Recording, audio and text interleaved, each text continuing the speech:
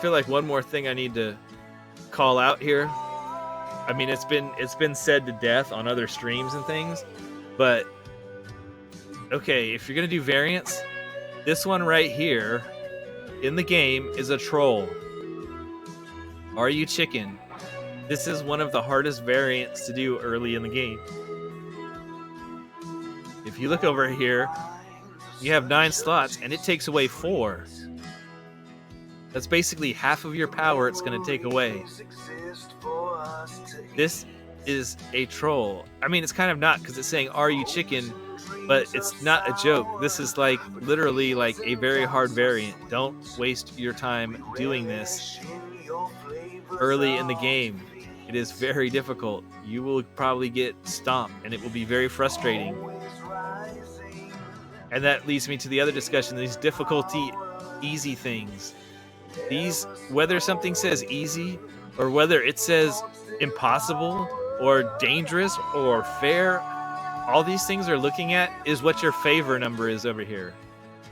They're not taking into account how many slots you're using. They're not taking into account what gear you have.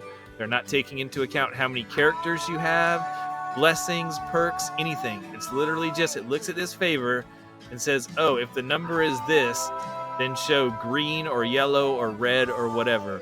So you have to make your own decision when you look at these things, okay? And say, can I do this or not? Don't base what you're doing off of these nonsense things. Must have completed 11 variants. Must have completed 6. It's like they're trying to make me do these variants, but this one is a pain in the butt. And this one's not much better. This one's worse because of which slots they take, and it's 4, and this one's only 3. And the ones they take aren't quite as bad. You can see the little X's where you can't put somebody, but neither of those are very good. Whereas this one's pretty easy, actually. It's not really much different than this.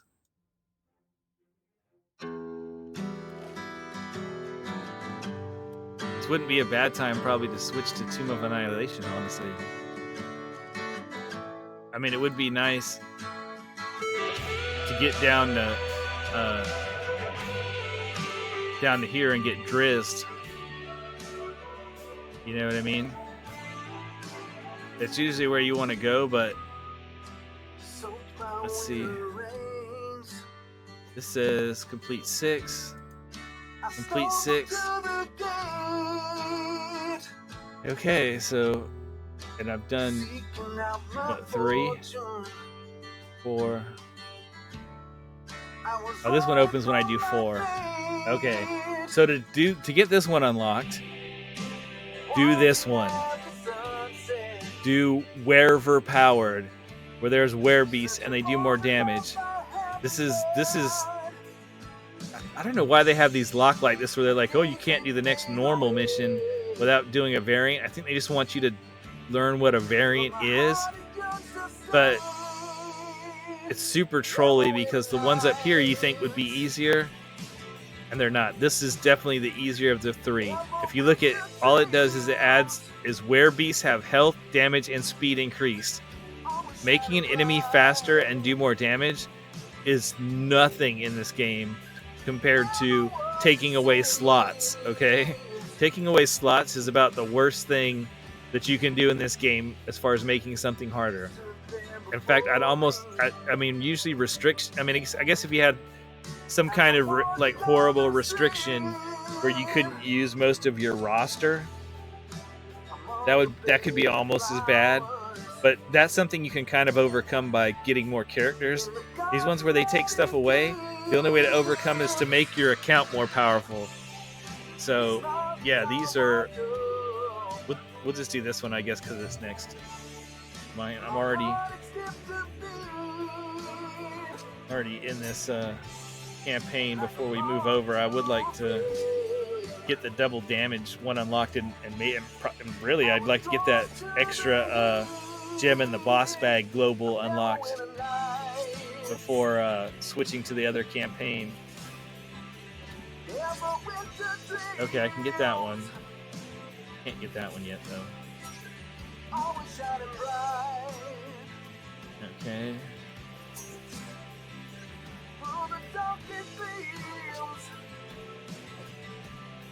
This one's kind of weird. Like, spin favor to get more favor. Okay.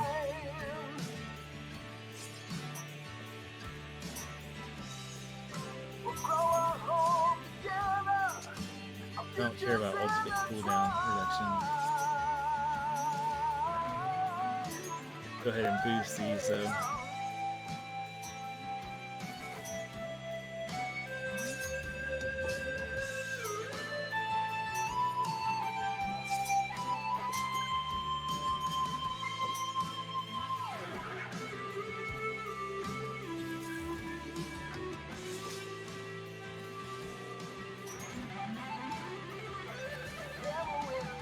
We're on stream, so we're gonna go faster.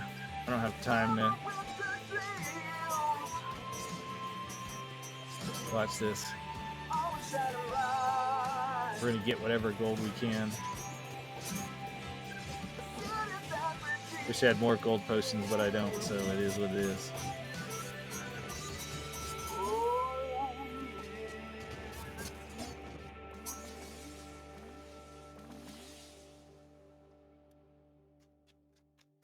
Oh yeah, I just closed it, but you see it had an announcement about a C&E stream. That's another thing about this game is it ties into Twitch where it's all these streams. It has these little pop-ups that come up that tell you when people are streaming. Oh, I've got chests that I... Nice. Let's open them. Okay.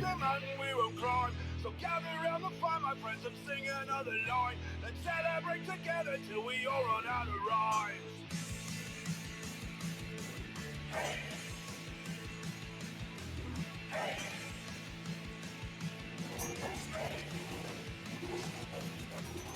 I'll hit you with my fire, I'll catch you with my wings. And when it gets real dire, I'll deport all the fakes.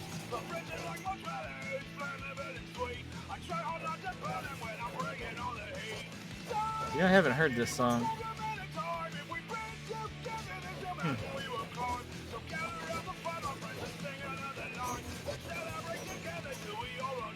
I heard a lot of the Bardic Inspiration songs, but I'm not familiar with this one.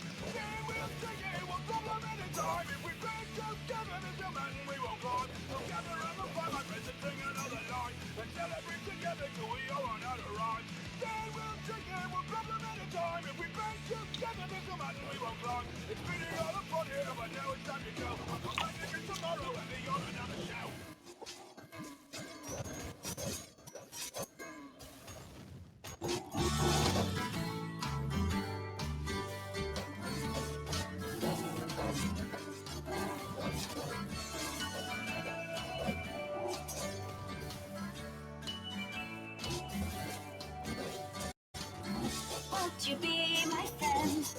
Oh, this is the Penelope song. One that I'll defend.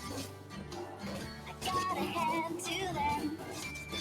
We'll be smiling to the end. Another OP Heroes of the Plains character. But I want you to know. Not as much as Orkira and Avron, I would say, And but say there is no doubt that I'm Pretty a badass. hero. My blood for adventure is second to none. So if you come along with me, we'll have lots of fun. Won't you be my friend? One that I'll defend. I got a hand to lend. We'll be smiling through the end. Remember when things get dark, I can be your light. When you're ready to disembark, I'll be there to fight. I'm going to mold the earth just to give you a hug. And when there's a 5,000. storm Okay, I need outside, 5,000 gems. Okay. we'll be snug as a bug. Won't you be my friend? One that I'll defend.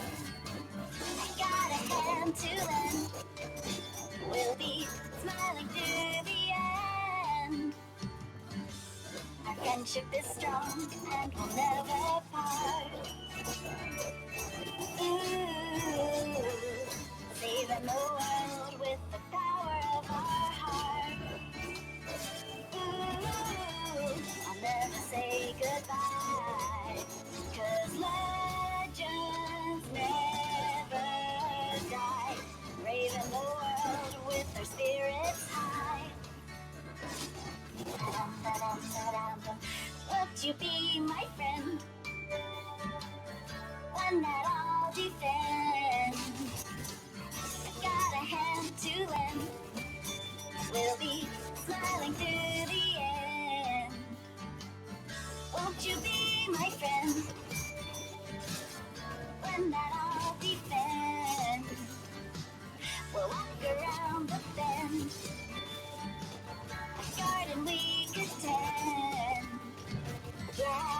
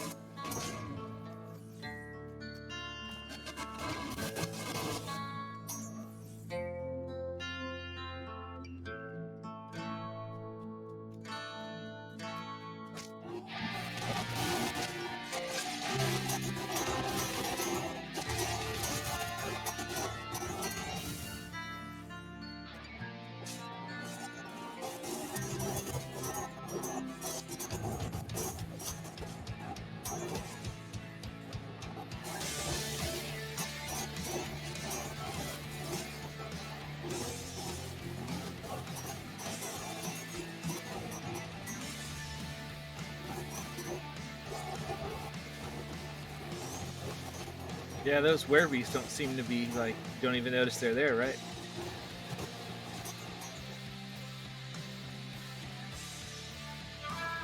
See them just running into this tiger and dying.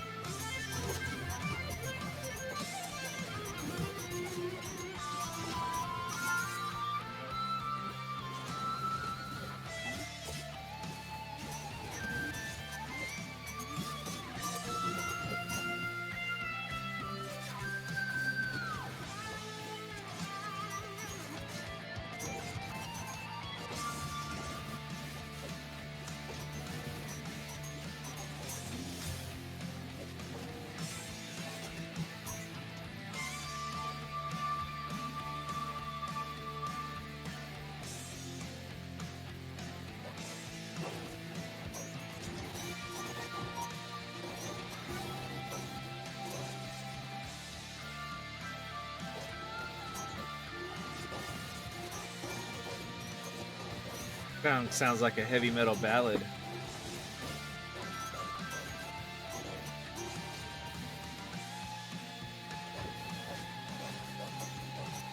Or I guess maybe I should say that it is, rather than it sounds like. Huh?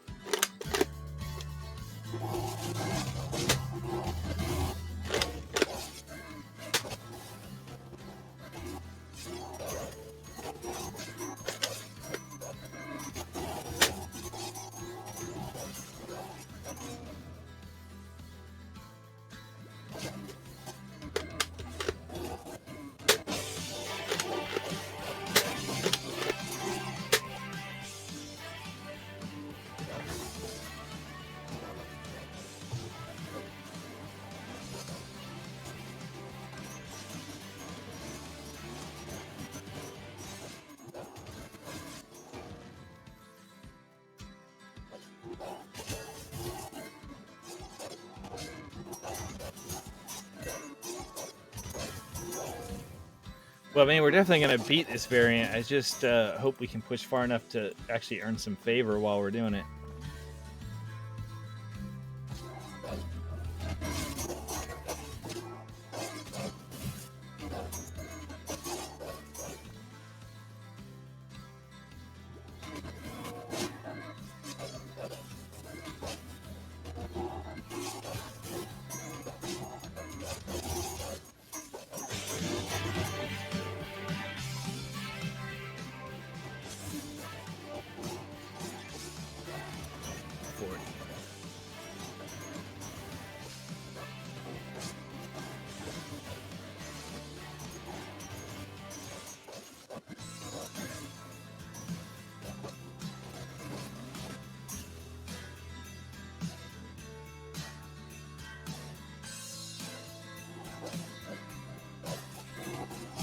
Try.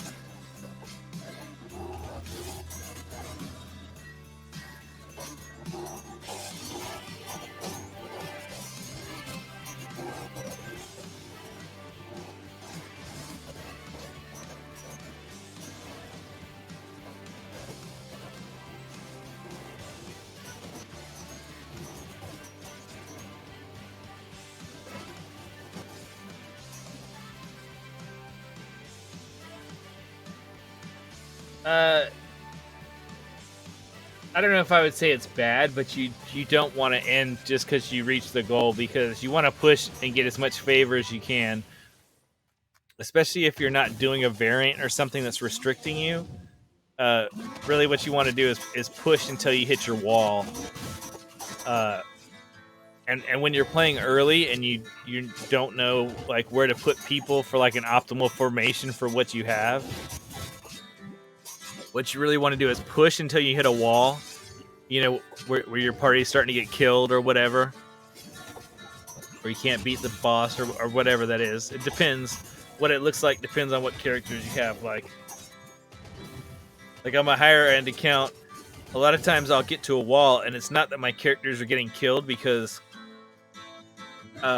like my character's maybe knocking the boss back where he's like standing over here, and so he's not hitting me, but my hits to him aren't moving his health bar down. You know what I mean? So it's just like we're kind of at a standstill. And so what you want to do is push till you hit your wall, and then you want to look at your formation and like look at their abilities and say, hey, if I move people around, or if I have other characters I can swap out, would one of them work better? And try it. You know what I mean? Like, try swapping if you think so. You know what I mean? Like, I mean, you know, you can see the little arrows pointing, and you can look at their, you know, look at their abilities. You know, like what they're doing, and you're like, oh, okay, like this is what he's doing. Like, increases the damage of champions within 2 slots of Tyrell by 93%. Okay, that's not very much. This is the one that really helps him as a tank, is that he, you know, increases the damage by 100 for each enemy attacking him or enrage stats on a boss or whatever. But it's only for good champions, and Jarlaxle is evil. He's my DPS, so that doesn't really help when you're using Jarlaxle as your DPS. So maybe like if I hit this as a wall, and I don't think this would be an improvement, but it's something maybe I would try, is maybe I'd go, maybe I should switch out Minsk and put him in the middle instead of Jarlaxle and use him as the DPS and see if my Bud down here goes up. You know what I mean? This is what this is the real number you need to work by to see if you're really at the wall, or if your formation is just bad. You know what I mean? Like, if you're just missing power, that you're not using power you could be using. Because what you want to try to do with every run, now like I said, when you're doing variants or patron variants or something where you have a lot of restrictions and you can't choose your best characters, then, you know, that doesn't necessarily apply. Like, this is a variant, you know, it's not a very massive change. It's just a little bit tougher enemies that are mixed in, these werebears or whatever they are, mixed in with the rest of the enemies. But so it's not like a huge game changer. But if I was limited, like say a bunch of my characters I couldn't use, or like the other 2 variants I looked at, the one where there's like 3 imps, so I'm losing 3 characters, or the RU chicken where I'm losing 4 character slots, I wouldn't try and push past the level goal on those, because I'm never going to hit a new... Basically, you have 2 things that are going to make this run give you more favor, i.e. you're going to get higher gold, so you're going to create more favor. Your favor is actually going to go up from the last run so that you get more blessings. And those 2 things are how much favor that you already have. So, you know, like I pushed deeper on my last run, so I have more favor this time, so I have more gold find, which means I can level up my characters more. Now, of course, that only applies until you get them to soft cap. Once you get them where they got the little circle with a line through them and they can't go up, there's no more upgrades. They can still go up levels, but there's no more actual upgrades. Then you're not going to find more power from that really anymore. You know what I mean? The only power to be had is from global blessings, perks, Modron cores, things other than leveling up your character. Leveling up your character won't do anymore, so more gold won't generally do anymore, okay? Also, I bought some more blessings. You know what I mean? I bought some more blessings, so those give me some additional power. So that should let me push a little farther. So between the more money and the more blessings, I should be able to push a little bit further in each run. And if I push to a higher area count, then the amount of favor I get at the end will go up past my current favor. You know what I mean? So if I have 2.54 EO7 and I stop down at EO5, that's nothing. You know, that's like, you know, 100 times less. You know what I mean? Than what my current favor is. That's not going to move my favor amount at all. I mean, not enough to even buy a new blessing or anything. Like a single tier of a blessing. So when you're doing the regular missions, the ones that you can then free play afterwards, because you know you can only do variants once. I mean, you can do the patron versions, for every patron, you can do that patron's version of that variant, but you can't replay a variant. So the ones that you can free play, the regular missions, yeah, when you're doing those, you don't want to end at the goal, because odds are you're not going to have moved this mark. I mean, so look, now I'm up to 2%. Ooh, like that's not going to be anything. Like ideally, I want it to show in the percentage increase. I want it to show an E in there, which means that it's going to get like to 1,000% or more. That's when it's going to start showing the E. You know what I mean? Anything under 1,000, 1,000 is what, like EO4.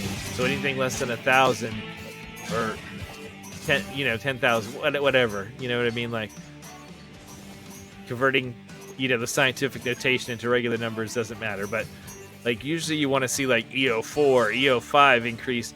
But the biggest thing is this favor where it says Torm's favor 4.7. I can't move the mouse because it's doing the mouse over. 4.7 EO5, and this is EO7. Like if this isn't at least EO7 or higher, it's not going to have any effect on future runs. So I'm not gaining power. I'm not gaining more gold find. Not in enough to matter. You know what I mean? Only in a tiny amount. If the amount of gold I'm going to get on the run after this one, is only 0.03% more than what I'm getting on this run, that won't even equate to like one upgrade or whatever. You know what I mean? That's totally insignificant. It won't, like I said, it won't even be enough to buy additional blessings. Okay, you understand what I'm saying? So, yeah, you definitely.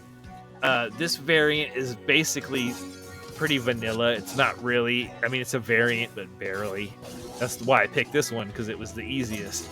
So on a variant, generally I would say no, you don't probably want to push on a variant.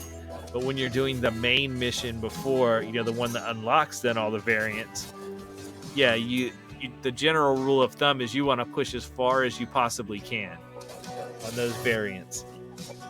For other things, it depends on what you're getting out of it. So like if you get to Trials of Mount Tiamat and it has a certain goal, well, on the very first day that you're doing it, because Trials of Mount Tiamat goes on for like 7 days or 6 or 7 days or whatever, 7 days, I guess.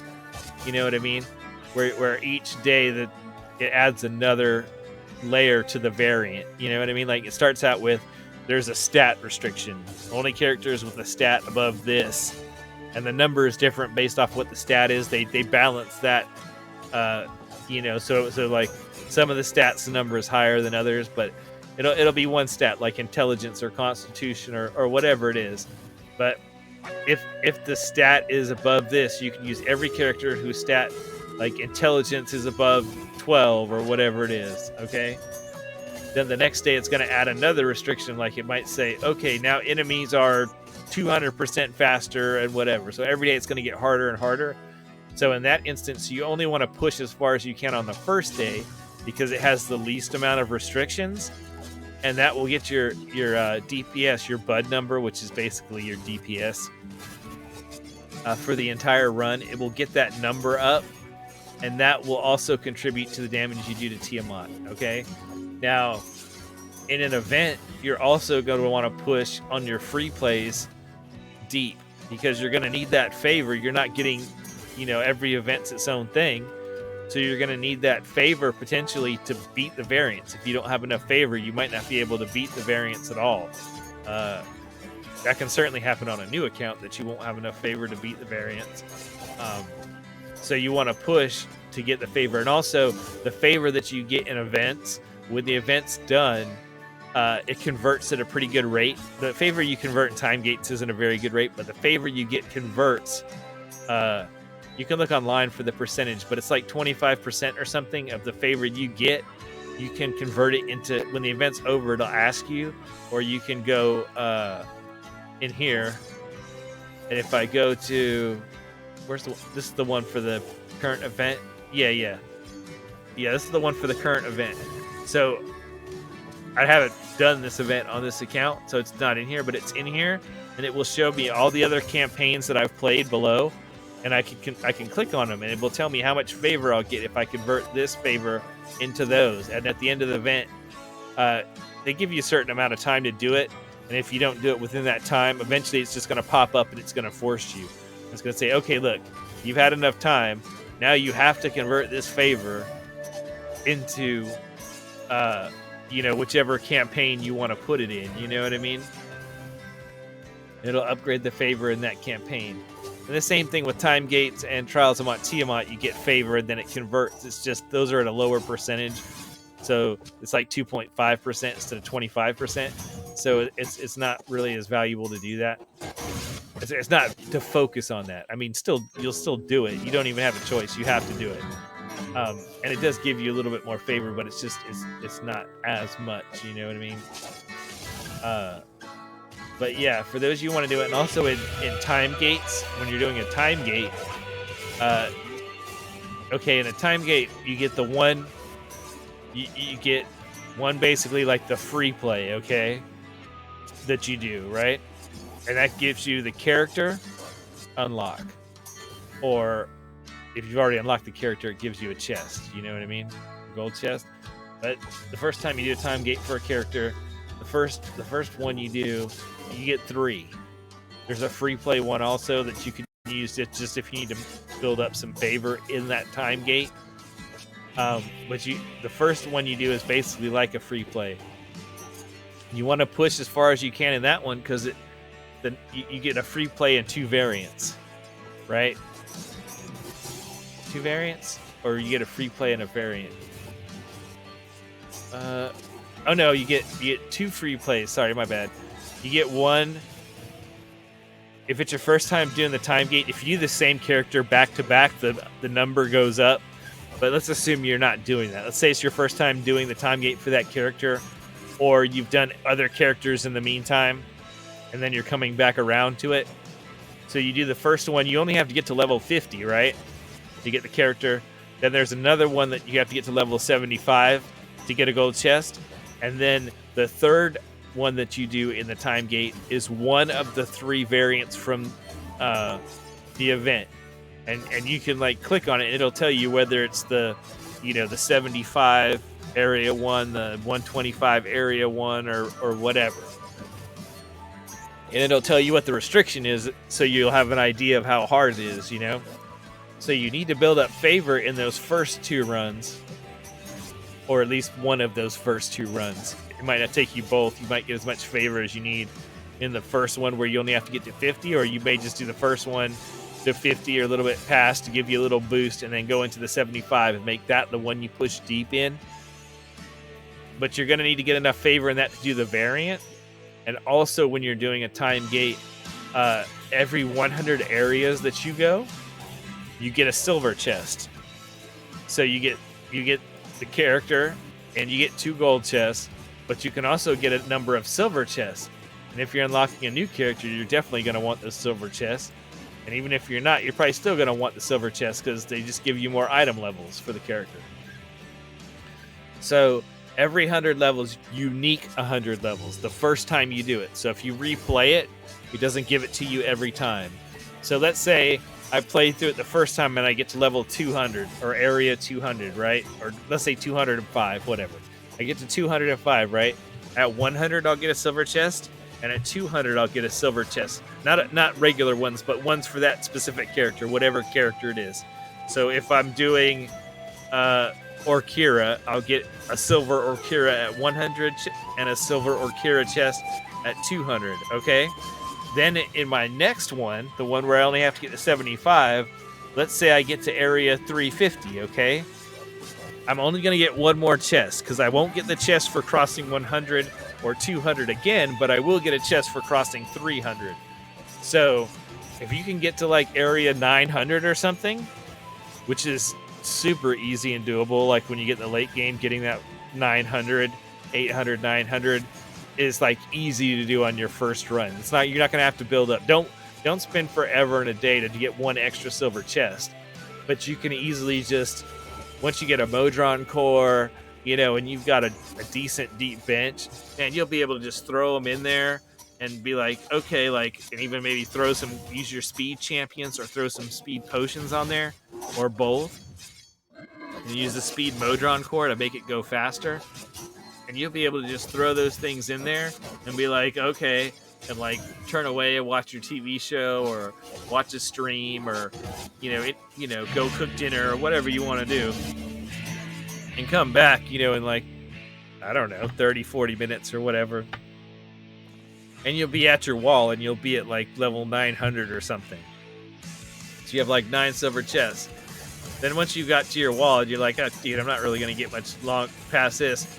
Or even if I did that in my first run, the one where I only had to get to 50, say, and the next one is 75, it's like, I got to 900, could I maybe like try harder, use more potions or something or whatever and get to 1,000? Maybe, but is it worth like 45 minutes to an hour to get one more silver chest? No, it's not. Then it wouldn't be worth it. But in general, yeah, most of the time, unless you're in a variant, you want to push as far as you can because your goal is to get more favor. Now there will become a point where you will get to a point where it doesn't matter what the mission is. You know what I mean? Like, it doesn't matter if it's the first one in the campaign or the last one in the campaign. You're not seeing really significant favor returns. Usually that depends on how powerful your count is, but maybe that's like in the high E20s, E30s, E40s, whatever it is, right? Depending on what level your account's at. And you can kind of judge this by...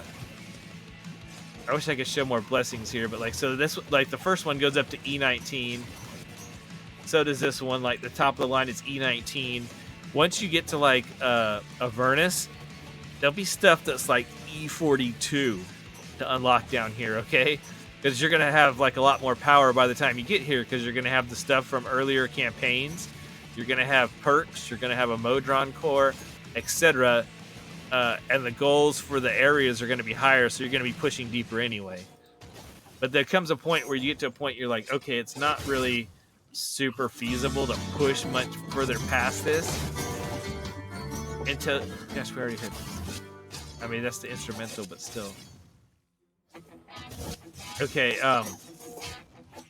so when you'll figure out what this number is, where you're like, okay, no matter how hard I push, I can't push to a higher area level, so this number doesn't really go up, even though I got a little more favor. Like, look, if you get to the point where like, okay, I get to area 400 or something, right? And I can't get past that, and I got to area 400 the run beforehand, but if I look at how much favor I get and how much I have, it's not going up enough that I can buy more blessings, or that my gold isn't going up, or my characters are already at soft cap, so I can't level them up anymore, so it doesn't matter if I get more gold. It's not gonna... The gold won't give me any more power. And then there's no point in trying to push further unless you can change your formation up, you know what I mean, to a formation that's more powerful, or you can come back later and do those and do a favor push in that campaign when you've got more perks and blessings and more global power unlocked on your entire account. So I mean, you kind of hit a wall, like a favor wall, I could say. I mean, like on my, I mean, it's hard for me to. I'm gonna look at my. Hold on a second. Let me turn the sound off. My other window, I got selected. Okay, so I'm gonna look at my other account. I got a new follower, thanks. So if I look at my favor on my other account, now you start to spin favor.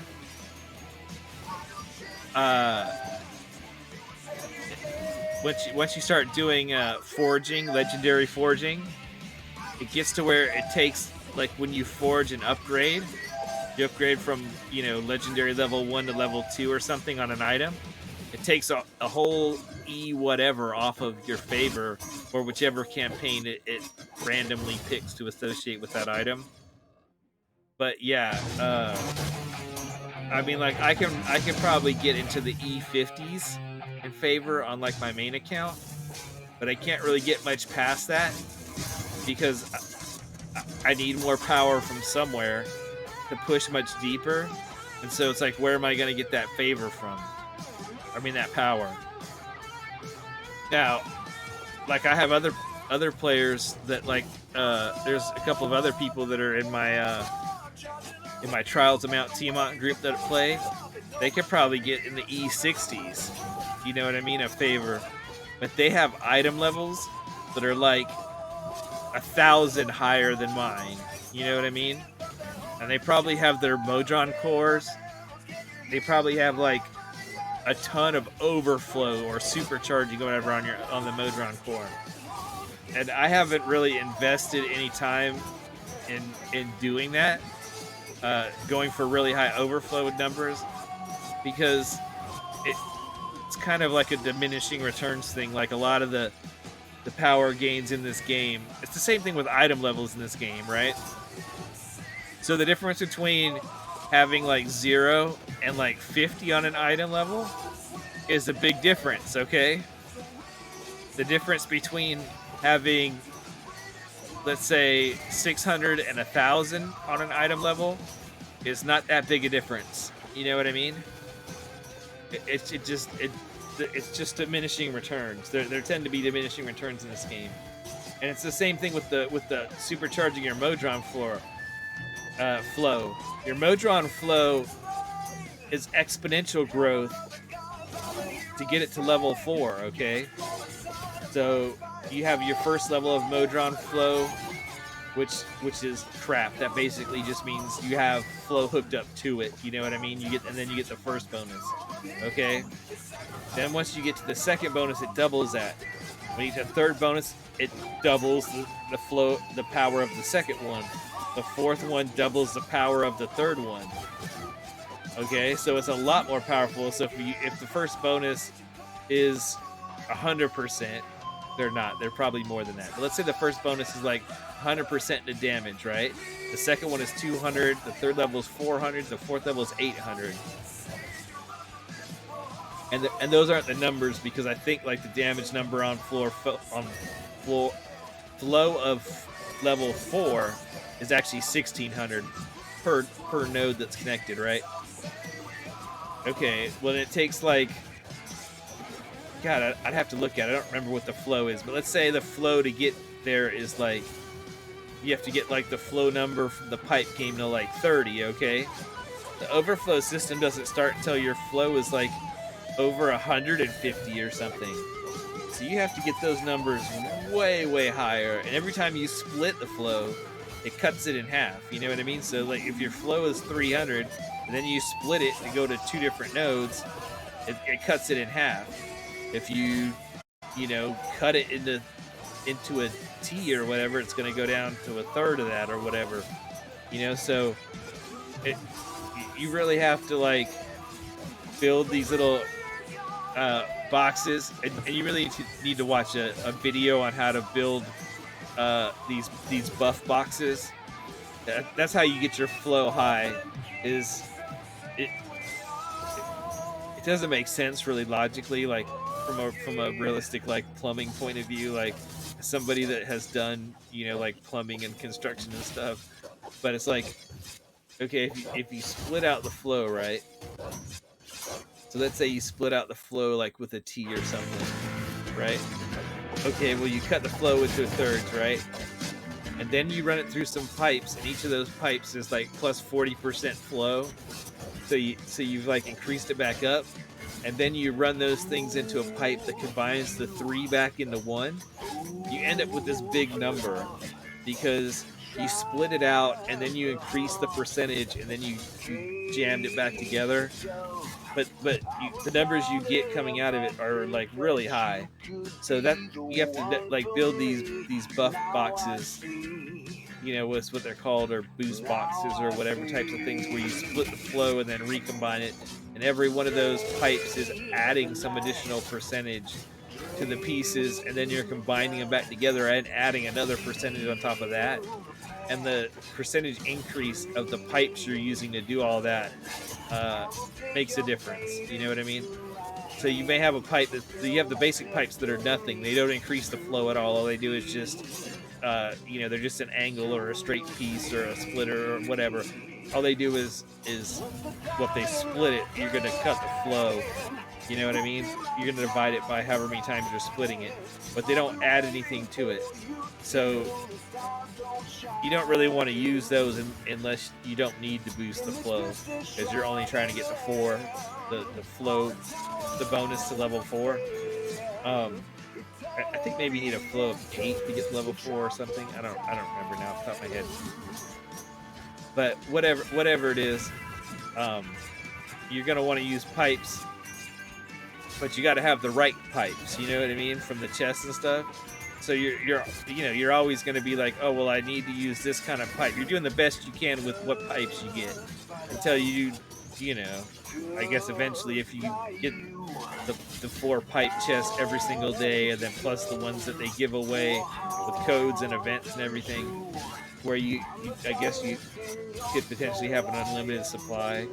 I don't know, but they go from like 0, and then you have like 5% boost, 10% boost, 10s, 20s, and 40s. Okay, and so as you're boosting all these flows, you get the numbers up higher. So boosting your Modron flow, and then even supercharging it, which is just bonus you have for getting really, really high numbers. But they're not massive gains, but those, and then also just increasing all your item levels, and on your core characters that'll happen. Your evergreens and your cores from opening lots of gold chests. Once you get to where you're not doing silvers, well, and the free silvers that you get. Like, oh, I got a free silver. The free silvers that you get from that the bosses drop, you'll open those too. But the ones you open, and then all the gold chests you're gonna buy for the contracts, and then on your non-core champs, your event champs, obviously you'll get some item levels on them from doing the time gates to get them to, epic purple, the purple epics. You know what I mean? Color items. But once you get them past that, then you're going to be using all those gold chests you open. You're going to be using these blacksmithing contracts. You know what I mean? Those will boost their item levels, and that will give you more power. And eventually, you'll end up with so many. And some characters give you better return on your item level contracts than others, because their power. All right, so like, look, if I look at these things, you see how generally what you have is you have the 2 items in the front. He actually doesn't have 2, but usually the first 2. All right, usually the first 2 are like generic like this. If it's a support character, like she's a support character, the first 2 are usually damage all champions. Okay. If it's a DPS only character, the first 2 will be self boost your own damage, okay? Then typically the 2 in the middle do your abilities. So this one's Crusader's Mantle, and this one's Mass Cure Wounds. It increases the percentages of what those abilities do. Then your next 2 is usually, the first one is the damage that their ultimate does, and the last one is the cooldown. How long it takes for the cooldown. This last one will max out. You can only there's a limit to this one. This one will stop getting item levels once you get the cooldown to the minimum amount of time, which isn't 0. They always have some cooldown. But once you get this one to the maximum amount of cooldown, the item levels, even if you use blacksmith contracts or anything, won't go in these, and you won't get any more items of this kind that would also add item levels. You'll just get stuff for the other 5 items. But yeah, like you'll get that stuff from blacksmith contracts for your event characters, your time gate characters. You know what I mean? And then your core characters, your evergreens. I wouldn't even use them on them, even in the early game. Like you can see, look, I've got all these blacksmith contracts.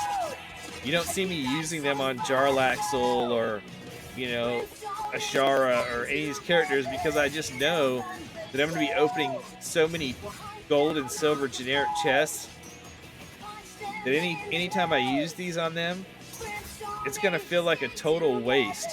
You're gonna want to use these on your good event characters. Oh, so as I was saying, some characters, because of how their abilities work, putting items levels in them is more effective than other characters. One example of this is Averin. Okay, one of his items increases the mirrors that he makes. Okay, but the way the mirrors work is when you have the multiple mirrors, you know, like boosting your DPS character, the mirrors multiply against each other.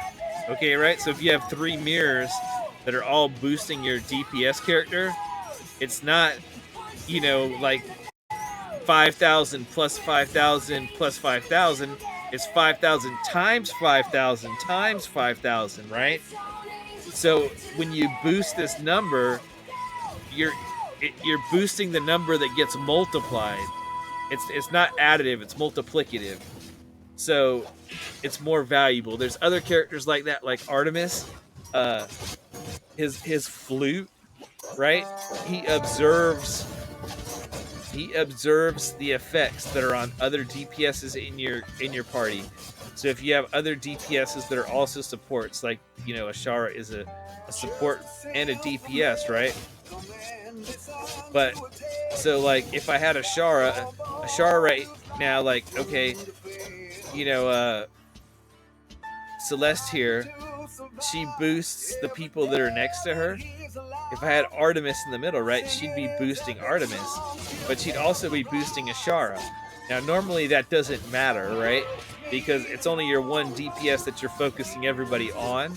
But Artemis has this observance ability, and that is how much he observes is based off of that flute item that he would have, right?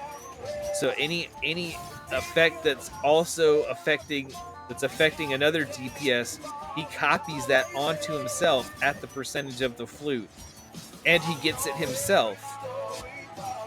So if I've got 4 DPS supports in here, and they're all getting a buff from some character, and then I've got the flute, right?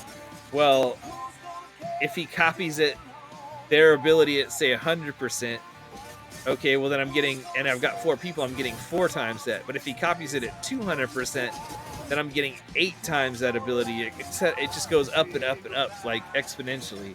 So there's some characters that really like a lot of item levels. Once you get the Modron core and you start getting speed champions, and this is what I've done on my other accounts, is once you start gem farming, you really want to get speed champions. Okay, so first get split the party, get your first core, then you're gonna want to start working towards getting 3 characters in each slot, so that you can do split the party 2 and get the speed core. But probably before you even get to that point, you're gonna want to try to pick out speed champions that you can put in your formation to farm gems faster.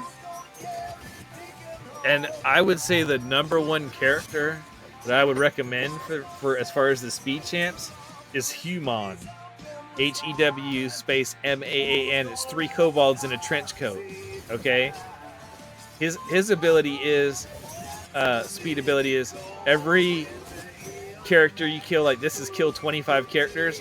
Every time you killed a character, depending on how many people he has adjacent to him, it may count for, you know, 4 or it may count for 10. So you want to put a lot of item levels in him, because other than the number of people next to him, which you can't really control, well, because for his speed effect to work, he has to be in the front of the formation. So like in this formation, this is a 5-row formation, so this would be the middle, these 2 rows would be the back, and these 2 rows would be the front, right?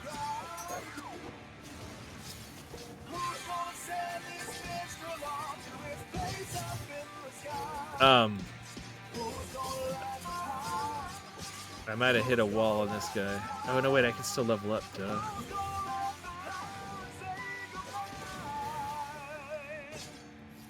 But I might need to back up for a second. Oh, and my fire breath wore off. That's not helping me either.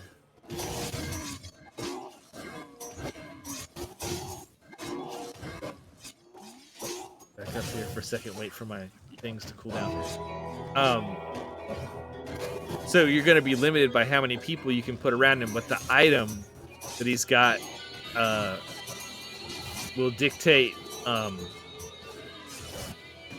what that's multiplied by. So you want to get it to where you only have to kill, like, you know, between 1 and 3 people to clear an area, because then instead of having to kill 25 people, which you can see even with speed potions or other like effects that are speeding things up, it takes a minute to clear an area, right? So let's say it takes a minute to clear an area, okay? With human, it could take 5 seconds. So if you're gem farming, you can go like bloop, bloop, bloop, bloop, bloop, bloop, bloop. You just skip along through all these areas, you know, and you're getting gems every 5 areas when you kill the boss, right? So you're just skipping through all these areas, and then, you know what I mean? You get to wherever you have your reset point set in your Modron core, then it goes back to the beginning, and you like zoop, bloop, bloop, bloop, bloop right through them again, and you'll be able to see it palpably in the number of shot gems you get per hour while it's gem farming. It'll double, it'll triple, it'll go up like so much faster. So it's like, okay, well, all the gems you're spending on getting gold chests and getting these blacksmith contracts, if I put them into Human, it means I will get gems so much faster, which will then give me more chests, which will give me more blacksmith contracts, which means that, like, I'll be like, if I put all my contracts into Human, you know, and I can earn more, it's basically, you're building this little loop engine, you know what I mean? And you're building, you're getting gems faster and faster. It's like, let's see, if I can spend, let's say I spend 4 days getting blacksmith contracts, and I put them all into Human, right? And I get 500 item levels in Human or whatever. These numbers are just make-believe numbers, right? But then in the next 4 days, after I put 500 levels in Human, and I'm gem farming, then I get enough blacksmith contracts that I can put 1,500 item levels into wherever I want. I can split them up, or I can, and Human has a cap. They put a cap on Human so that, like, you can only get his speed item. It's just like these cooldown ones that have a cap. You can only get them so high. Human is one of the same. There's not a lot of these, but there are some. Some just make sense. Like another speed character is Sentry, and what she does is she reduces the number of things you need to complete to move on. So, like, on an area where it's normally 25, you kill 25 monsters to complete. If her speed effect goes off, which has a percentage of whether or not it'll happen or not, but if it does happen, you only have to get 17 monsters killed instead of 25. So, you know, you put her together with Human. Her item that is the percentage of whether that will go off. Once you get it to 100%, it stops taking item levels, because there's nothing more than 100%. You know what I mean? If you're getting the effect to happen 100% of the time, there's nothing beyond that. They cap Human's item level just out of a gameplay type of thing, and there's a few other characters that have an item cap other than their level 6 ultimate cooldown. Everybody's ultimate attack cooldown, assuming they have one. I think there might be a character that doesn't, or 1 or 2 characters. But if they have an ultimate attack cooldown effect, then it changes, the item level changes depending on whether or not it's a shiny, whether it's blue or purple or any of that sort of stuff. But if you go over, like, say I put more item levels in it while it was blue, and then I got it to purple, I would get refunded blacksmith contracts to whatever it reduces the cap to. And I think I have to look on one of my characters, but I think if it's an epic shiny, the number is 251 item levels, and cooldown is the most you can put into it, and that reduces your cooldown for your ultimate ability to the least amount of time that it can be, and so it won't let you put any more in after that. I don't think I'm gonna get to like level 200 on this one and really make a huge difference. You get 114% more. I mean, that's not nothing, but it's not great either. It's kind of stagnant. You know what I mean? But I'm still going up levels, I guess. So I guess as long as I can still keep leveling up my characters, and that's to say nothing. There's also where was the source we get free rat champ? You mean the 3 kobolds in the trench coat? You mean Human, the best speed champ in the game? You're just gonna have to get him out of a time gate. I'm pretty sure he's old enough now. He won't be in an event, so I think you'll just have to get him out of a time gate. I mean, maybe you'll see him on one of your free time gate weekends when they give you three random time gates. Oh, another thing about the time gate weekends is if you don't have every character in the game, guaranteed one of the 3 character options out of the time gate will be a character you don't have. They always give you at least one character that you don't have. Early on in the game, you know, you're gonna probably have 2 or 3 characters that you don't have, and so it really is a choice. Once you get to where you have fewer and fewer when you got basically almost all the characters, then you'll usually only have one character that you don't already have. But they always give you one character you don't have until you get all of them. But yeah, Human is awesome for speed. I would say the ones you want for speed are Human. I would say probably is the most important. Shandy is probably the second most important. She's the one that just like after 30 seconds of your party not getting attacked, she just boosts the whole speed of the game. The actual game speed, she boosts the whole game speed by 50%, just like a speed potion. I think I hit the wall on this one. But yeah, so Shandy's probably number 2, and then I would say Sentry is probably number 3, and then maybe Nahara. Nahara and Sentry are pretty similar. They both have a similar thing where they reduce the amount of. I swear they said 4 adventures or variants, and now it says 5. Oh, maybe I was looking at this one. The Viper's Fangs tonight. I swear these said 6. Those said 6. This one says 5 have to be completed. I swear those didn't say 4. I swear they said 6. And I think there was a bug in the game. I swear those said 6 when I looked at them before. So I gotta do some more variants. This one's easy. Giant flies. Pure energy. That one's pretty easy. Mad cow. Those are all pretty easy.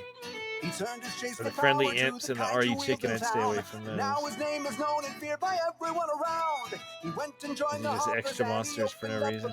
They don't drop gold, but who cares? It's not no big deal to kill an extra monster.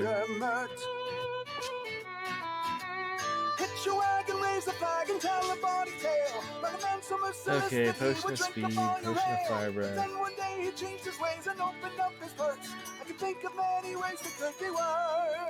He's the money lender merch. Lord Walrus and the Wanderer were tired of growing old.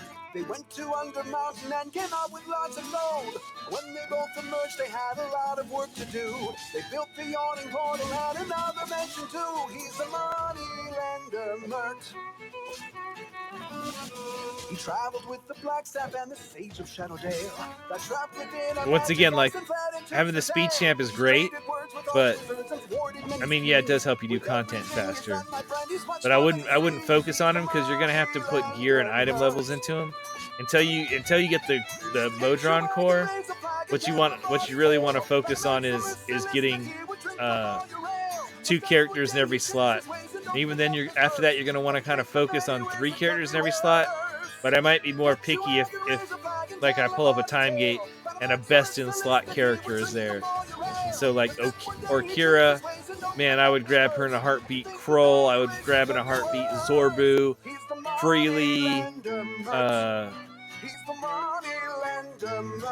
Baloth, I would grab in a heartbeat. As for speed champions, a lot of people really like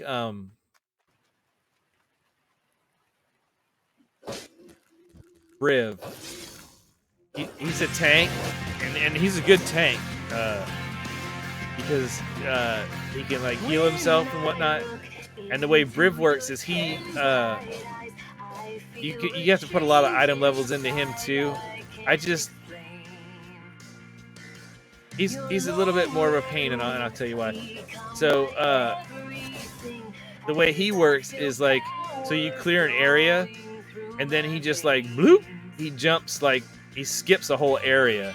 Or when you get his item level up really high, he can skip, really, really high. He can even skip like 5 areas or 6 areas or whatever. I don't even think there's a cap on it. I mean, there's a natural cap of like, because of like I said, the diminishing returns type of thing. Like there's a point where it just doesn't you can technically only get so many item levels on a character, you know what I mean? So there is a cap, but I mean, I think there are people that have him on like a 9 skip or something. But the thing about him is to skip, you need these sprint stacks, okay? And the way you build up sprint stacks is from a mission before. So you use them in one mission, and then these stacks you build up, doing tank stuff, like getting attacked and building up these stacks, right? And then at the end they convert into sprint stacks. So his speed effect only works if you build him up, prepare him in the mission before the mission you're using him in. So yeah, he can make you go really fast, and you can actually use him for gem farming, but it's really technical and convoluted to set him out, because you need to devise your whole team around it so that he gets to a point where you're tanking enemies, where enemies are building up on your tank, and he's building up these stacks. But he can build up the stacks, and then because of his damage ramping up from his tank bonus and stuff of people beating on him, he can then, at some point, without dying, he can overcome the enemies and progress. And he needs to do that for like a couple areas to build up a bunch of these stacks, and then still get to the area you set for him to get to before it resets. You know what I mean? And that's super. There are some guides out there on how to do it, but it's specific to each player, and it's like takes a lot of fiddling stuff with it. Garwar's done it. He didn't come up with the method or the guide, but he has implemented it. And I've seen it. I've seen his setup, and I've seen him on stream do it and stuff. But it's. I look at that and I'm like, dude, I don't think the juice is worth the squeeze. Does he get more gems than I do? Yeah, like let's say I got 300,000 gems. In the same time period, maybe he gets 500,000 gems. But I don't want to sit there and have such a finicky system to make that happen. And they do have like scripting you can do that can like take that out of effect to where you have and they allow you to script. They don't ban you for it or whatever. You know what I mean? Like they don't care because it's a single player game. They say it's fine. They've openly said it's fine. You can have a script that basically like looks into the parameters of the game, right? And it like automatically like does this Briv skipping thing, but to do it without scripting, you have to nitpick this stuff. And Briv takes a ton of item levels. Human, I feel like I get immediate results from. And not only that, but I can use them on all of my regular runs in the game to skip all the early content. Eventually you swap him out because even if you move him around to where he's doing buffing your character rather than doing his speed ability thing, which is based off of which column he's put in, his buff isn't very good compared. I mean, it's all right early game, but it's not very good compared to a lot of other characters, that you could use instead that have much better buffs. And so, you know what I mean? Like, and a lot of those characters you use for speed are kind of like that. Like, unless you're using them because of a variant restriction or something, you use them to like get to like a little wall space, like say like, oh, they run the first 600 areas for you, and then you switch to a pushing team. And that's the same thing with the Modron cores, right? So like once you get to like content like in Avernus or something that's kind of hard, by then you'll probably have the speed core, which is the second one you get from Split the Party 2, and the modest core, which does more power and has better gold find than the speed core.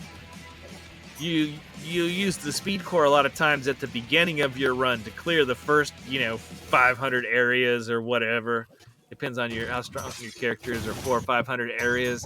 And then once you get to the point where you can't push any further, you'll switch out your speed champions and your speed core for the modest core. You'll switch the stuff out for the things that instead of speed give you more damage, because the speed guys got you to that area quick, so you didn't have to wait around as long. But then once you get to that area, then you're gonna need more power to push, so you swap them out for people that give you better buffs. And another one of the major things that helps you big time on favor and all that sort of stuff is Azaka farming. If you're not familiar with Azaka farming, Azaka is the she's technically she's a DPS. I guess she's DPS support. She does have some support abilities. I think she has a boost for every character that's around the edge of the formation, is what it is, around the like perimeter type of thing. But it doesn't really matter. People don't really use her as a DPS or as a support. They use her for Azaka farming. And what that is basically you'll have characters like Havilar. Her ultimate will slow down a boss. So like say, and especially with Kroll, so you get a bunch of these stacks, these pilfer stacks on them, right?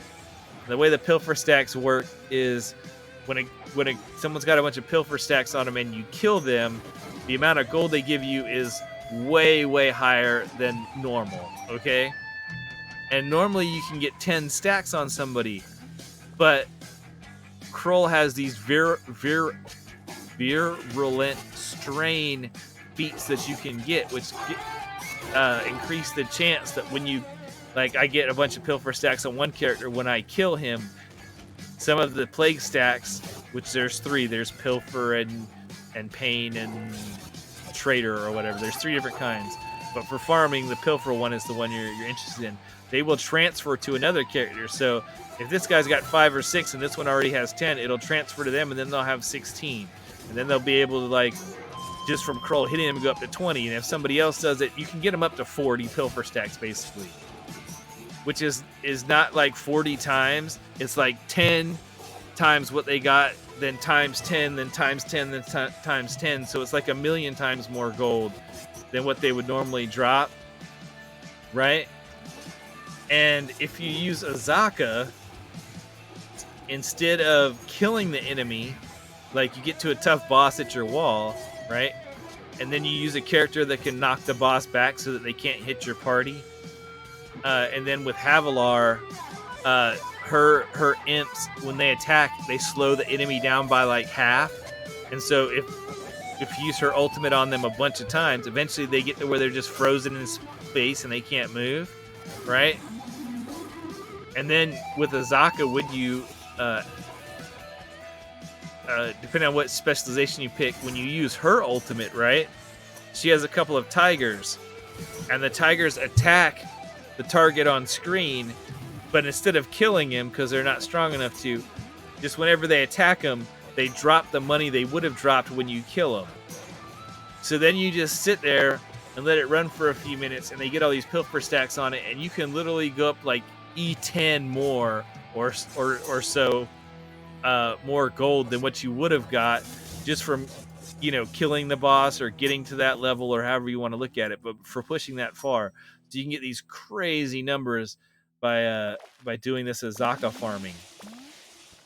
And it's kind of an emergent gameplay thing that they came up with, but it's not really you're not really cheating. You're just using the actual mechanics of those characters to do it. And you'll get Azaka for free.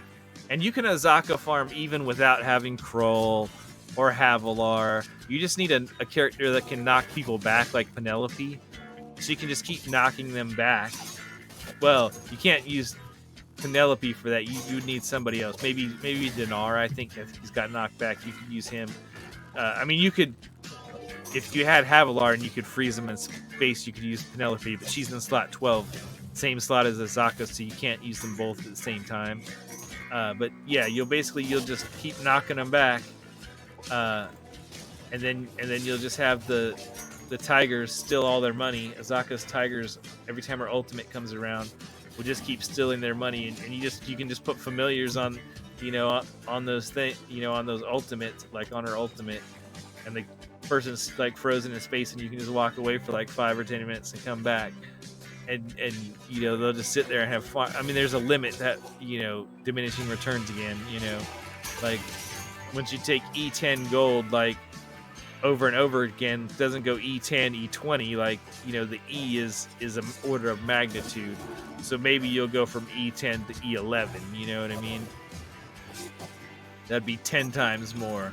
Or maybe you go from E10 to, you know, like the first time you do the Azaka farm, you'll get a ton.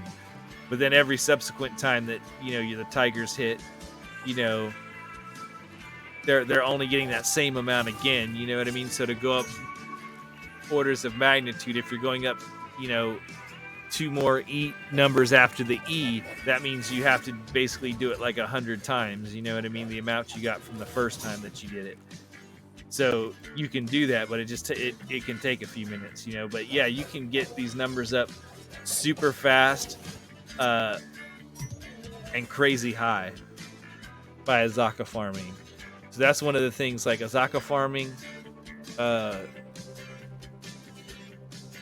Maybe I'll do some short little videos, or maybe I'll do it on another stream once I get the characters on its account, or I'll show it with my main account or one of my other accounts. I'll show Azaka farming how to do it.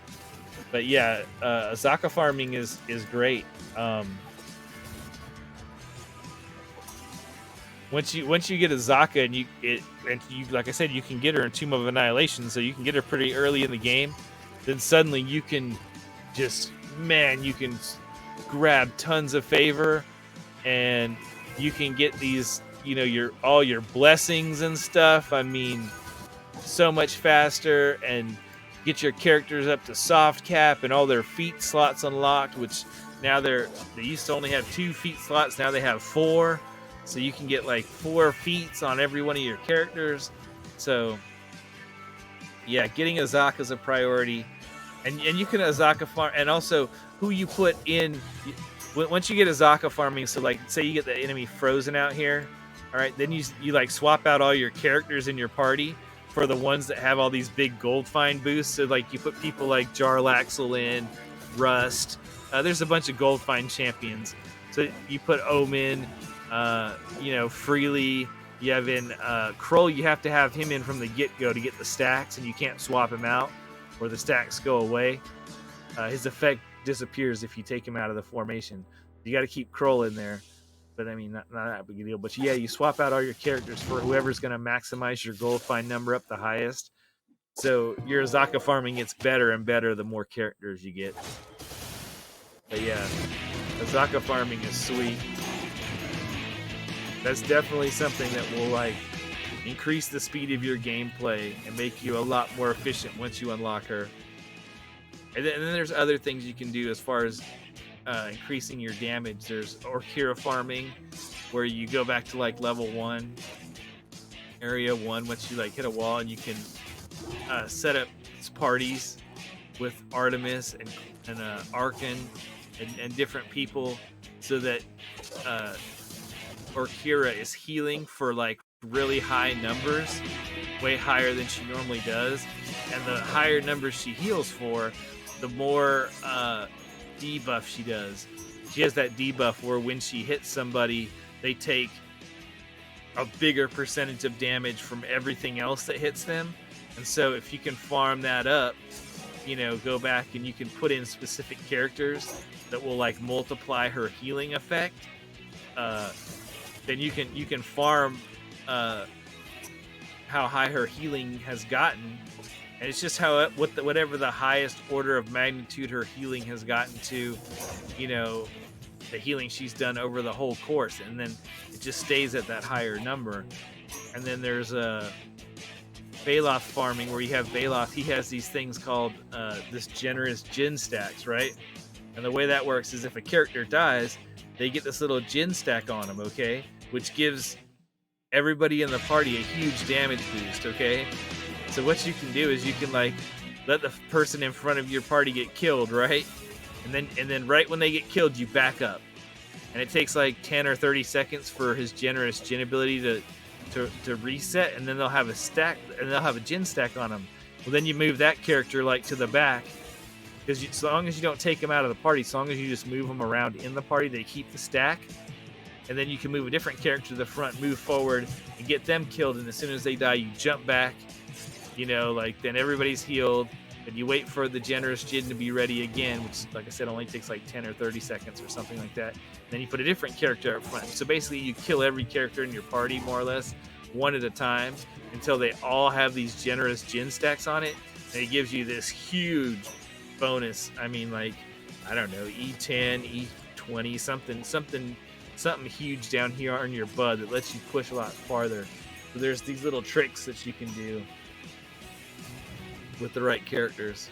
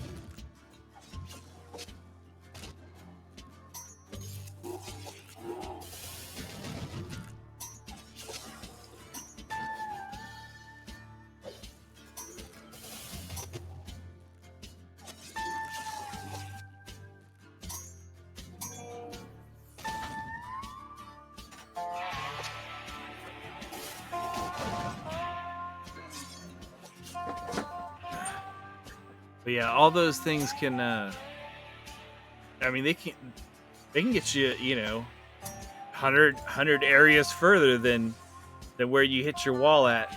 So they're worth looking into once you have the characters that can do, you know, you need to do it. And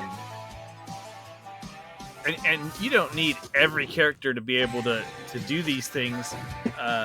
In fact, usually you just need the main character that does it, and then maybe plus one or two more. But then there's also like, you could do it, but then when you get these other characters, you can do it even better. And then, you know, even new characters they come out with, you know, like you know, when there's a new gold find character or something comes out, people like one of the first things people, you know, look at, you know, when a new gold find character comes out, they're like, you know, will it work with Azaka farming? Can it help me farm more with Azaka? So, and there's videos on YouTube videos and stuff. And these have all been demonstrated on stream umpteen times. And maybe I'll show some of them here on streaming Idle Champions. I haven't decided yet, but I mean, I may like. I would have to show them on like my main account or whatever, because obviously this character doesn't even have the character, you know, the main character. You need to do that. So like, obviously to do Orkira stacking, you need to have Orkira. I mean, that's the first one. To do Azaka farming, you need to have Azaka. To do Baloth gen stacking, you have to have Baloth. I don't even have any of those characters on this account. I mean, so that just is what it is. You know what I mean? I mean, but all three of those characters are top tier characters that you're gonna want, even if you're not doing these sort of, you know, exploit, you know what I mean, like emergent gameplay type things with them. All three of those characters are well, I mean, Azaka you really only use for generally for Azaka farming, but whatever. I mean, but you can do that right away, and that's maybe one of the easier things to do. Like I said, when you get certain other characters, it makes it a lot better. I'd say the main one you need is, well, you probably need somebody who can do knockback to keep the enemy, whether it doesn't have to be a boss, but sometimes the boss dies before the other characters, but you do it on a boss level where the characters don't just keep coming. You know what I mean? You do it on a boss level where there's the character and the one mob, and then nobody else comes. When you beat those, you just move on. So you do it on you know, on the 5th area, you know, of every 5 areas, you know, where it's a boss level. But yeah, you just need some way to keep that character away from your party so they don't kill you. And that, or you have a tank that's being healed or something, or a tank that's just not killable. Like, you know, depending on the boss that's attacking you, like, you know, maybe somebody like Briv would be unkillable, or I mean, in the late game when you've got tons and tons of items. Once you got Tyrell's last item is ultimate cooldown maxed, you can his like invulnerability shield. And I think Ayla is the same way. I think they both have kind of like invulnerability shields that like you can trigger with their ultimate that makes them invulnerable to damage, and the cooldown gets low enough that like it can just be reset, so you can have a tank sitting here that basically can't be killed. I mean, unless the boss can hit your whole party with magic or like shoots random people with arrows or something weird like that. But if it's like a melee boss or something, they get up on your guy and they just can't kill him no matter what they do, because they just keep refreshing their shields or whatever. That's an option too. There's a lot of different options, but yeah, you definitely want to get Azaka from Tomb of Annihilation, and she's about like halfway through. I think the mission, it's a variant that you have to do, or I think maybe it's 2 variants. I think you have to do both of the variants, but you have to do the first variant to unlock the second variant, and then do that. But yeah, it's like in the map, it's like the map goes down like this and then back around. It's like down here, and you have to do a certain number of missions and variants to unlock it. You know, it's got a minimum number. Like you must have done so many Tomb of Annihilation variants to do this mission.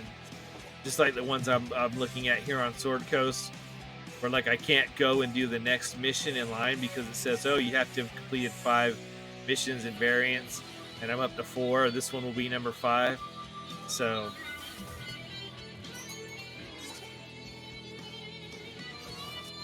this is what it is.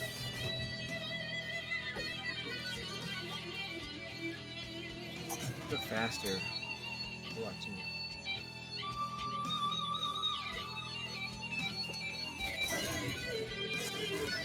Kill those guys.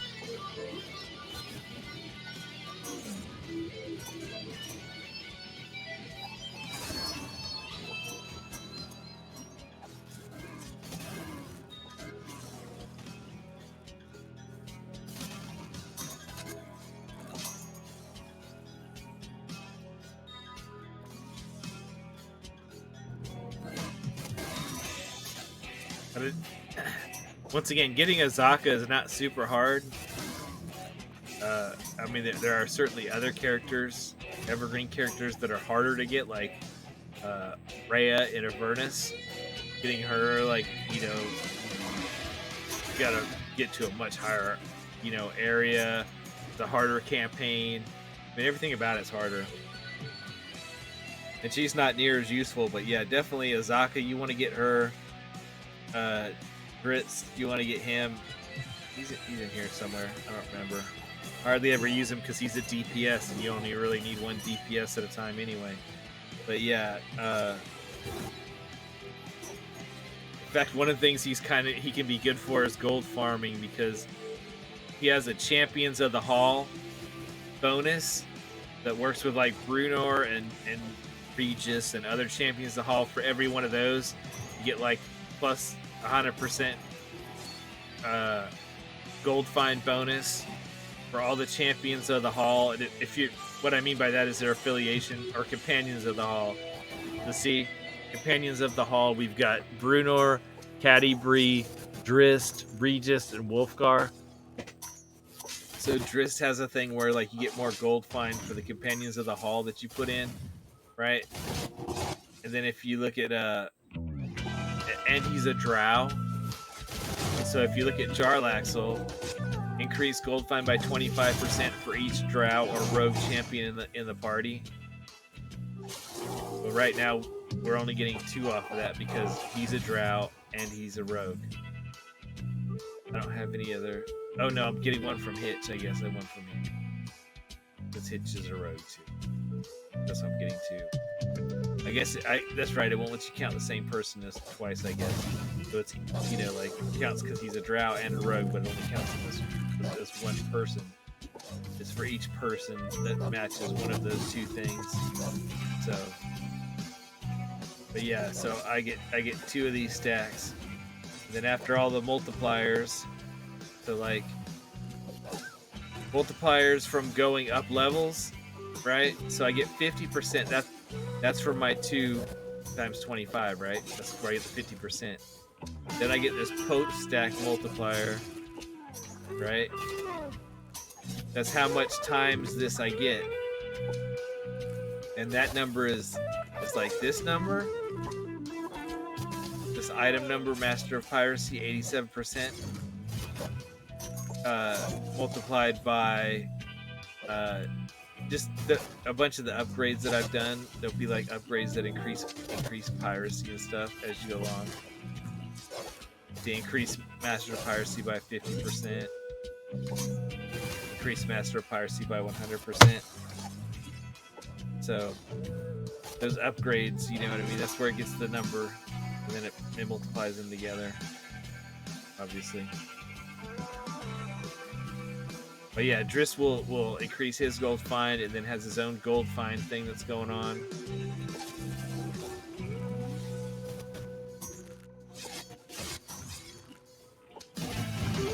And those flies, they're not doing nothing. They're not hurting me, they just get wiped out, so might as well try to push this.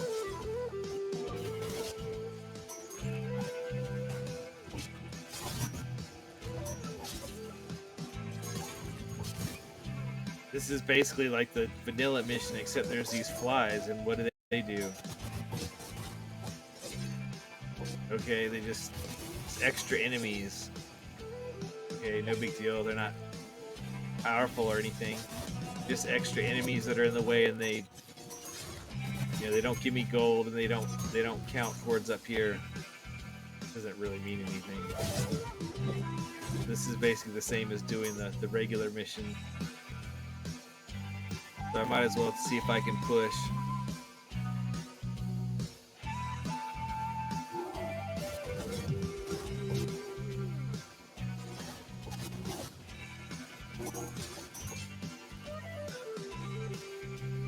Now if they get stuck on this and I can't get my favor up any higher, I mean, yeah, I can, as long as I can complete the areas that I'm doing or whatever, I can keep moving forward in some of these missions. But if I'm not gaining favor, what is moving the missions? What is getting further in the missions doing? Well, I mean, it is getting me closer to the mission down here. Get Drizzt, but Drizzt isn't gonna. He's not gonna jump my power level up significantly. In fact, I probably won't even use him except for gold farming, like I said.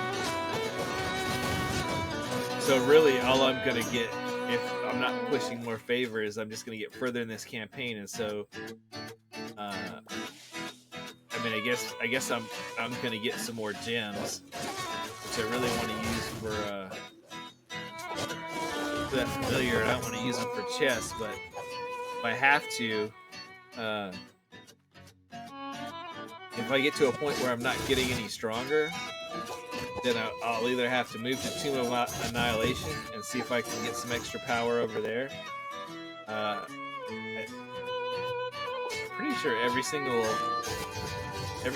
campaign has one of these. The first global is one of these double damage ones, which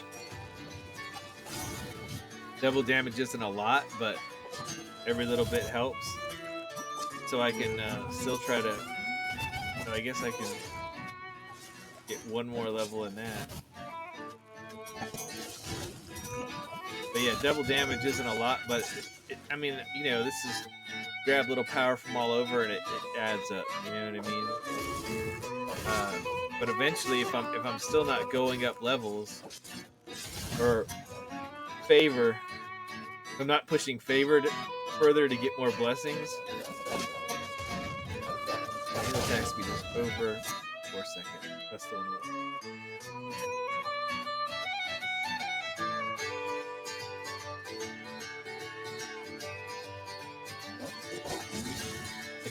If I'm not gaining more favor so that I can get more blessings, well, then I'm gonna have to get and thereby push further and get more favor. If I hit a wall in that loop where I'm not getting more, I can't get more favor basically out of this, then I'm gonna have to think about it, and I'm gonna have to be like, okay, well, I'm gonna have to get some more power from somewhere. So one of the places I can get power is better items. You know what I mean? Like, and these green items aren't the best in the world. You know what I mean? Like, I wish I was all purple, obviously. So I may have to, like, if I get to where I'm not advancing, I may have to break down and spend these gems instead of getting that familiar, so I can stop picking up this gold, which is more a quality of life aspect at this point, since I can't automate. I may have to be like, okay, well, I guess I'm gonna buy 4 or 5 or 6 gold chests or whatever I can afford at that point, and you know, hopefully the gear goes on the characters I'm actually using, and not these 3. Hopefully it goes on the other one of the or these 3 and her, so that's 4, those 4. So hopefully it doesn't go on those 4 that I'm not using in this formation. But, you know, it kind of is what it is. Or I can go try to do this event, right? I can go try to get one of these 3 characters instead, and use one of them instead of one of these, and see if I can do better. Or another thing I can do is I can also, I mean, I saw the notification there was just a stream. That means there's one more Electrum code now than when I got all the codes and was putting them in earlier. So I can either, you know, wait a couple of days and build up some codes for however many streams over the week, which is not insignificant. I mean, there's probably 10 of those a week, maybe more. You know what I mean? And I'll also every day I'll get these tokens, right? So I can get a chest or whatever, you know what I mean? Like, I want this familiar. So, I mean, I could get these potions, but they're, I mean, strength and fire breath. I mean, they're giant, but of all the potions, this one, and the blue one, being giant is the least useful. I mean, versus, you know, a huge or a medium or a small potion. I mean, yeah, the giant ones, they last the whole run. They don't have a time on them. It doesn't matter at this point because I'm not pushing that deep. And fire breath, okay, yeah, I guess it does a little bit more damage than like the smaller ones, but not a lot. And these strength potions, they only get you a tiny little bit further. There is a blessing, a global blessing you get at one point that doubles what potions do, but the strength and the health potions, man, if you're like right at the area goal, you know, or you need to go like 2 more areas or 3, maybe they'll get you there, but they're not game changers. That means, what am I gonna get out of here instead? Well, I can tell you, I'm probably gonna get these. You know what I mean? I'm gonna get a couple of these chests. Even though I don't have the characters, it'll be stuff for when I do have the characters. And they get me blacksmith contracts, and I may have to go ahead and I may have to use these blacksmith contracts on my evergreen characters, even though I don't want to. I'd rather save them for the event time gate characters, you know what I mean? I don't think it's going to come to that. I don't think I've ever hit a point in this game playing it before where I was like, oh crap, I'm not getting any more favor like early on in the game, like, and I can't just go to the other campaign, you know, and where I have 10 slots instead of 9 in a different formation and try to build something better, you know, and get some globals there and then maybe come back. I don't think I've ever got to that point where I was like, oh, I can't do that. I'm going to have to spend my gems on chests, or I'm going to have to use my blacksmith contracts on evergreen characters. I don't think that's come up before. So I have a feeling that I'm gonna be okay. So I'm at 5 EO7. All right. So I'm at 7% increase. So I mean, 7% sucks, okay, but at least it's not nothing. You know what I mean? And now it's gone up to 8. So that means, you know, I don't have to go too much further, and this will actually get to where it's, you know, I mean, so look, I'm at 6 EO7, so if I get the 5 EO7 this time, well, at least that'll take me to EO8. I mean, it's not a huge jump, but I can at least get to 100% add-on, you know, which I'm pretty sure that's going to happen. I mean, I'd love to get to 1,000 at least. I don't know if I have the power to do that, though.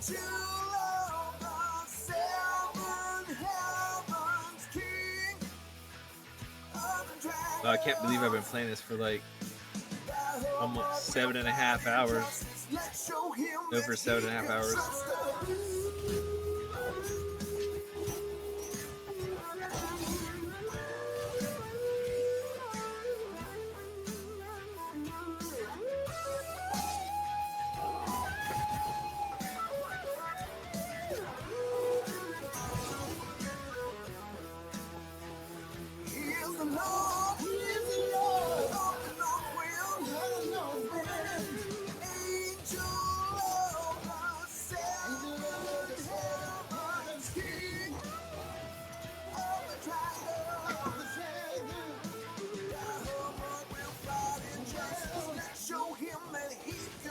So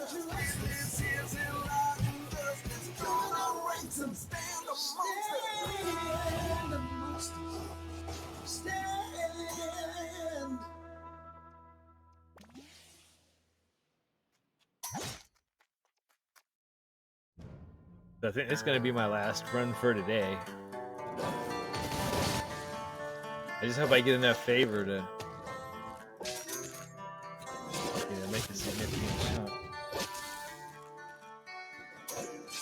Okay, so this one, there's 2 more supply chests over here and the time gate pieces.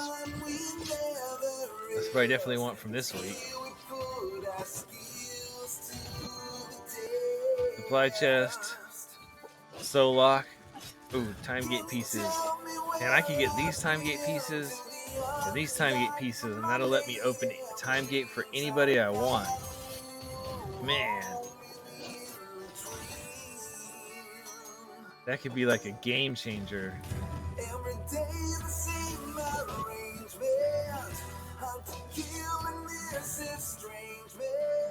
I don't know what's going to be on these other ones, but man. So those supply chests, those really help because they give me these potions that really help me get through this. Hopefully I get more speed and clairvoyant, the gold potions, because going through this slow grind sucks. So much better because I don't have any speed champions. I don't have the speed core. I don't have Shandy to speed the game up. Like, not having any way to speed the game up sucks. So much better when the game goes fast. So I'm hoping the game goes fast.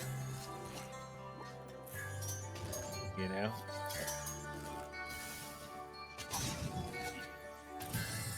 Oh. I actually like completed a couple of these like oh yeah. Completed a few of these challenges. Wow. Okay, so I can get a reward, so I can get this. Dude, nice.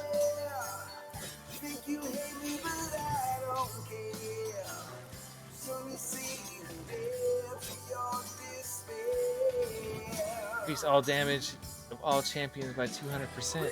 Yeah. I can't get that because I don't have Cridle. Can increase his equipment levels. You can get equipment, but you can't boost his equipment levels if you don't have the character. I gotcha. Nice. So I just boosted my damage by 200%, and I can open a time gate. Oh man, I really kind of want to open a time gate.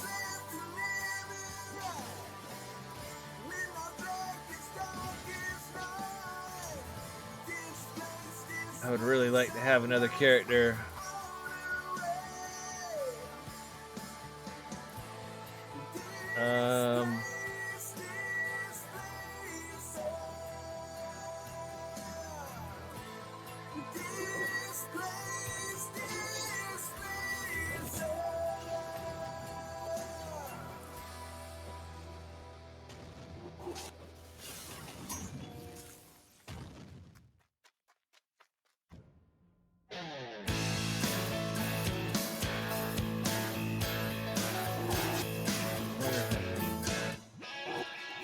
I need to see what slots are coming up.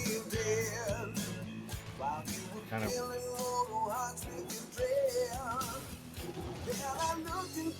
Oh, the icy bite blow not working. Sucks.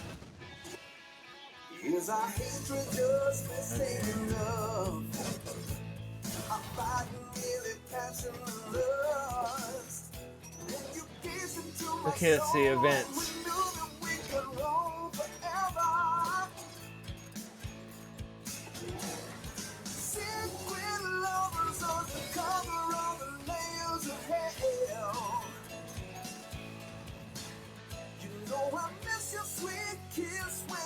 Okay.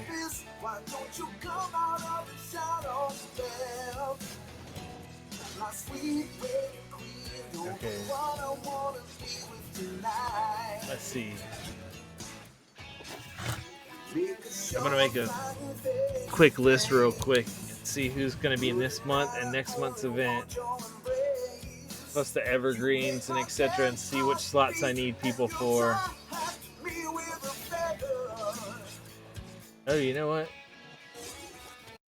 Oh, Human was in the event, but he was in the event last month, so I won't be in it next year. Oh, that sucks. Guess I should have started this last month. I could have got Human and Vi. I got 2 speed champions starting out. Okay, whatever, doesn't matter. So,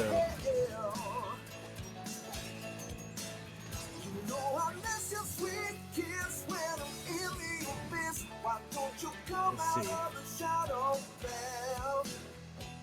My sweet baby queen, you're the one I wanna be with tonight. Let's see. What you want, don't understand you the way I do. I've seen the pain. Okay, 12 will be.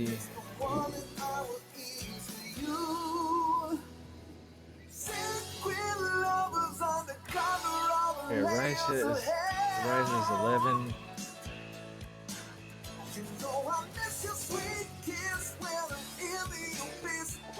Desmond is slot 4.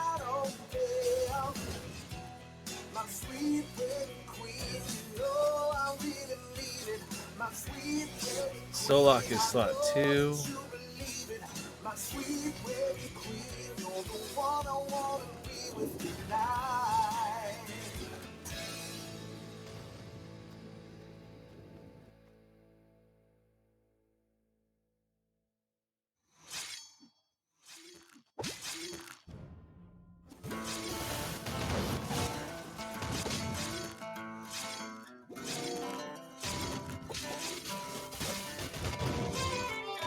Blindra's 1, 2, 3, 4, 5, 6. Blindra's 6.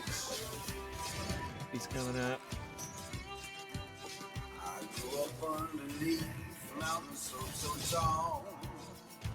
Never thought that one mistake could take away it all. I live a ranger's life, but never heard the call. I will avenge my family until the day I fall. Tatiana. What is she? I've killed 1,000 and I've killed 1,000. 1, 2, 3, 4, 5, 6, 7, 8. Slot 8. And the bodies hit the floor, my temper's short. My list of folks is long. What slot is Drisden?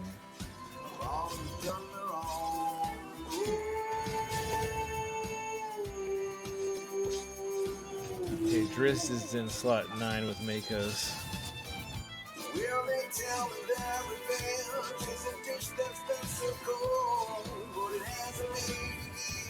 I don't know who the new character is going to be, obviously. But I traded all away to just go home.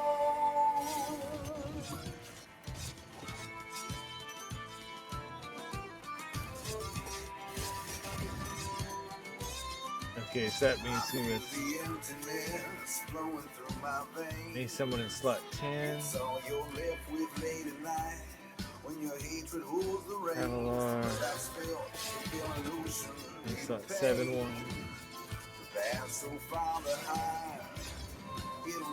Oh yeah, slot 7, that's Freely, for sure.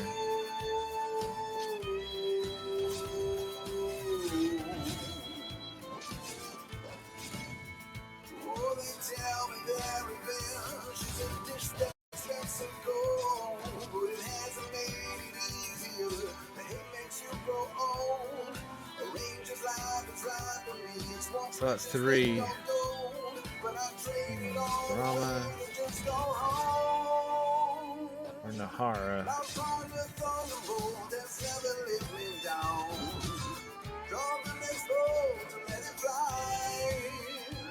Slot 5. ground. Love's on friends whose calls will never die. Oh, they tell me that revenge is a dish that's best to go. Guess that one I'd want to go with either Riv or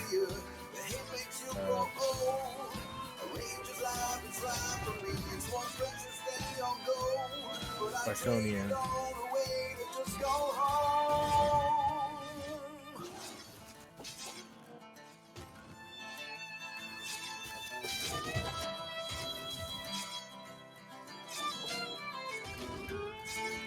That one is Orkira. She's going to be in 2 months.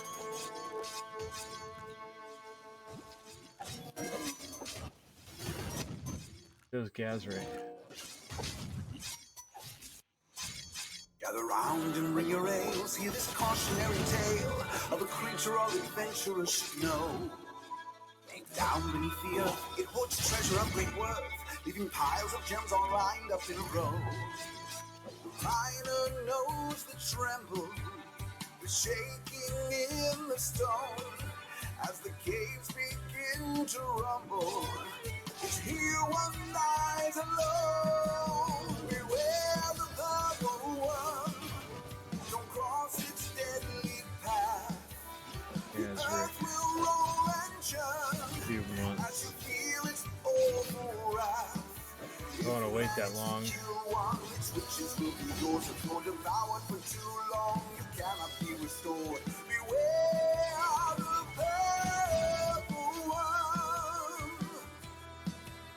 It tracks you by your sound through vibrations in the ground. One step too loud and now your body's found. Its teeth can grind your steel. Its body shatters stones. Its poisonous tail will putrefy your bones. Once you face its maw and hear its toothy screams, the fear will leave you raw and haunt your darkest dreams. Beware the purple one. I wonder if I can. Don't cross its deadly path. The earth will roll Look at the and spoilers. churn as you feel its awful wrath. If you manage to kill one, its riches will be yours. If you're devoured for too long, you cannot be restored. Beware the purple one.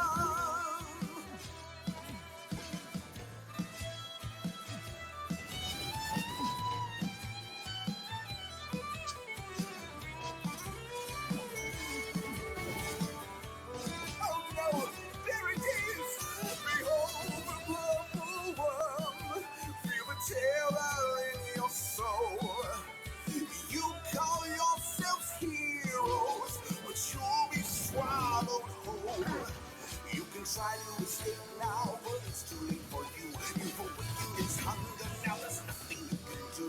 Behold the purple worm.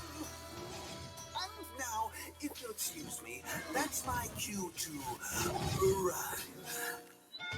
Hero table.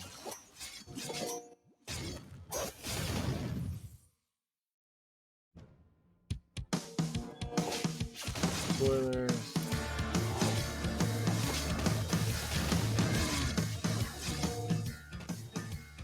Welcome to the afterlife, now get up on the scale.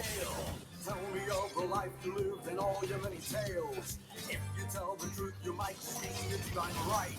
But if you lie, I'll set your soul alight. No, they don't have the slots. It's not the end for you, death is on the door. Now that chapter's ended, let me tell you what's in store. You got to set a path for you, but I'm the final test.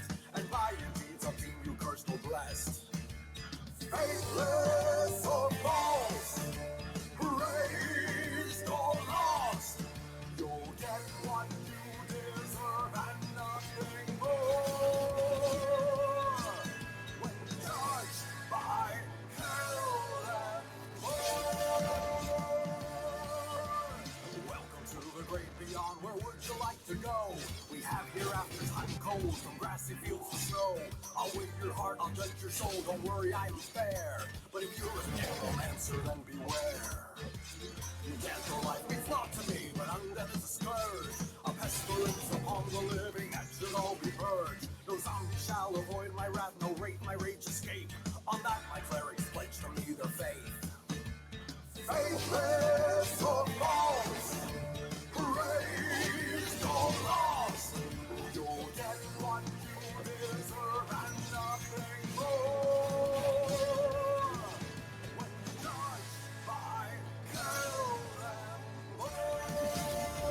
33% increase.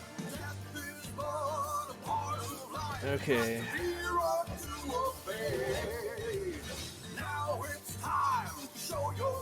Kind of feel like they get the time gate pieces. Maybe I'll be able to.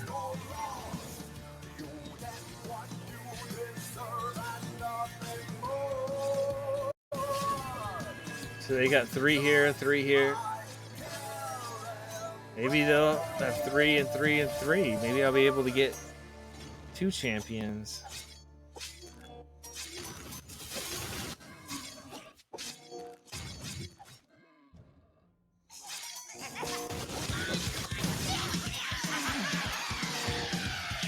Oh no, I will be able to get 2 champions. I can get 1 now, and then I can get 1 more. Right.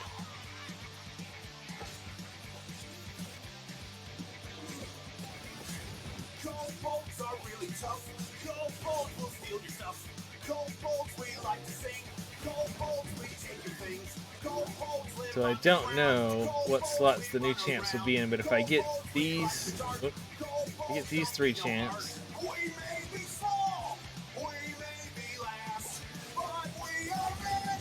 And in 2 months, Orkira in slot 1 will be available.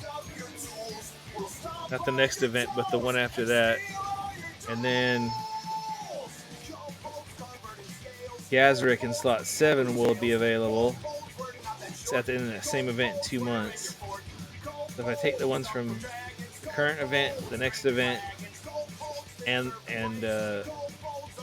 Drist and Azaka from the Evergreens, but I can get no problem here.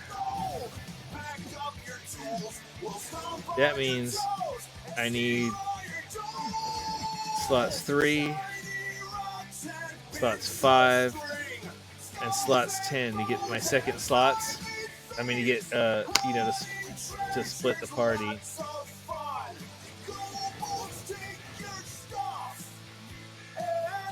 So if I have to pick somebody from slot 3, I would pick Grama or Nahara.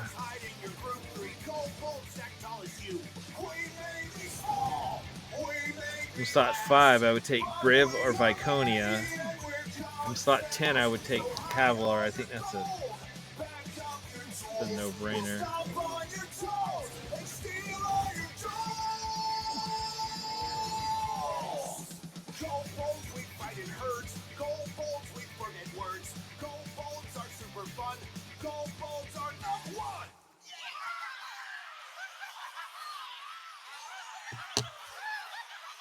And my potions were Fire Breath. Go find.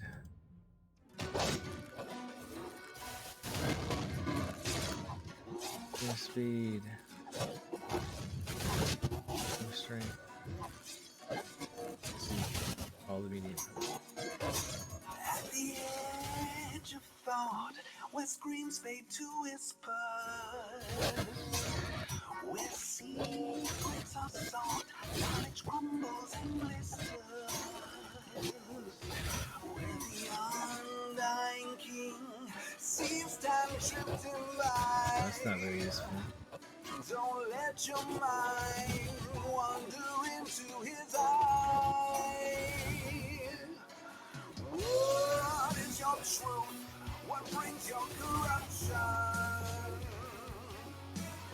What will you find that ensures your destruction? I mean, honestly, I'd rather have Orkira in slot 1 or Freely in slot 7. But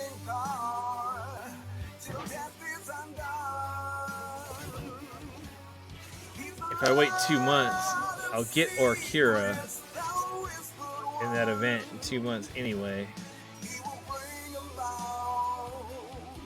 And in that same event, Gosrick's in slot 7.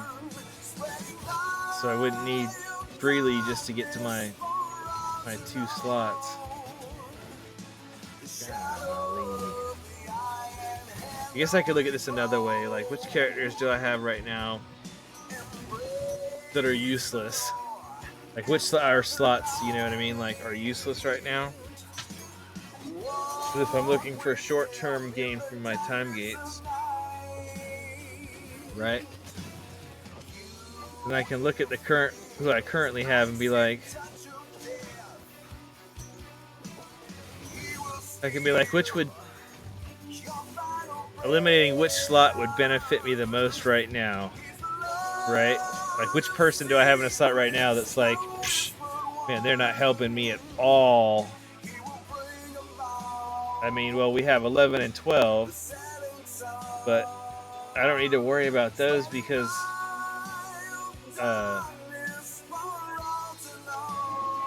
Arija, she's in 11.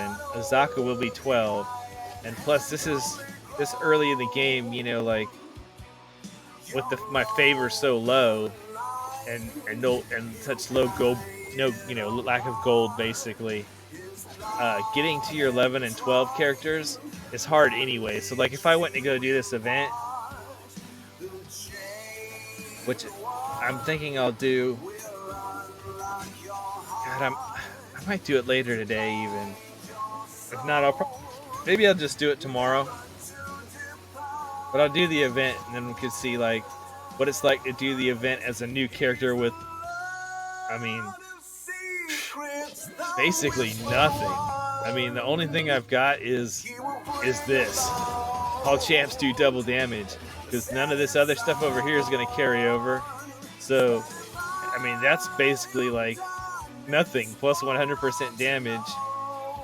And then just the gear that's on my character's backs. I mean, I don't have any other bonuses going in there. It's going to be starting from nothing. I mean, I should be able to unlock the characters. I think you only have to get to level 50 or area 50 to unlock them, but beyond that, I'm not going to be able to do much. I don't think I'll be able to do the variants with the restrictions and stuff. Let's see. Slot 3. Got Nayeli. She's alright. Minsk. He's 7, right? 1, 2, 7. Yeah, he's useless. I'm gonna get Alindra in slot 6 in the next month in that event. So that's fine. That's not a problem. I mean, she's not great, but Ashar is cool anyway. I just need a second person in that slot, so Alindra will be fine. So I don't need that one. I don't need 8. Getting that one. Next event too, I think. 2 I'm getting in this event. Solak is slot 2.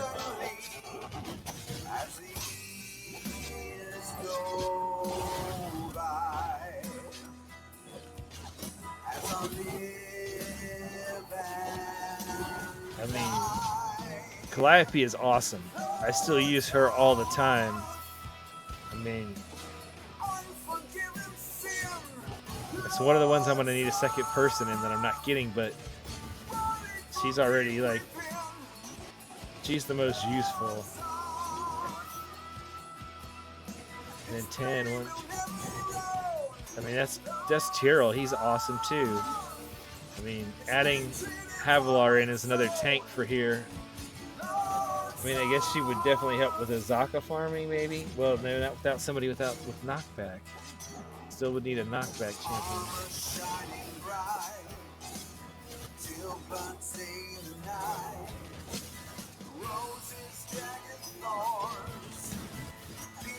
Ah, you dang bear.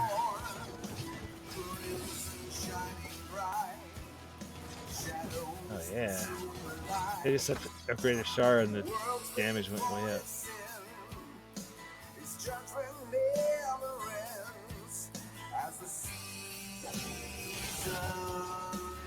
I mean, he's really my weakest link right now in this chain.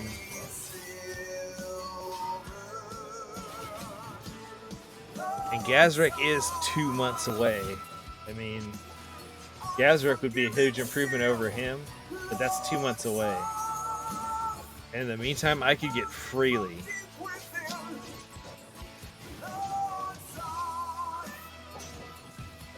Man. Going freely will help me get more favor too with his adventurer's tale. So yeah, I think I should get freely.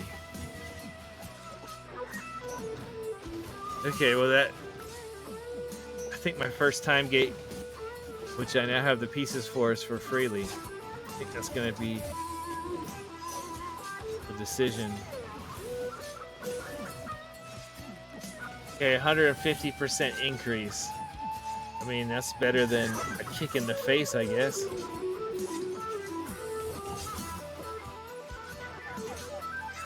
Not really what I was hoping for, but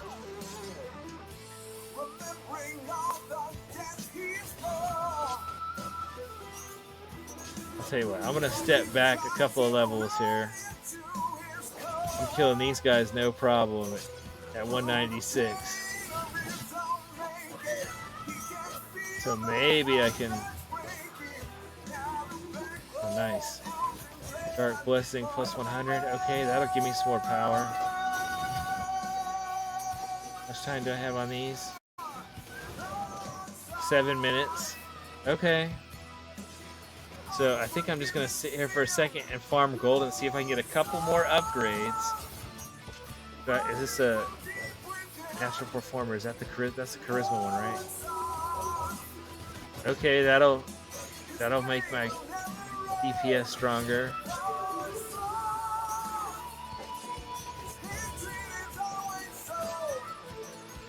So if I get those, that will actually boost my DPS output.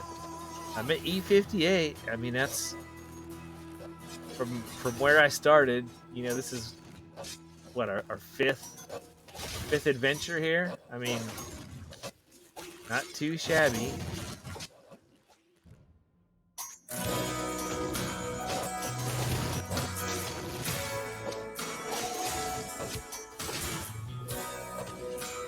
Could be doing a lot worse than E58, I guess. In fact, I mean, I know we could be. I mean,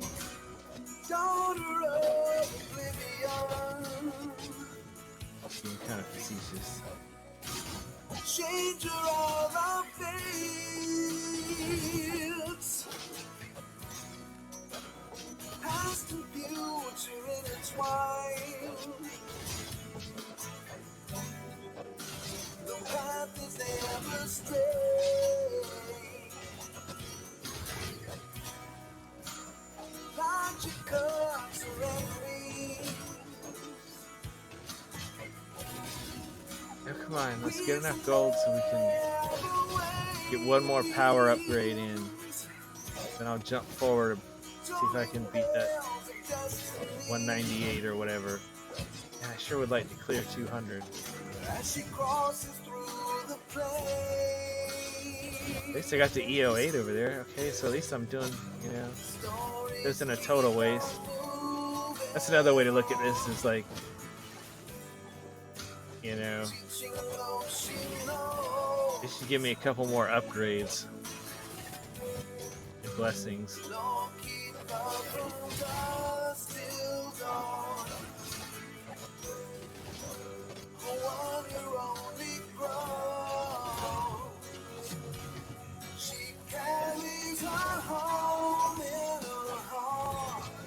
Okay, there we go. All right. Okay. There we go.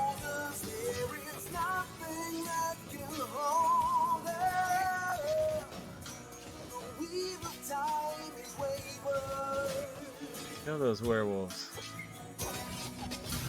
She can find the thread, telling one of countless futures. The rest will go unsaid. Forcing through the scrolls of time. Can read the fellow. Only she can guide us.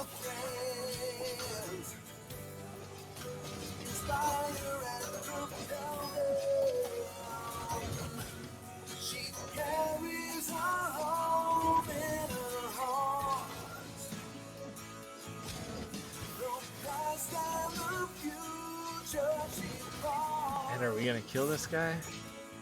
So I got a big shield on Tyrrell. I think I'm gonna get this guy. I'm gonna clear 200. Do it. Yeah. Cool though.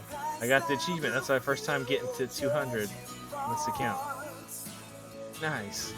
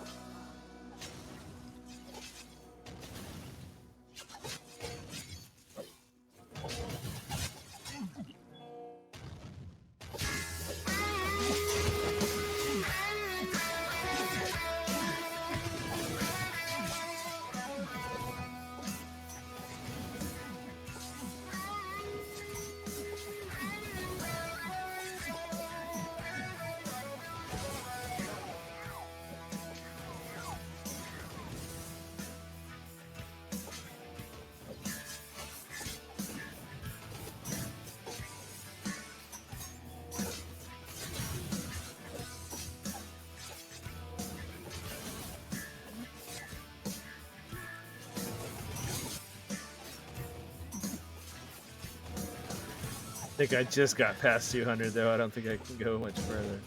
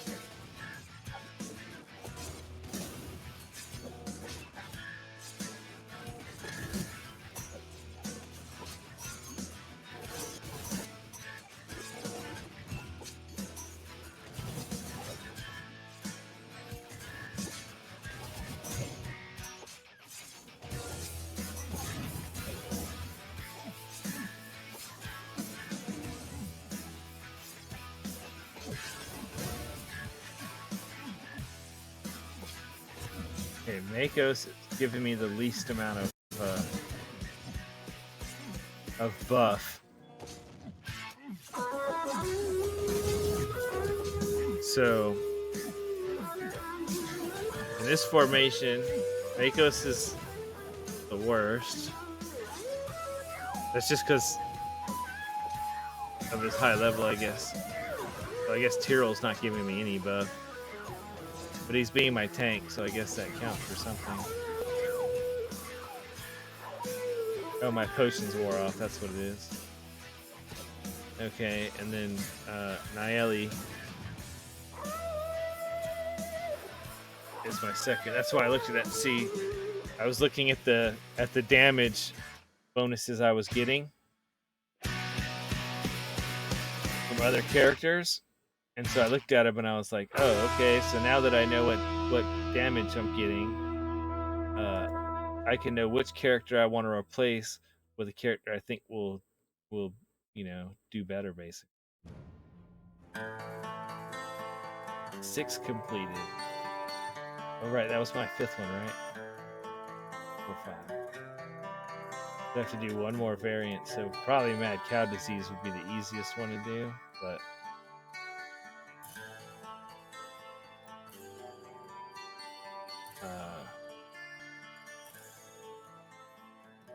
and rather than doing that, I'm feeling like I should go do this time gate.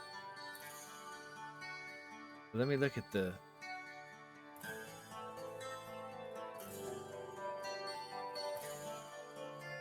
Yes, thank you for telling me I have tokens. Okay, 100 tokens, 25 tokens, 25 tokens.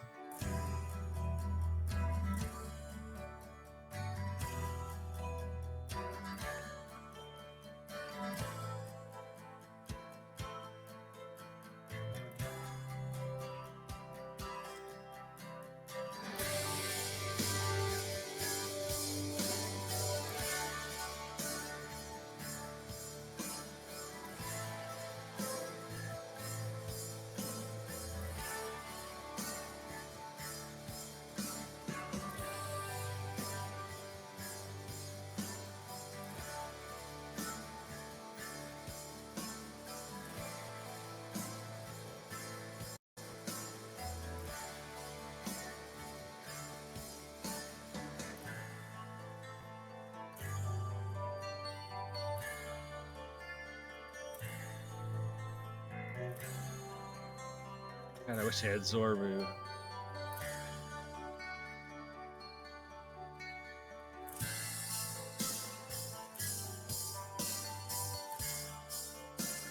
I want them too.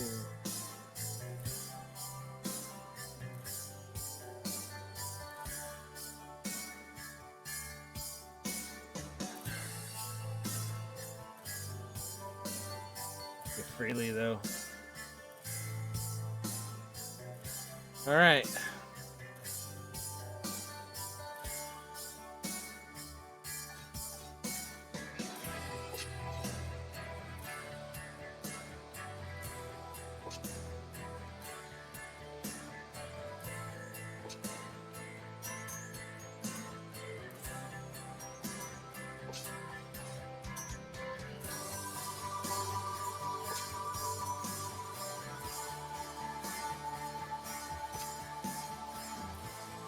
I don't have any gold bonus at all. Nothing. Oh my goodness.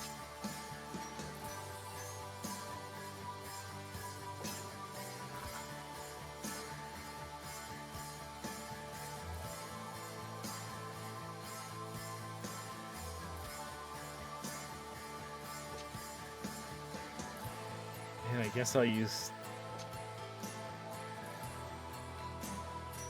those. Can't really afford to use a speed potion at the moment. On this, I should save it for the event.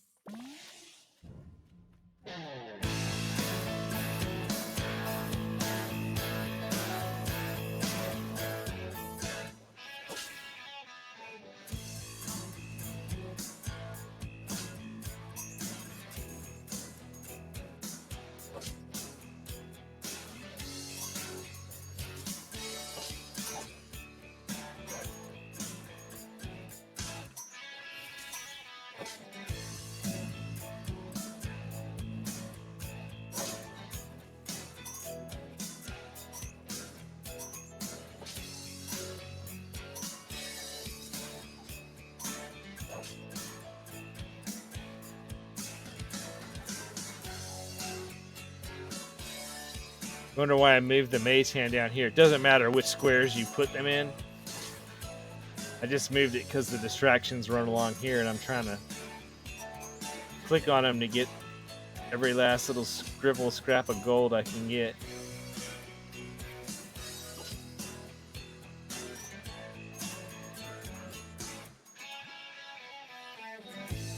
Got 200% gold fine? Where's that come from?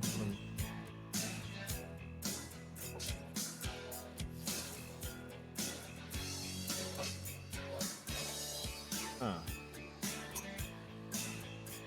Oh, because I used the potion, that's why, duh.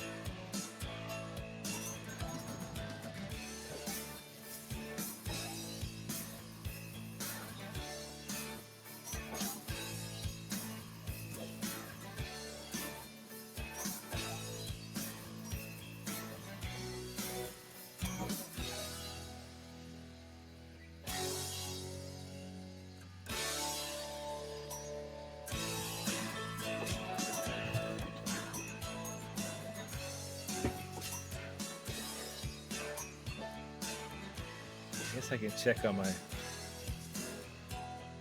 blessings. I'm gonna say no, yeah.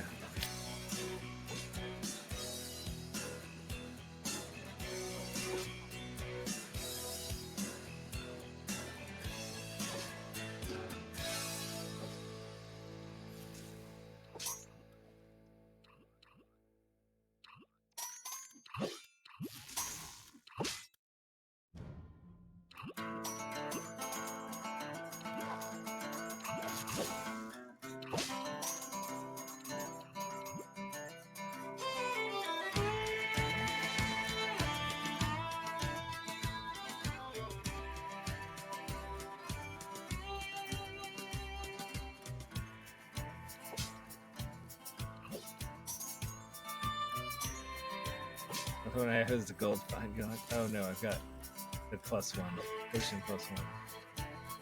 Got fire breath going too.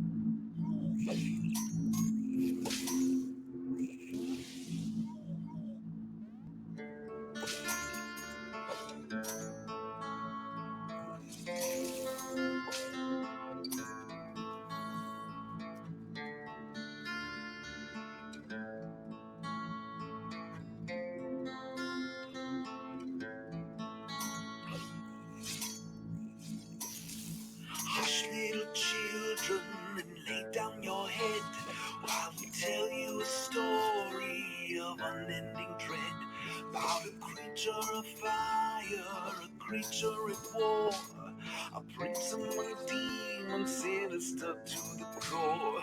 Listen close to my words now as Well, I think this is my longest stream yet, but I guess when you're playing an idle game, it's kind of slow and it's not very draining, I guess. I mean, it doesn't require a lot of focus, and it's not making my hands and carpal tunnel and stuff act up, I guess. Like, I mean, I don't even have to have like a hand on like the WASD keys on the keyboard or anything.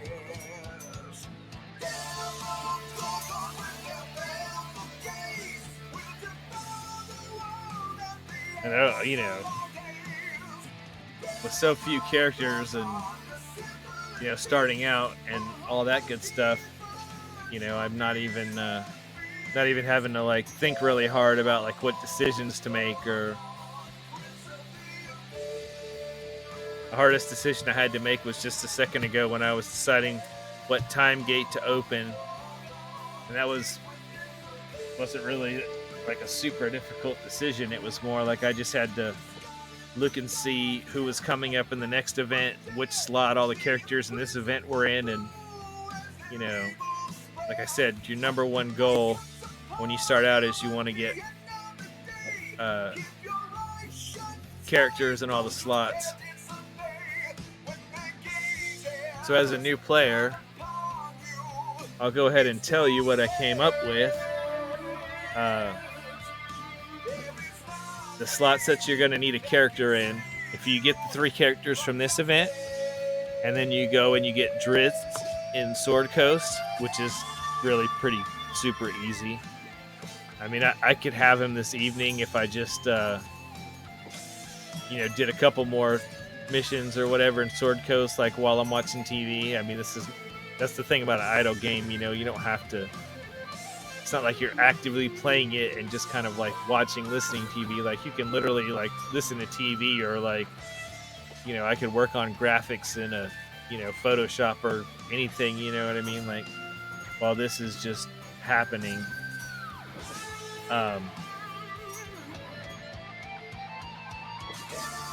So I mean, I could get Drizzt tonight. Obviously, Azaka, that's going to take a while longer. I mean, that could take a couple of weeks if I'm real casual about it, But she's in slot 12, so early on, like I said, slots 11 and 12, not super useful because you got to have enough favor that you can not only unlock them and get them on the formation, but you got to get them up a few levels so they actually even have abilities to use,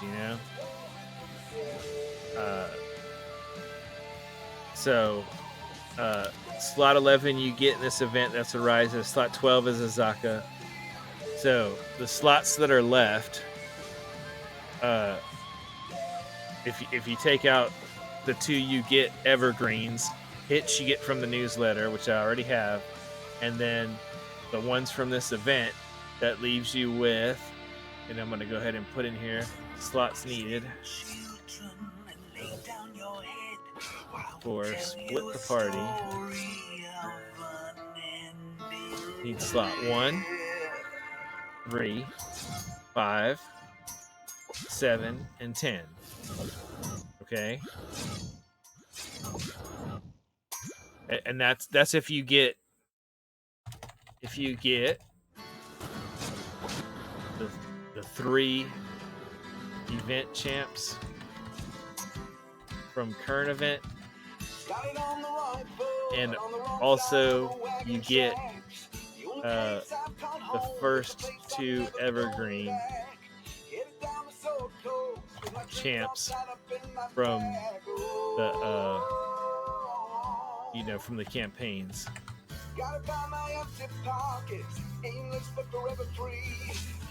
The campaigns.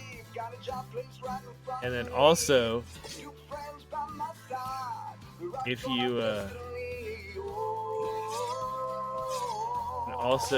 you get the 2 champions from next event in like 2 weeks that we know about. We don't know who the third champion. I mean, we don't know who they're going to be or what slot they're going to be in or any of that stuff. So we can't really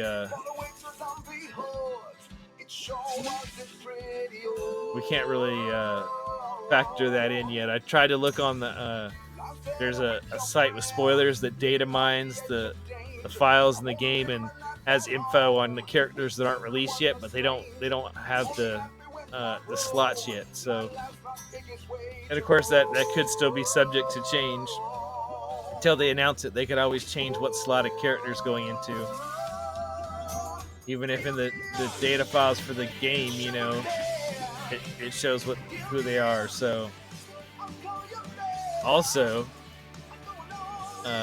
2 events away.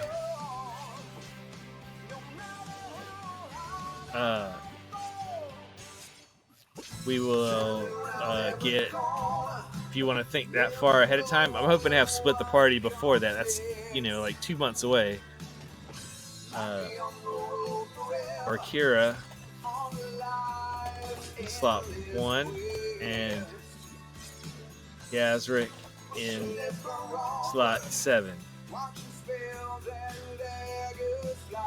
But see, I'm getting freely in slot 7 right now because I don't want to wait Freely has an ability.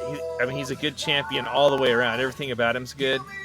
He's basically the best in his slot. And so is Orkira. I'd say she's best in her slot. But Freely has an ability called Adventurer's Tale.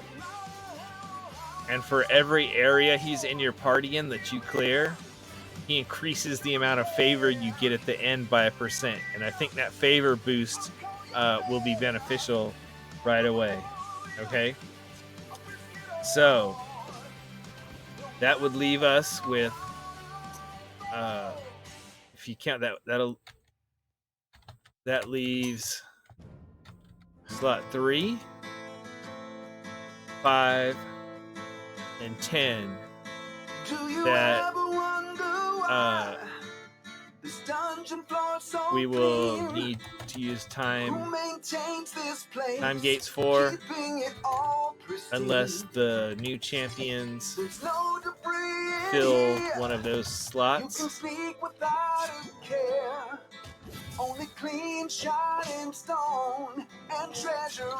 Okay, so my picks for slot 3 would be Grama for damage, for pushing, or Nahara for speed, slot 5 Briv for tank and potentially speed, I guess, or Viconia for support, pushing, and for slot 10, I would just say get Havilar. She's speed and a tank, and Zaka farming. There, I put it in the chat, so that's a little easier to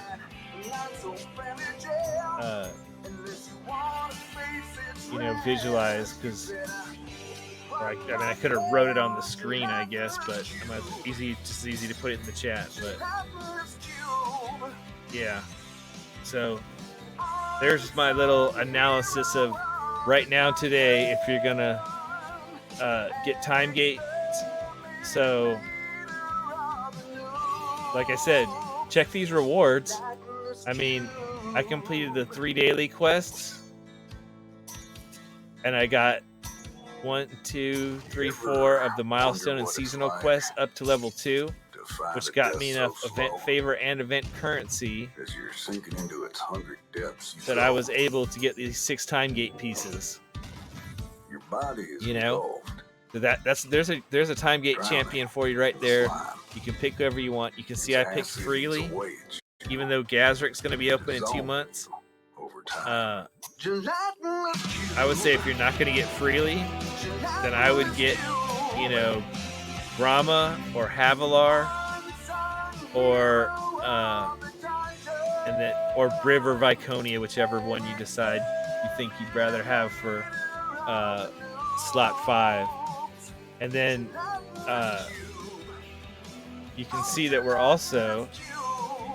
we can't see the rewards for week 5 and 6. They told us what the unlock 3 reward is, but I may, over the next 2 days, rather than worry about getting this familiar, even though I really would love all this gold to be picked up and stuff so I don't have to do it. This event is going on for this week, next week, the week after that, the week after that, assuming you started today and didn't get any of these things already. Oh yeah, this one's got time gate pieces in it too. So here's 3 time gate pieces. Oh yeah, that's right. They both do. This one has 3 time gate pieces. That's 6. That gives you another champ.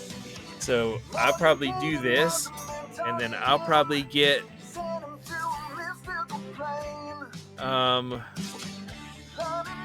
Calliope is really good in slot 5, so even though we'll need a second person in there, I don't see the need to replace her right away. Slot 3 is Nayeli. She's all right, but I mean, between her and Mako's, and she's down here where she's had a bunch of levels ups, and he's up here where he's only had a couple.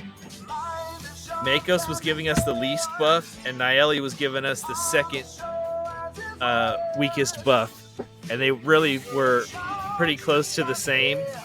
Neither one was really giving us a good DPS boost, so I would probably my next time gate, which will probably be in 2 days, or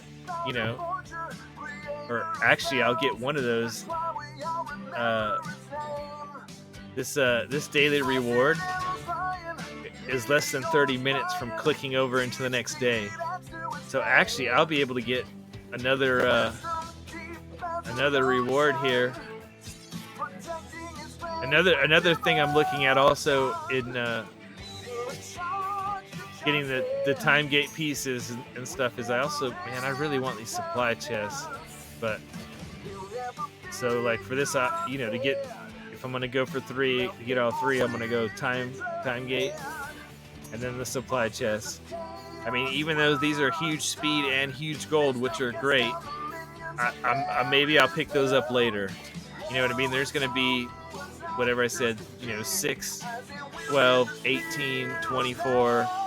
Or no, sorry, we're in this week. 6, 12, 18, 24 tokens available if you log in every day and get them. I will get these, but I think the supply chests right now are better. Maybe I won't get speed or gold potions, which are really the only ones you really want. But I mean, I get 5 potions out of this, and huge versus like medium or large at this point, when you're getting to such low area counts, is not as big a deal. You know what I mean? Like a medium potion that only lasts 15 minutes, that gets you, fairly far. When we're this early in the game, you know what I mean? Speaking of that, my gold fine wore off. Take another one.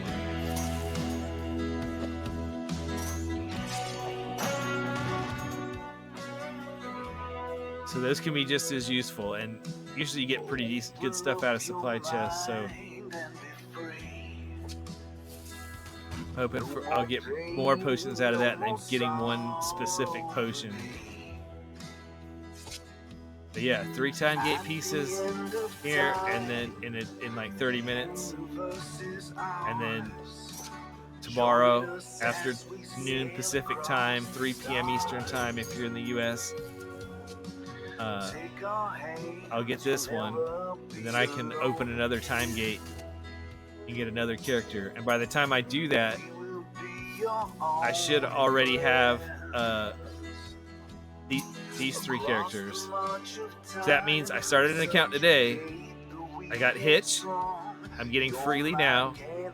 Tomorrow I'll get Solak, Desmond, Ariza, and the day after that I'll get another character. So in 3 days, I'll have gotten 5 new characters. And I'll probably get Drizzt too, so I'll probably have 6 new characters. So, see what I mean? Like, you can get characters pretty quick, especially when they've got these events going on. Let me look at what else we got here. Oh yeah, so tier 2, what do I need to...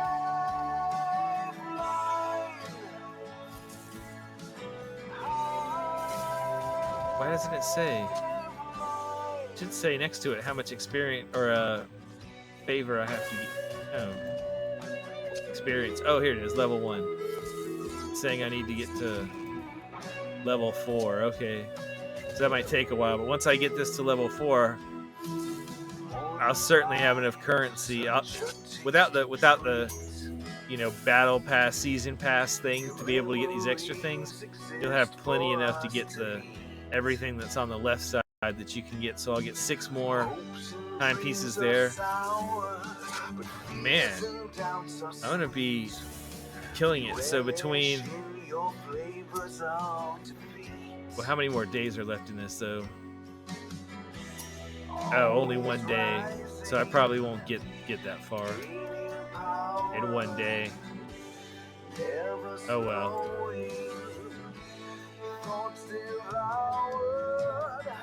Do I want to set her up as a tank?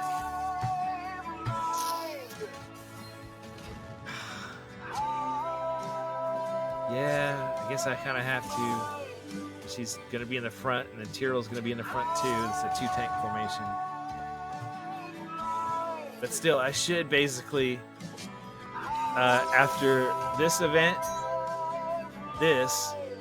and assuming there's more time gate pieces in these next 3 weeks, by next event, which is, like I said, this one ends 6 days in a week. Then there'll be 1 week with no event where I'll get a time gate, or maybe I'll get another champ that I need, or just somebody else that's really good, right? And then in the following event after that, I'll be able to fill the last 2 spots that I need to get to split the party. So that's pretty good. So even without,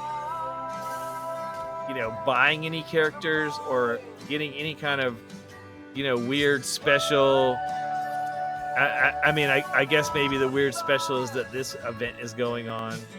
I mean, this is just a normal event. So basically this one event here and the season pass. Oh, but the other thing to think about is, okay, well, this season pass is going to end. Well, then, I don't know, in just a couple days, maybe a week or something. I don't remember how long was in between the season passes, but another one's going to start right up again. And that season pass, may be like, man, who knows? Who knows what the rewards will be? I mean, maybe that'll be chock full of stuff. Oh, I think another thing to consider is I'm pretty sure while the season pass is going on, I don't know if they did that this season, but I'm pretty sure they did it last season.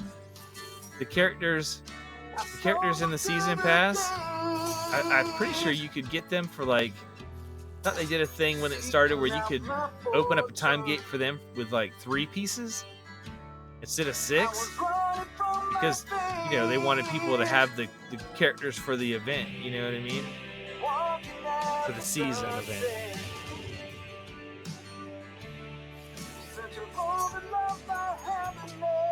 I don't remember how they did that.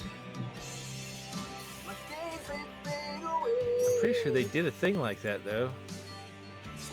Maybe you got a refund or something when you got them, or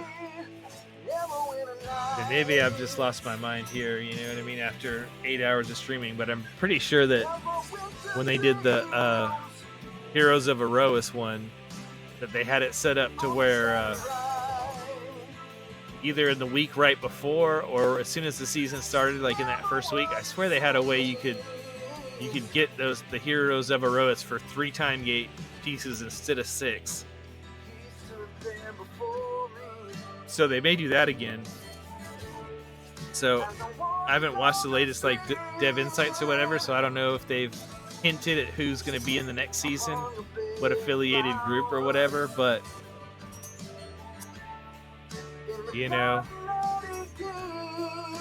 that's something to look forward to. And any way you look at it, there'll be like damage buffs, potions, chests, probably more time gate pieces, and if you get further down in, probably like potions of polish and stuff. I mean, and right here, I mean, if I would have been doing this from the beginning, remember what I said? If you get a skin, almost always, if you can get a skin and you don't have the character yet, it will give you the character. I bet if I didn't have Neris, and I claimed that skin down there at tier 7, I bet I probably would get her for free. I don't know if I can get to tier 7 on a brand new account, but maybe Maybe they'll have another skin over here over on the left side in the new one. They also, another thing they may have. This one have a familiar? Yeah, it does. It's on the pay side. They may have a. I think on the last one though, they had a familiar that was on the free side. So maybe they'll have another familiar we can get on the free side. That'd be nice.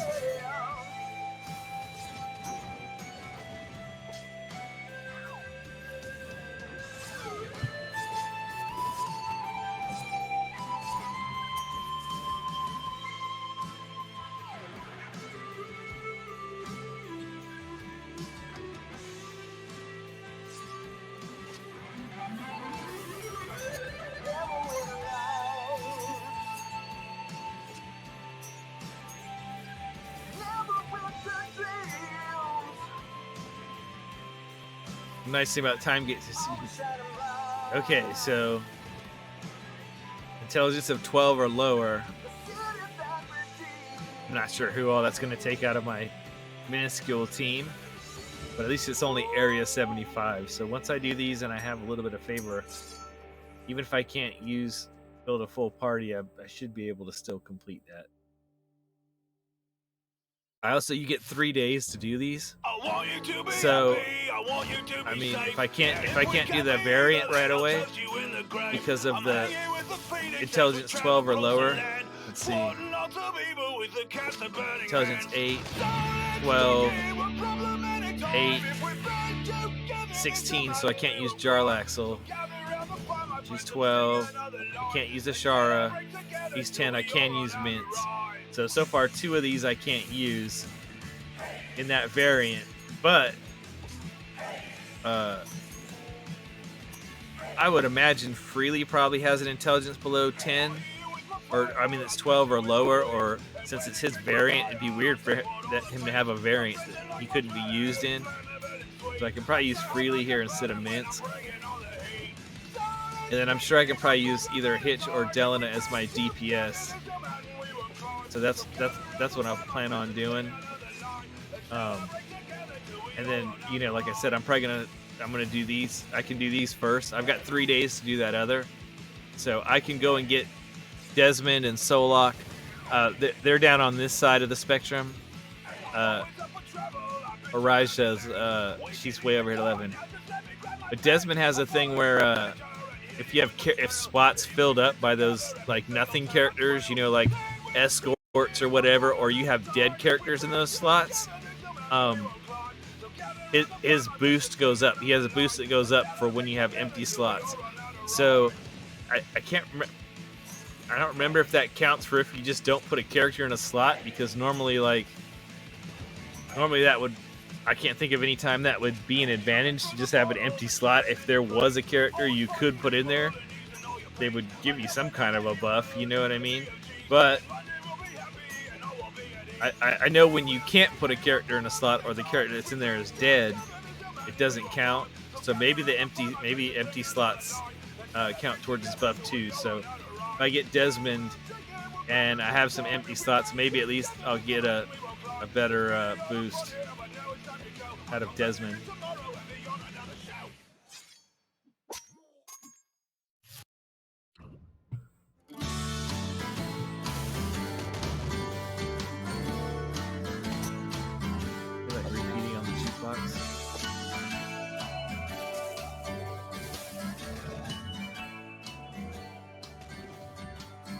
Won't you be my friend? One that I'll defend. I got a hand to lend. We'll be smiling through the end. They call me a half-pint sprout, but I want you to know, my friends say there is no doubt that I'm a whole hero. My love for adventure is second to none. So if you come along with me, we'll have lots of fun.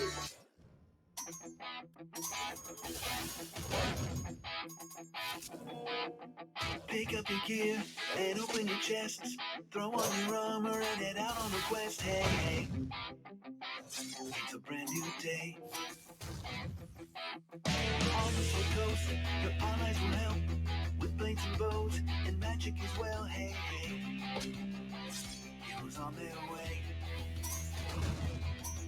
Fighting together against overwhelming odds. Fighting together in favor of multiple gods. Idle champions of the forgotten realms. 144 favor. Woo!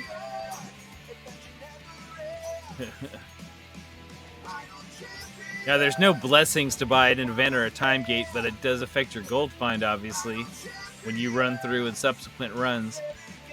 And that's why on the time gate, see, it's got a free play option.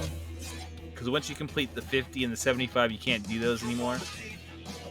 Or any of these, really, because each one gives you a chest, a gold chest, for freely. Well, whatever character it is, in this case, freely. The reason they have this free play one is, say I had the 125 variant and it had some crazy hard restrictions on it or something. You know, as an early player, I might have to go do some free plays just to earn enough favor so that I could upgrade my characters to do it. You know what I mean? That's what that's there for. I mean, ideally, you don't want to go do free plays. I mean, I guess you could also do it to try to push, like I said, every 100 levels in a time gate, you get a silver chest. I guess you could use it to try to get more silver chests, but I mean, God, man, what a grind that would be, you know? It's a grind any way you look at it. As a new player, I don't have speed champions. I don't want to, you know, I've only got, like 2 speed potions left, and they're large ones. Yeah, I don't want to waste those on this. I'd rather use those, like, in the event, you know what I mean? Where the favor is going to carry over for, it's basically like 3 time gates, you know what I mean? And it's going to, not only that, but the favor, after the event, the favor is going to convert more, a much higher percentage into one of my permanent campaigns, you know what I mean? Whether that's Torm favor for Grand Coast, or whether it's, I don't know, I think it's Kelvamore favor for Tomb of Annihilation, something like that. Yeah, Glemvor's favor. So whether I've got favor in this and that's where I want to put it, or whether I put it into Torm, it'll convert at a higher rate. So it's better to use my speed potions there. Because that's one of the things about speed potions is, well, these are based off of time, like actual, like on the clock time. So if I use these gold potions and I use a speed potion, well, then obviously the potion's going to be active for more progress in the game because the whole game's going to be moving faster. If the game's moving twice as fast, the game can go up to 10 times speed. So whether that's between characters you have, upgrades, Modron cores, or potions. So, like, you know, see, the small one is 1.25 times. This is 1.7 times, 2.25, and 2.75. And those don't add together, they multiply together. So, I mean, like on my current account, it's like, if I use a huge speed potion, which you see how many gold chests I just opened. I opened like almost 700 a minute ago. I've got plenty of these, you know what I mean, for whenever I do something that needs them, or I want to use them, even just by trials, it's Tiamat daily runs. So I use one of these, you know what I mean? If I use that and one of these, plus my inherent speed bonuses, I'm already maxed out at 10, so I don't even use these other ones because they won't do anything because I'm maxed out at 10. That's why on my other account, I'm using him in the automation on my my free plays that I'm looping around on the new character to get more chests, because I won't use them for anything else. Because I use a huge and a large, and it gets me to 10, or I think I can even use a huge in the mediums, but they only last for 15 minutes, and it's just easier to click on the hour-long one.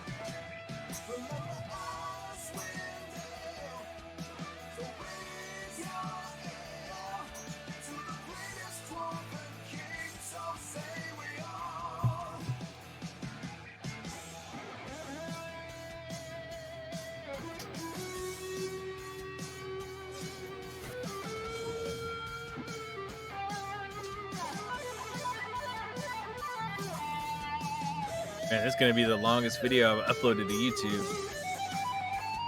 I upload the stream to YouTube. It's gonna take forever for it to upload and process.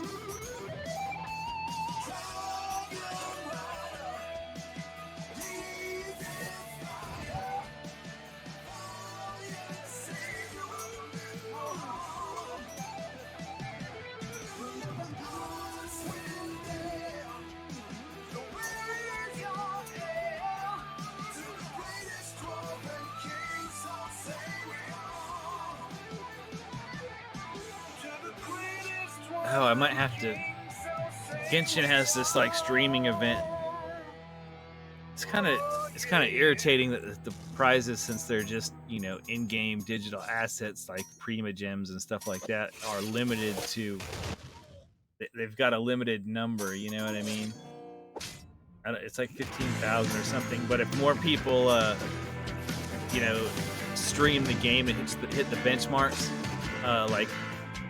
I mean, there's a leaderboard for the top people, the ones that have the most concurrent viewers or stream the most hours or whatever of gameplay during the event, etc.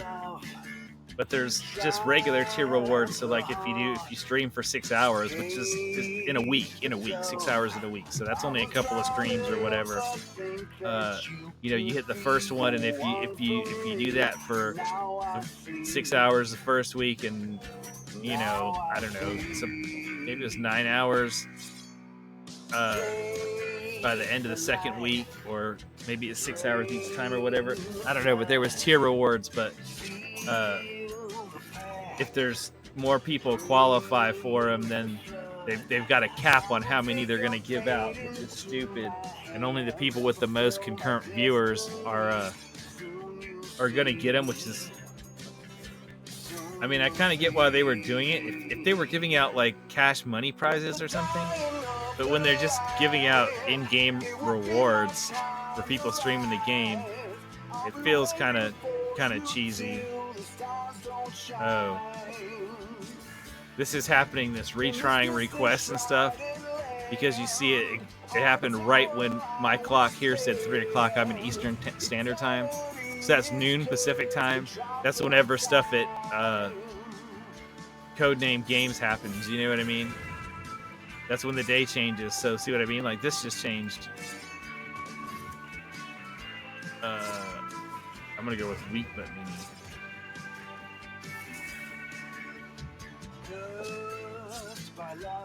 So. Yep. So I'm gonna get the time gate pieces, because having another character sooner versus having the third familiar sooner, I think is a smarter choice. Only because I know for sure that I'm still gonna get the familiar. It's just a matter of it's gonna be, you know, tomorrow I'll get the other time gate piece. Oh, Champions of Psychology is on. That's good. I like that show. It's on the Codenames channel. You know, the Idol Champions, the Forgotten Realms logo, but they're not talking really about Idol Champions, the game. They're just talking about psychology and, you know, with a nice panel of people that play tabletop games, and they talk about how video games and tabletop games can be used, you know, to help treat psychology or to analyze stuff. You know what I mean? But I do like that show. It doesn't have anything to do with this game, but I do like it, and I do watch it a lot of times. But oh yeah, so as I was saying about Genshin, so the tomorrow is the first day of March, so that's when the Genshin thing starts. So I mean, if I order my computer on Friday, the parts won't be here until probably like Tuesday or something. Once I get the parts, I mean, it'll only take me, taking my time and chilling 2 or 3 hours to probably install it, like build it, install Windows on it, test everything, make sure it's working, and get all my games loaded on it and stuff. It'll probably only take that long. Especially, the newer, faster computer just goes that much quicker. So, as far as like installing Windows and software and stuff once it's built, so. But it's by the time I get it and all that, I probably should get another Genshin stream or whatever. I need to check and see what the things on that were again. But yeah, there's rewards you get for streaming it, and then there's also rewards you get just for watching Genshin streams.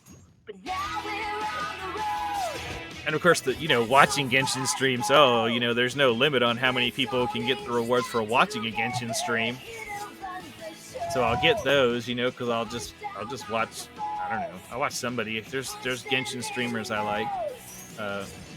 There's this guy Sharky or whatever. I've seen some of his YouTube videos and he streams. So, maybe I'll watch him, or maybe I'll watch the official Genshin channel. I'll watch somebody, whatever, So, but yeah, so I'll get the ones for watching. Whether I get the ones for streaming the game, so that's what makes it doubly stupid. So, like, if you take the time to stream the game for them, I get that if there's not a lot of watchers, they don't get a lot of promotion per se.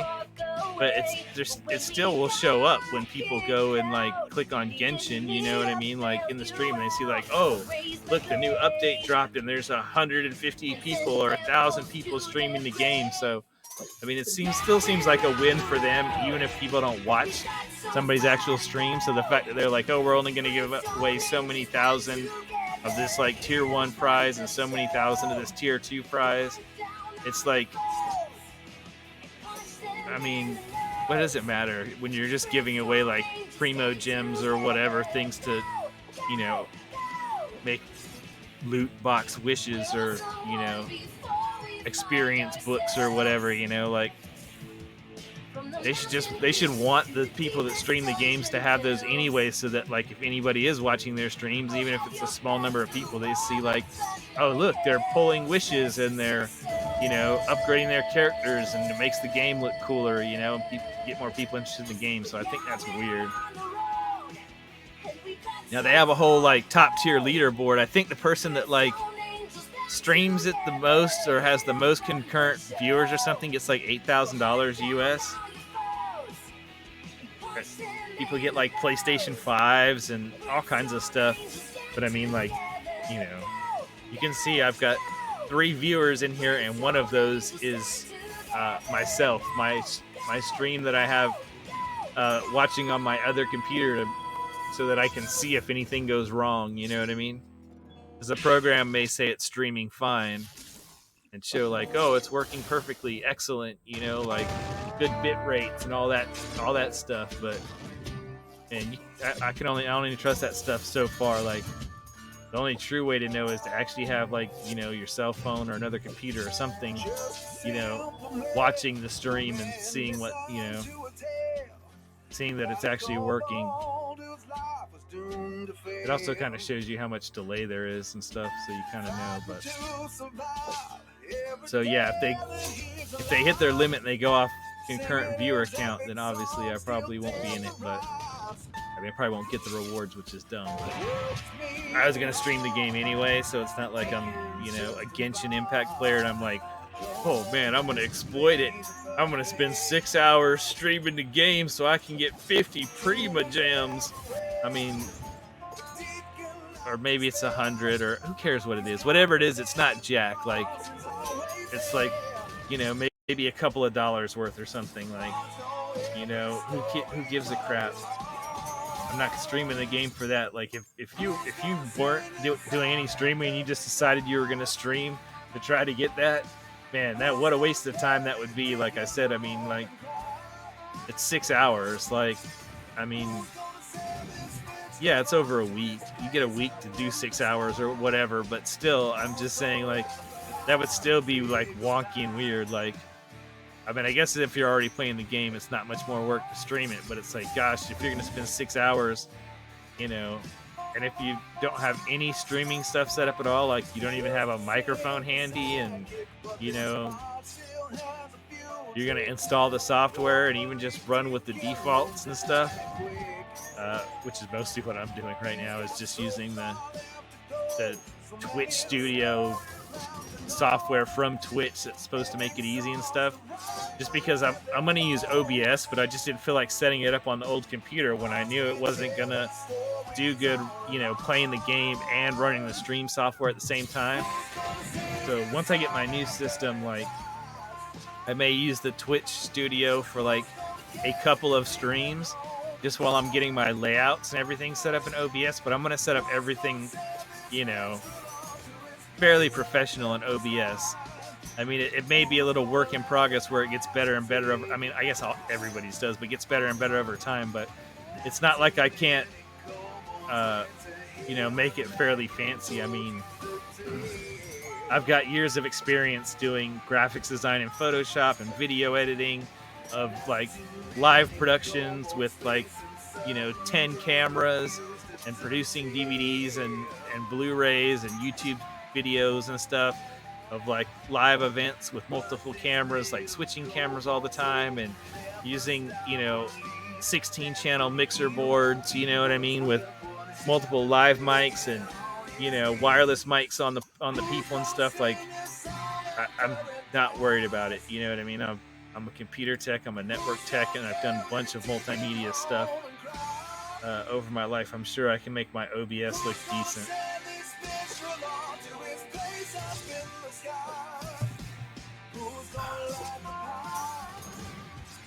And I found the Twitch Studio to be like functional, but it definitely feels kind of limiting.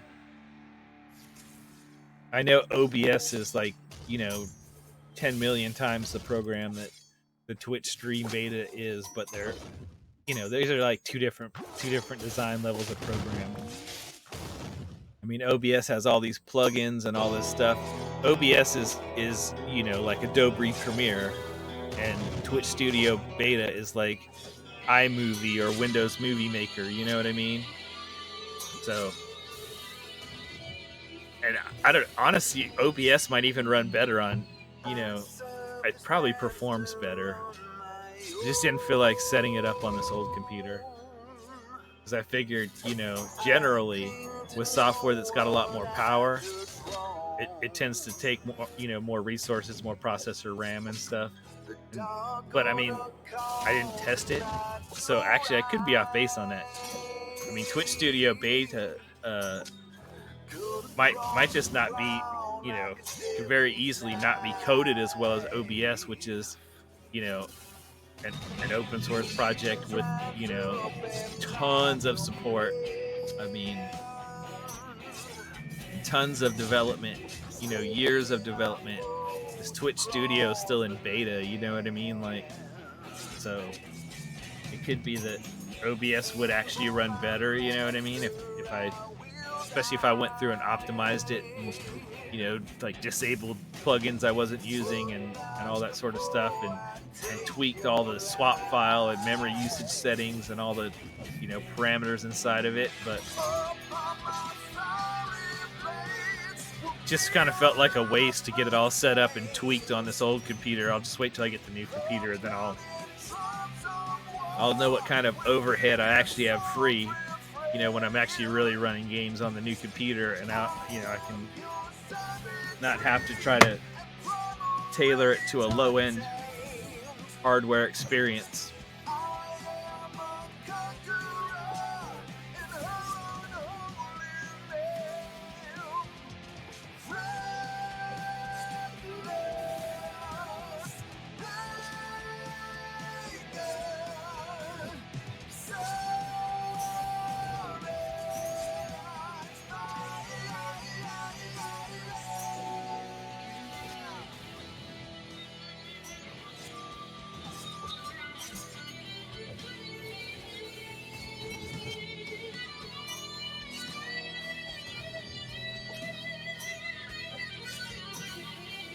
In fact, I may well set up some sort of animated, like character, like a VTuber type of character or something. You know what I mean? Of some sort. You know what I mean? Once I get my new computer, I knew this computer wasn't going to handle the overhead, and I don't really want to set up like a live webcam because that just opens you up to, then you have to make sure that you don't have anything that could come in frame that might get you banned or in trouble with Twitch, or what if somebody like walks into the room or something, like, I mean, who knows, you know what I mean? That just wasn't really feeling that, but I don't mind having some sort of animated character or an avatar or something. Once I have a computer that can handle all that, I may do something like that.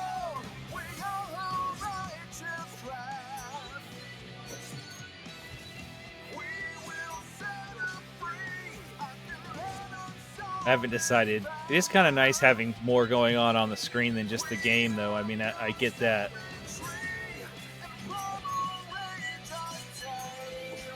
Like that character, that stream I was mentioning that I was watching for Genshin, that Sharky one, he's got like a little, illustrated shark avatar, in the corner, I guess he's located down in Florida, so I guess that makes sense.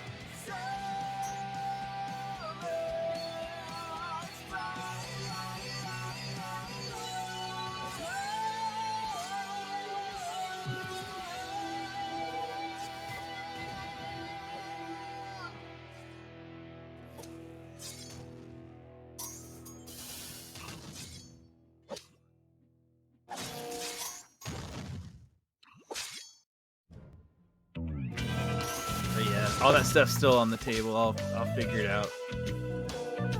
Also, after I get my computer, one of the next things I'm going to buy is probably a boom arm for my mic. It does have sound isolators and stuff, so that, like, the desk shakes or gets bumped a little bit or something, like it shouldn't be making too much noise, hopefully. But I would also rather have it on a boom arm where it doesn't have to sit on my desk at all. I can easily attach that to the wall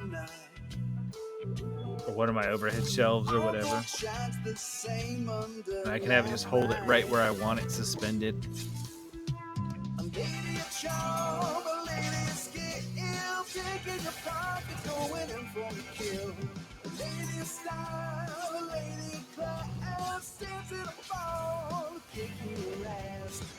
I'm glad I fixed the crackling in my headphone monitor that plugs into my mic. At first, when I started doing this, I didn't want to use like I've got headphone headset mic, you know what I mean, that you use for like playing multiplayer games, or talking on Discord. And I didn't want to use that because, I mean, you know how that sounds. It's good enough for playing, Call of Duty or, talking in Discord while you're playing multiplayer with people in MMOs or something. But I wanted like a real microphone or whatever. My son had a microphone, and like a real microphone. It was USB. I've got one somewhere, but I just couldn't find it. So I used his, and I was like, okay, I want this, but I couldn't get the same one he had because it had come out with a newer one. Basically, the newer one just had basically more RGB stuff that it could do. But I like the mic because it already had like built-in pop filter, and I like that it's got multiple patterns and stuff. I mean, I'm probably only ever going to use it on the cardioid pattern, but it's still nice that it had multiple patterns. And I like that it has where you can basically just touch the top of it, and it mutes the mic and turns it off and turns the light on it off without having to like push like an actual clicky button or like turn a knob or like click on something on the screen, and then you have to like look for an on-screen indicator as to whether or not you're muted. But yeah, I had to get the one that was a little nicer, and it's got a plug-in right on the mic, which I like, and then you can set that as your audio output, and then just quick and simple without having to deal with a mixer, even in a software mixer in the computer that's complicated to mix your sound, so that like I don't have to like power off my desktop speakers or anything like that, that I use for normal gaming stuff. And also a nice thing that it does is it with zero latency, so no echo, is I can hear myself in the microphone, which my headphones, my wireless Bluetooth headphones that I can use for playing games. They have a knob that blends that in, that I can do that too. But I didn't want to wear the headphones all the time like that.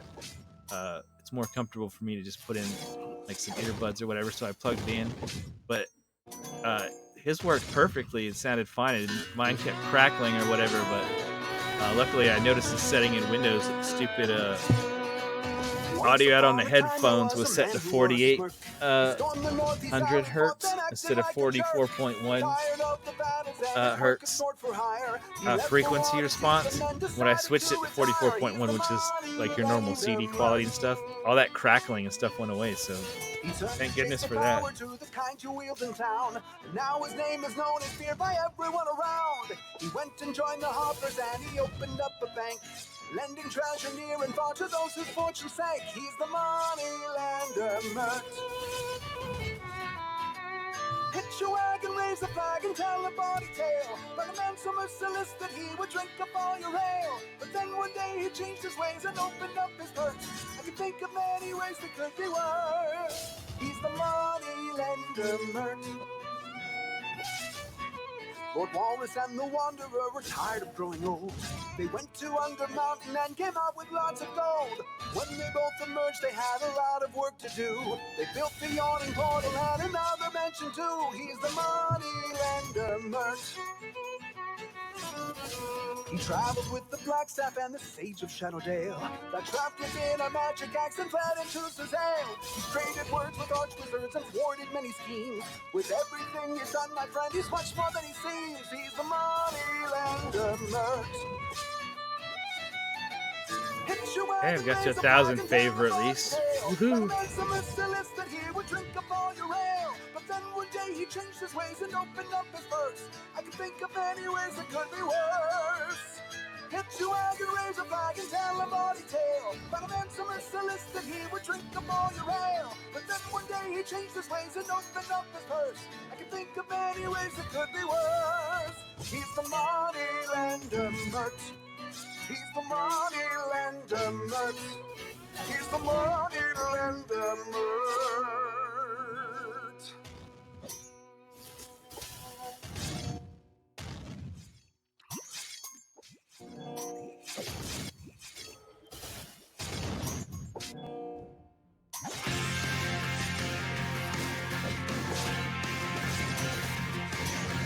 When I look into your 10 bright eyes, I feel a change inside I can't explain.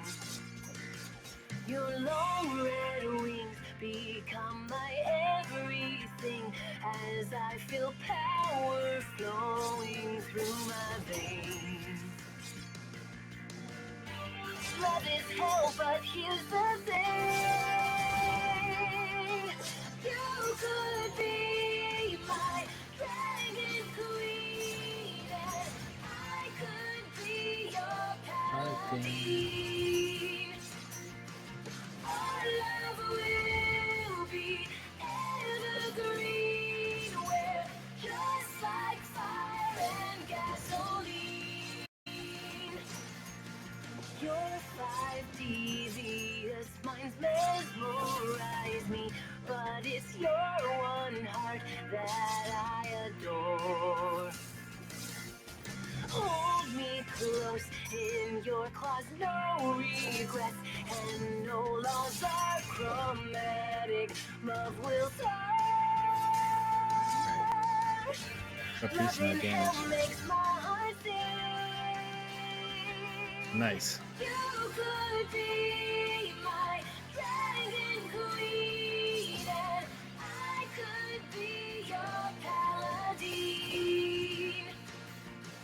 Our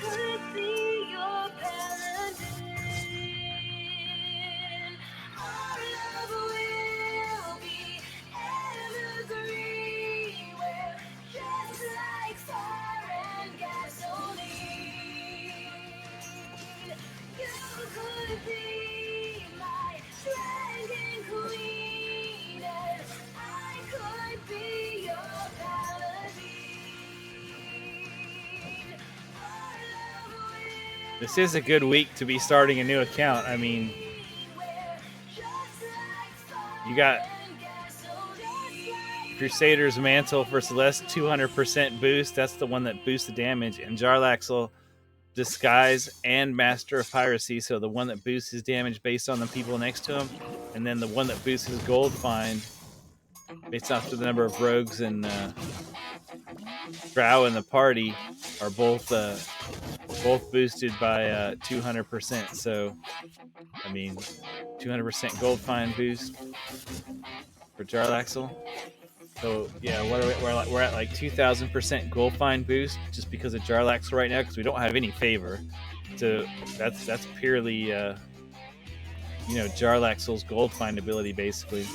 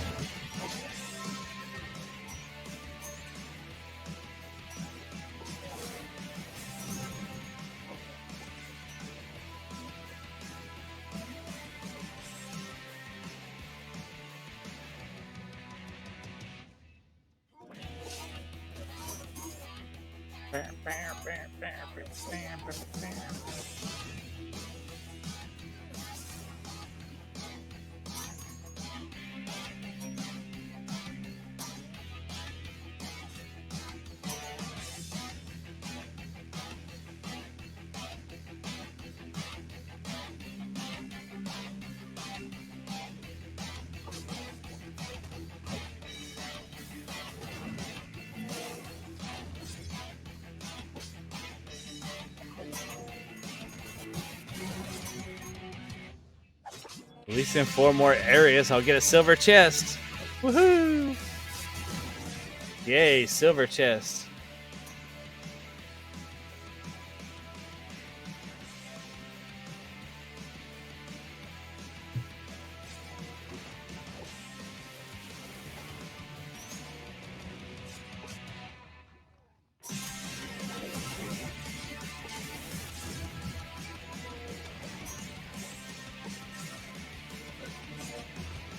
But it is a freely silver chest, so at least I'll get a piece of gear for freely in it. I mean, any gear is better than no gear, right? I mean, at least in this game it is. And in Dungeons & Dragons, I guess it is. Maybe not in real life. In real life, a bad piece of gear could get you killed. I don't think I'd want a crappy gun or a crappy knife. Like, those end up hurting the user. In those cases, it is better to have nothing than to have something that's really, really crappy.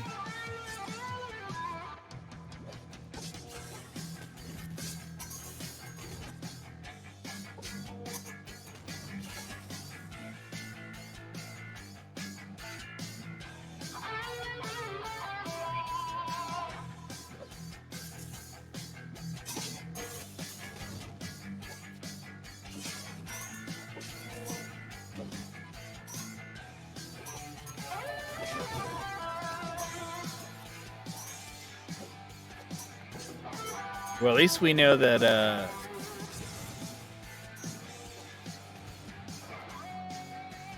I'm not sure.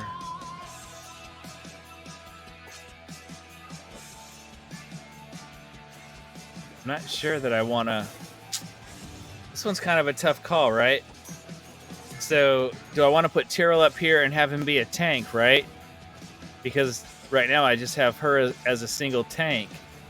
But Tyrell can either be a tank up front, or he can do his moonbeam thing, and then he boosts everybody in the party that's not adjacent to him, based off of how many characters are adjacent to him. The more characters that are next to him, the boost goes down. So in this formation, he's only got one character next to him. Just Makos is the only one next to him. So it's like, oh, you're like, dang it, you like took out my Jarlaxle, you butt. And that, such a butt, Zariel. Need a couple more levels. And Jamila, she's a DPS, but she's she's so freaking weird. Like, she's a DPS. She's basically a junk character. I can't think of any time where she's useful. She's a DPS that wants to be up front here next to the tanks to get her boosts and do anything. And it's like, what the heck is wrong with you? You know what I mean? Like, so you want to be in danger, but you're not a tank. You want to be up front, but you're not a tank. So what good are you? You know what I mean?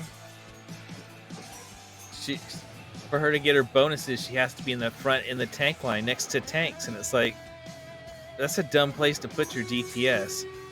So, I mean, I could get her and stick her up front, but even as a DPS, she's kind of useless up there, and she won't get to a high enough level. But now, Arkin, he is a tank / DPS. He actually is a tank. So putting him up front, you know, I do have a second tank that I can put up front in this tank spot. And if I do that, it makes more sense to put Tyrell in Moonbeam, so I'm actually getting like a real buff from him. Rather than if I make him a tank, I won't get any buff for him for Jarlaxle, because his tank buff basically only buffs good characters. I mean, he's got another buff when he's in tank, but it's like tiny. I mean, we saw it in the last game. It was like buffs all characters within 2 slots of him, like 87%. God, I mean, it wasn't even 100%. That's how weak it was. I mean, that's with the gear that he's got and all that sort of stuff and the level he was. I mean, I'm sure it gets a little bit better than that. But his good buff, the one that was like EO4 or whatever, that was actually good, it was really only... It was really only useful. All right, I've had a couple of plus 100% damage bonuses. Let's go see if we can. I still got. Never mind. I should go back. I'm gonna go back for man, at least a couple more seconds. In less than a minute, I'll have 30 seconds. I'll have 3 more of these ultimates off of cooldown. I can bombard Zerial with ultimates, you know what I mean? I mean, maybe I won't need them, but I'm going to farm a little bit more here at 99. We just got to get past Zerial, and then we'll get our silver chest. I'd hate to not get it on this run-through.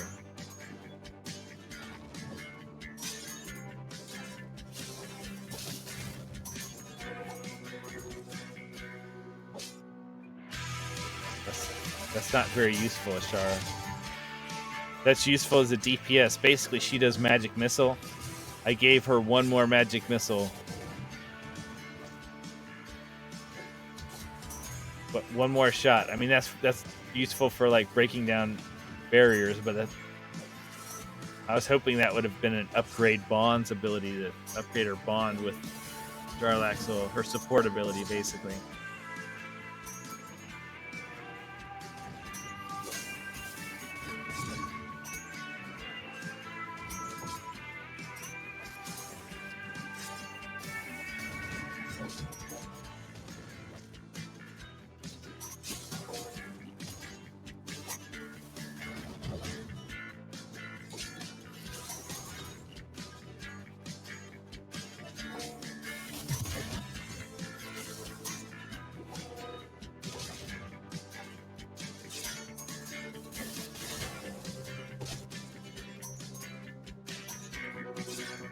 Nice.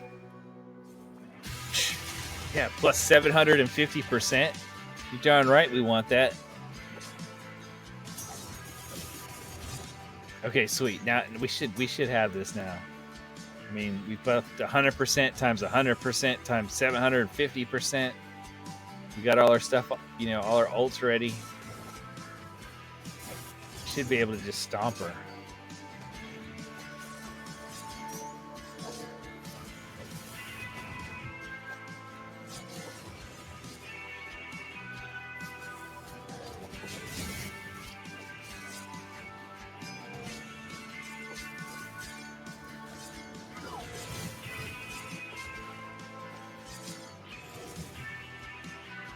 All right, flame strike, cannonballs.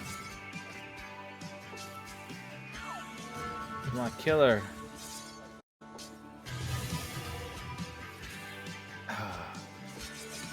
Why'd you have to die? Oh, crap.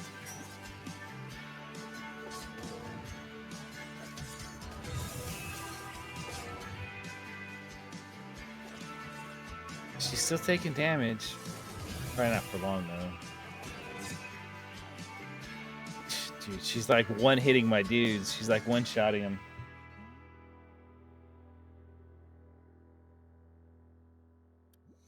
Oh, man. I could have been tricky. What I should have done is that if I went to like single level up, I could have leveled up Nieli like one level, and that would have healed her. And like one level and healed her, you know, like as her HP was going down.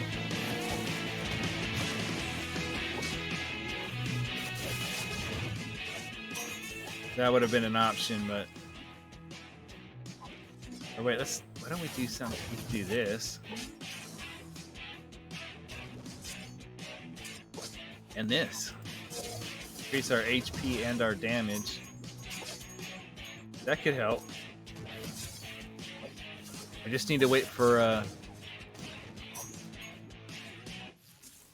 my ults to come off cooldown, because you saw I got her down from 2 full armored health bars down to 1. And the thing with those armored bars is that, like, you know, every time you do like the full amount of damage that it takes to hurt her, you take off one notch, one little bar. So unlike the ones that just have a regular health bar where however hard you hit them, that's how much comes off the bar, armored damage is a pain in the butt. That's another thing where human kind of shines, is if you put him in the middle. Yeah, if you put him in the middle, then anytime you take off an armored segment, you take off 2 instead of just the 1. And I'm pretty sure Gazrick has a similar thing, and so does what's her name? Esmeralda. She's like the Ravenloft character, the vampire hunter lady. They all have stuff that can, like, where you can, you know, get double. If you have them all in there, I think you can get triple or quadruple credit for the armored stuff.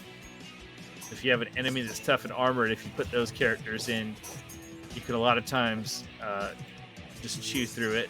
The other thing that's really useful is somebody like Ashara. See how she has like 4 blasts right now? I think if you upgrade her like all the way, it's like 6 blasts. So each one of those can like chew off a chunk. So like if you pair her with Human, and she's got 6 blasts, that means every time she fires those blasts, you can take off like 12 chunks. When she's operating as a DPS, not when she's just being a support. But yeah, I mean, it's things to think about with armored enemies. Armored enemies are basically the toughest because of, you know, those abilities.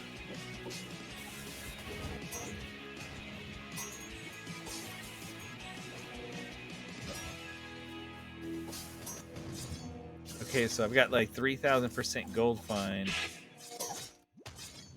But my favor's already at 5,500, so at least I'll have 5,500 plus 3,000, you know what I mean? Like, it'll be like 8,000 when I go through the second run. So I guess, I mean, I could, I guess, stop right now and just go through the second run, but... And screw that, I want to kill her so bad. Alright, our stuff's off cooldown. Let's give it a go. I want to kick Zariel in the teeth. Her just getting past the tank and then one-shotting my guys, man, that was crummy.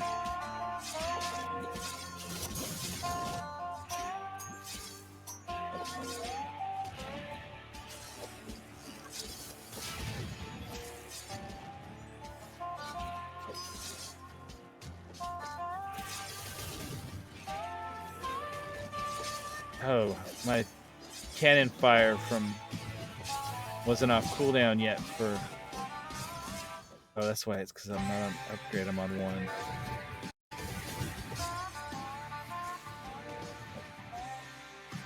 Okay, she took the shield out.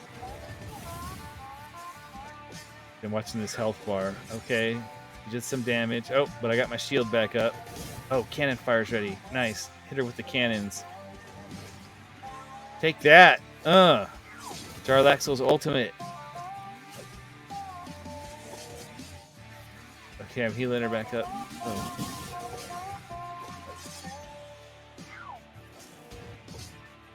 Yeah, I did what I could. Man, I don't think we're going to get her this time. Man, what a pain in the butt. She is such a pain in the butt. And then she just goes down. She's like, oh, that's your DPS? Let me one-hit him. One hit. All right, we're going to call this. Can't believe I didn't get to the 100 to get the silver. That's all right. We're going to come back in. We're going to have Freely. And we're going to have a lot more gold finds, so we're going to steamroller. See, look, now we got 5,500, 42%. That's the favor we got from last mission.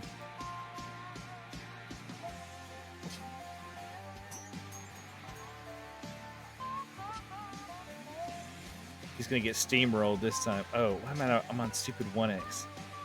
Who gives a crap about that? We want upgrade.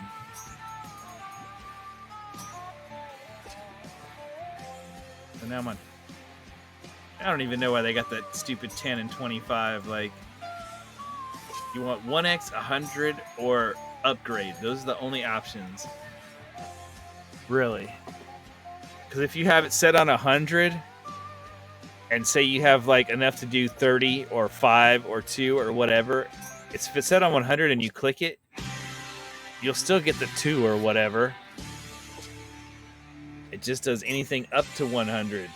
So it's dumb that they've got those other ones in there, because either A, you want it set on upgrade where it'll keep upgrading till it hits the no more upgrades thing. And then after that, then you might as well set it on 100 if you want to push your, you want to go past the soft cap, try to squeeze out every last little bit of damage.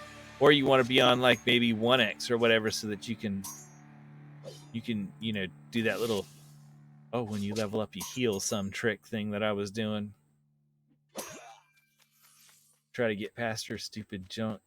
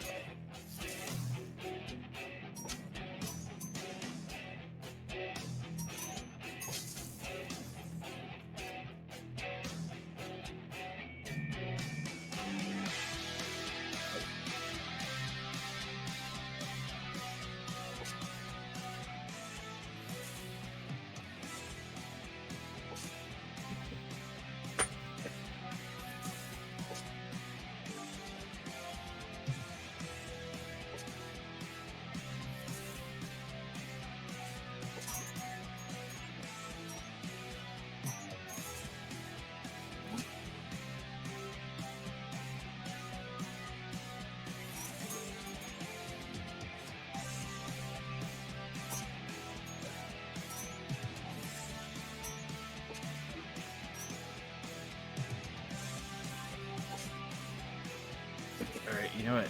Screw this. I don't have all day.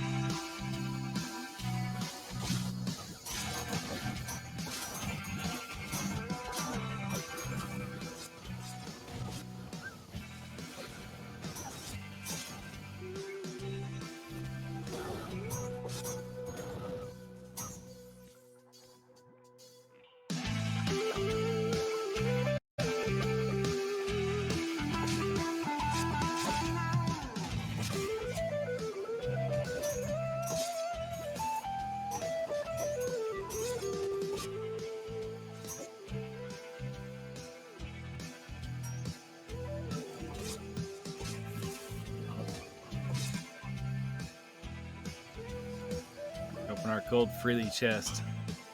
All right, nice. We got an epic, the Adventurous Tales one. That's the ability I was talking about that increases the favor that you earn based on how long he's been in the party. If we had more favor, I'd have him in the party already, but get out of here, Minsk. As soon as I can get freely in the party and then unlock his very first ability is that Adventurous Tale one. He'll start counting all the areas that we clear. And then based off the number of areas we clear, and he's got some feats that improve it, but obviously we won't have those right away. And they're, you know, some of them are like 12,500 gems, and I think one of them's the really good one's like 50,000 gems. 50,000 gems are the ones that you can only get in the store, basically. We can't only get them. Obviously, you can get them for gems too, but if it was something that they sold in the store, then it's usually like 50,000 gems. Which is no big deal for, like, if it actually is like a really good feat for like a good character that you like want to use. Like later in the game, I mean, you just saw me spend like almost 400,000 gems, you know, in one go just on gold chests to get bounty contracts. So eventually the 50,000 gems doesn't mean anything. Like, once you get later in the game, like buying a pack in the store for a feat, 50,000 is nothing if it's like the feat is like their main ability and they're like a main character, you know what I mean? Like in your build. But yeah.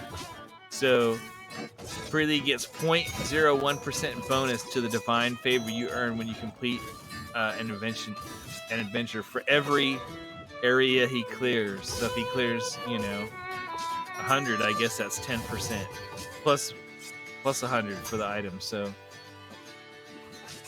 I mean, early on when you're not clearing a whole lot of areas, I'll grant you it's not going to be like a massive difference, but then also early on, small differences, you know, can help out a lot, you know? If I get like 8 E, you know, 08 instead of 4 EO8, man, I'm almost to EO9 at that point, you know what I mean? Like, so it'll help, you know? It's not nothing.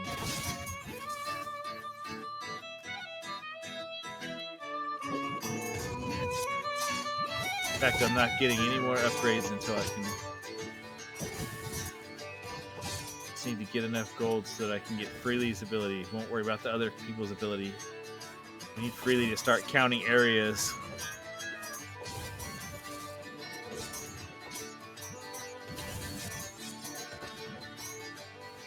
Every little bit of that favor will help when we. There we go. Boop. All right.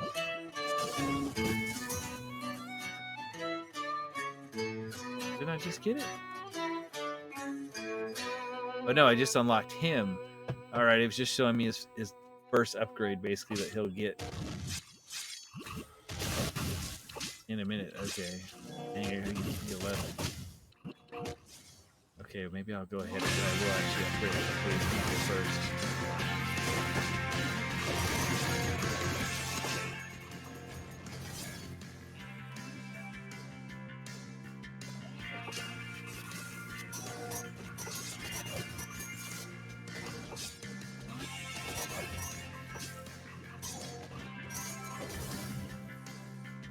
Okay.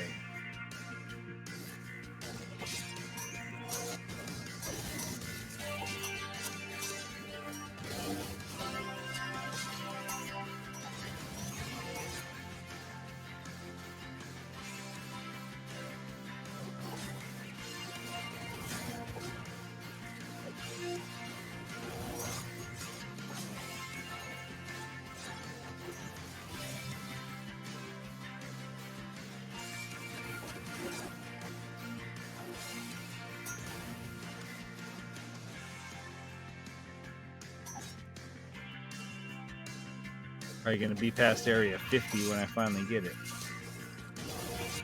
But there we go. Nice.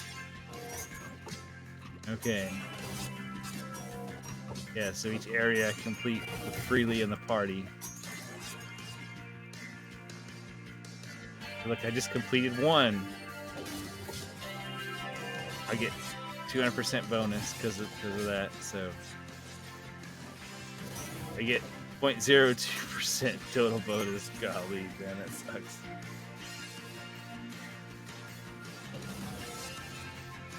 So it won't even show me the feats until I unlock the feats. Yeah, okay. That's kind of lame.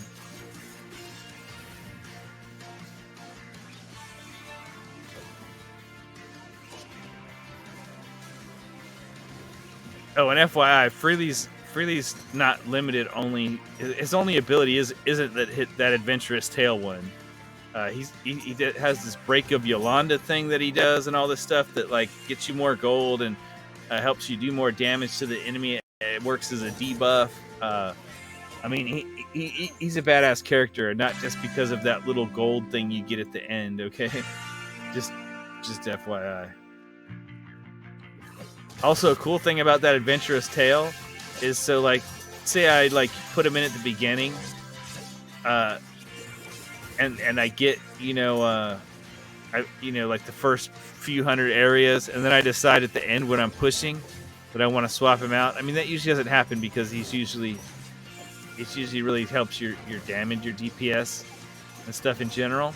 But say I wanted to swap him out, I could like swap him out, and I can stick him back in, or I might not even have to stick him back in, but I can still get, for every area he was in the party before I swapped him out, I can still get that bonus favor at the end.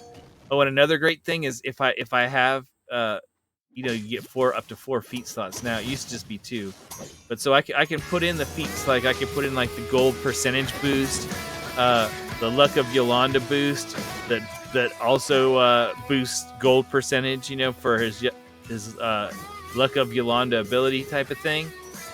I can put those in early and get all the gold boost, and then at the end I can switch his feats to the ones that boost up his adventurous tale, and I will get the boost of having those feats in. I don't have to have them in the whole time. I can put them in right at the end before I end the adventure, before I, so long as I remember to do it. Now, whether I remember to do it or not, and you do have to have them. Obviously, I don't have them. And it's 0.01 right now, but I'm fairly certain he has upgrades as he levels up that make that more. Once again, we may not get to those upgrades.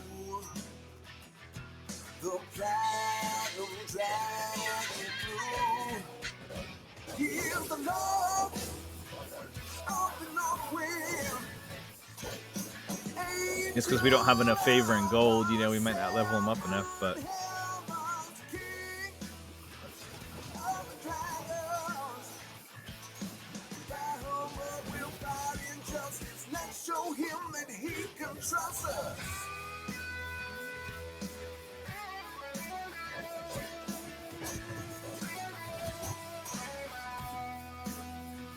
Values knowledge on the gold, takes joy in stories told, grants his wisdom and blessings to the bold.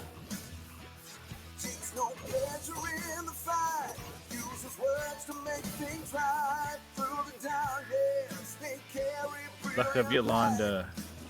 That's his main ability thing. And then his specialization is you can pick one of the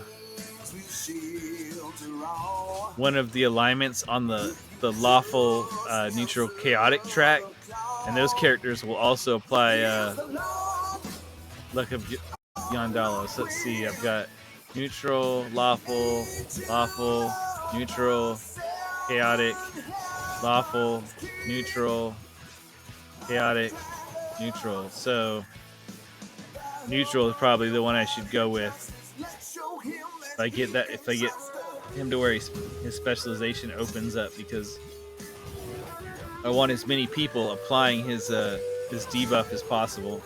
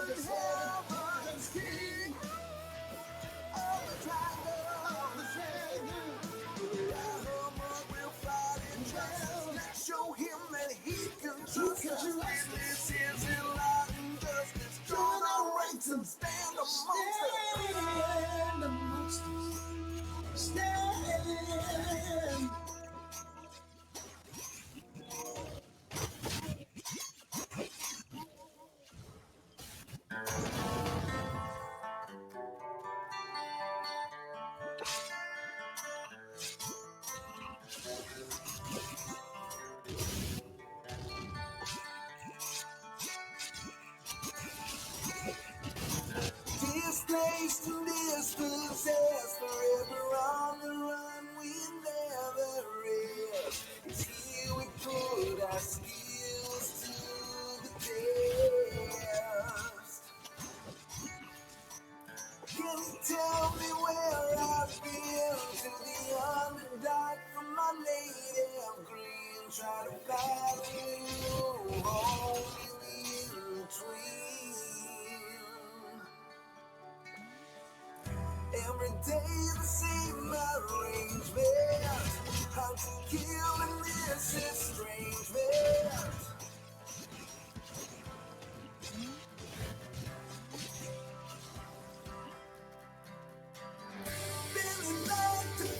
The luck of Yandala.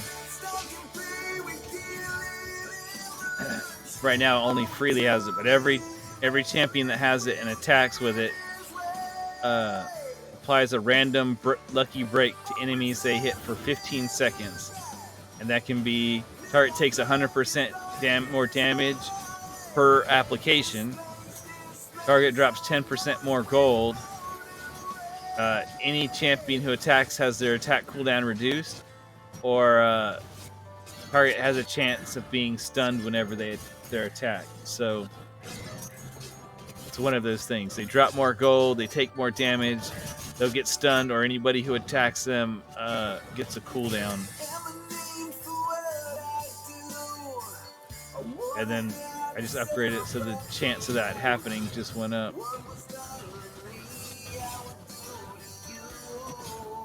Takes 100% more damage, and the effect is increased by 100%.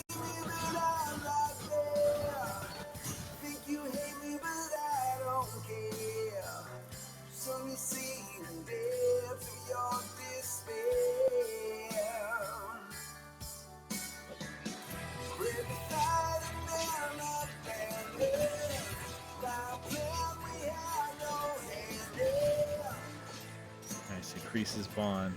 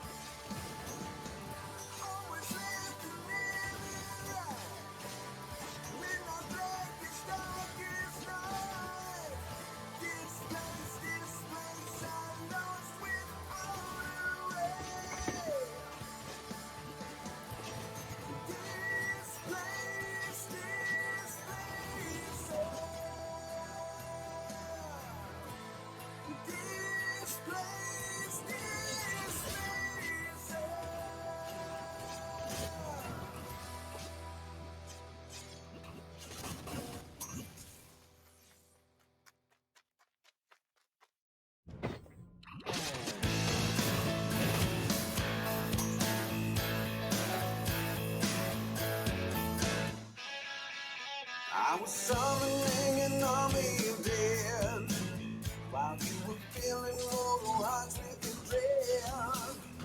Then I looked into your eyes and I knew we had to be together. Is our hatred just mistaken love?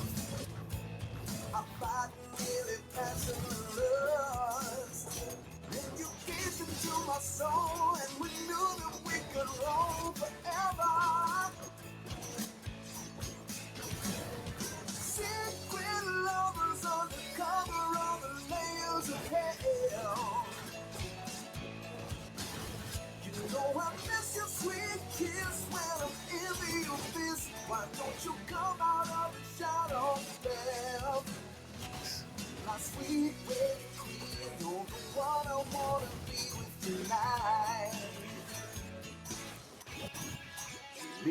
Come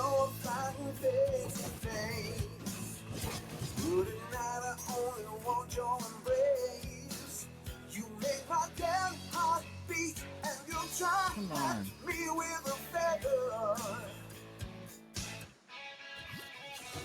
Let me put my wall to the side. Even behind that mask where you hide. Okay. We will gaze across our time. We're gonna go with neutral because we've got more neutral characters in this party makeup. Secret lovers on the cover of the layers of hell. You know I miss your sweet kiss when I'm in the abyss. Why don't you come out of the shadow bell? My sweet baby queen, you're the one I wanna be with tonight. So we're gonna use Cheryl as a tank now that we have hit or freely.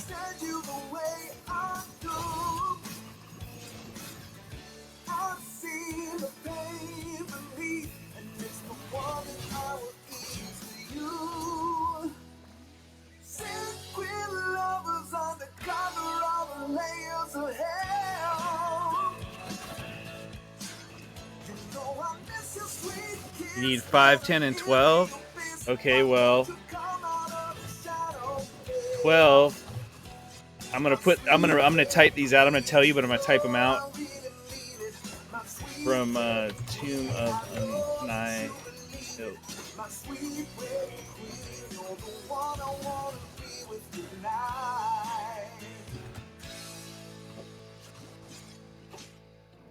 Get Zaka for slot 12 out of Tomb of Annihilation. For 5, get Freely. There's time gate pieces both in the season pass right now. There's 6. That's where I just got the 6 to get my Freely. And there's also ones. Here, I'll show you. I mean, I literally just started today, and I already got enough so that I could get the 6 time gate pieces here. That's 1 time gate all on its own, right? Then up here, in the daily votes, you can vote. Even if you didn't vote earlier today and get day 1, you can get day 2, and 3, 4, 5, 6, 7, and all these other weeks.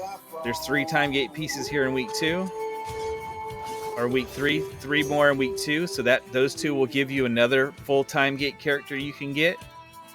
And then also make sure you get 3 to get this familiar. I would recommend the supply chest, and then I don't know, probably Sentry and Rust, I guess. I'm assuming there will probably be some more time gate pieces over here in these other ones.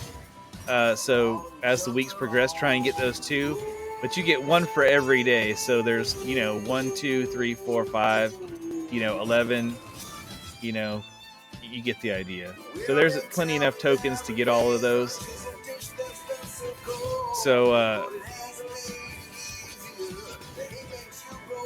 Freely for 5. And then the other one you said you needed was 10. Oh yeah, I'm gonna need 10 also. I'm looking at just like I said, from starting today, and then the characters that are in the event, and then also the characters that are going to be in the next event in 2 weeks. The ones we know, there will be 1 more character. The new character that comes out in a couple of weeks that they haven't told us what slot they're going to be in. But for slot 10, get Havilar. And if you want to get a time gate champ for slot 12, if you get enough pieces before you can unlock Azaka,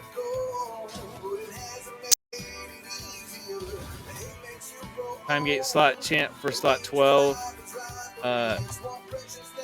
if you get pieces before, I'm putting this all in the chat, before you can unlock Azaka in the campaign, get Zorbu. He's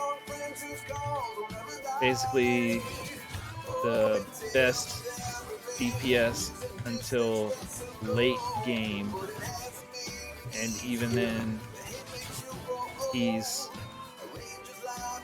third or fourth, so top tier.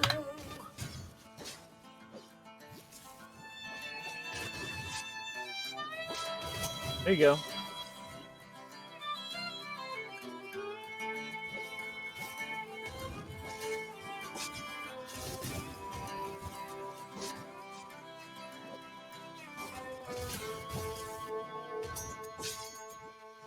And then for you know, any kind of tips, look, I'm happy to help. I think basically, you know, pretty much anybody in the Discord would certainly be happy to help you. The community is really, really nice, in my opinion. I've never had people be, you know, jerks or whatever. But yeah, other than that, certainly, I'm sure you've read some of Garwar's guides, but his guides are fantastic. His milestone guide for new players is perfect. It tells you exactly like what order to do stuff in, like how far to do this, then switch and do that, then do this. I mean, it will get you to split the party and whatnot as fast as possible. I mean, I'm assuming you know a good bit because you're saying you need to fill slots 5, 10, and 12. So you know, obviously, splitting the party and getting your Modron core is, you know, goal number one. You know, that's the main overreaching goal you need to be working towards. So, but yeah, his guides are great. And then, so like I said, his whole new player section, his guide on milestones of like what order to do stuff, that's top notch.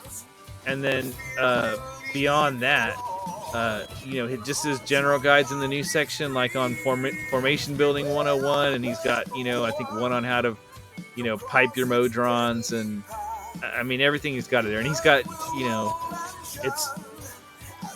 his show's called Garwar, you know, Garwar's Guide to Everything. I mean, he's made a guide pretty much literally for everything in this game. I mean, every character has a guide, and we're at a ridiculous number of characters. I can't remember if we've broken 100 yet or what, but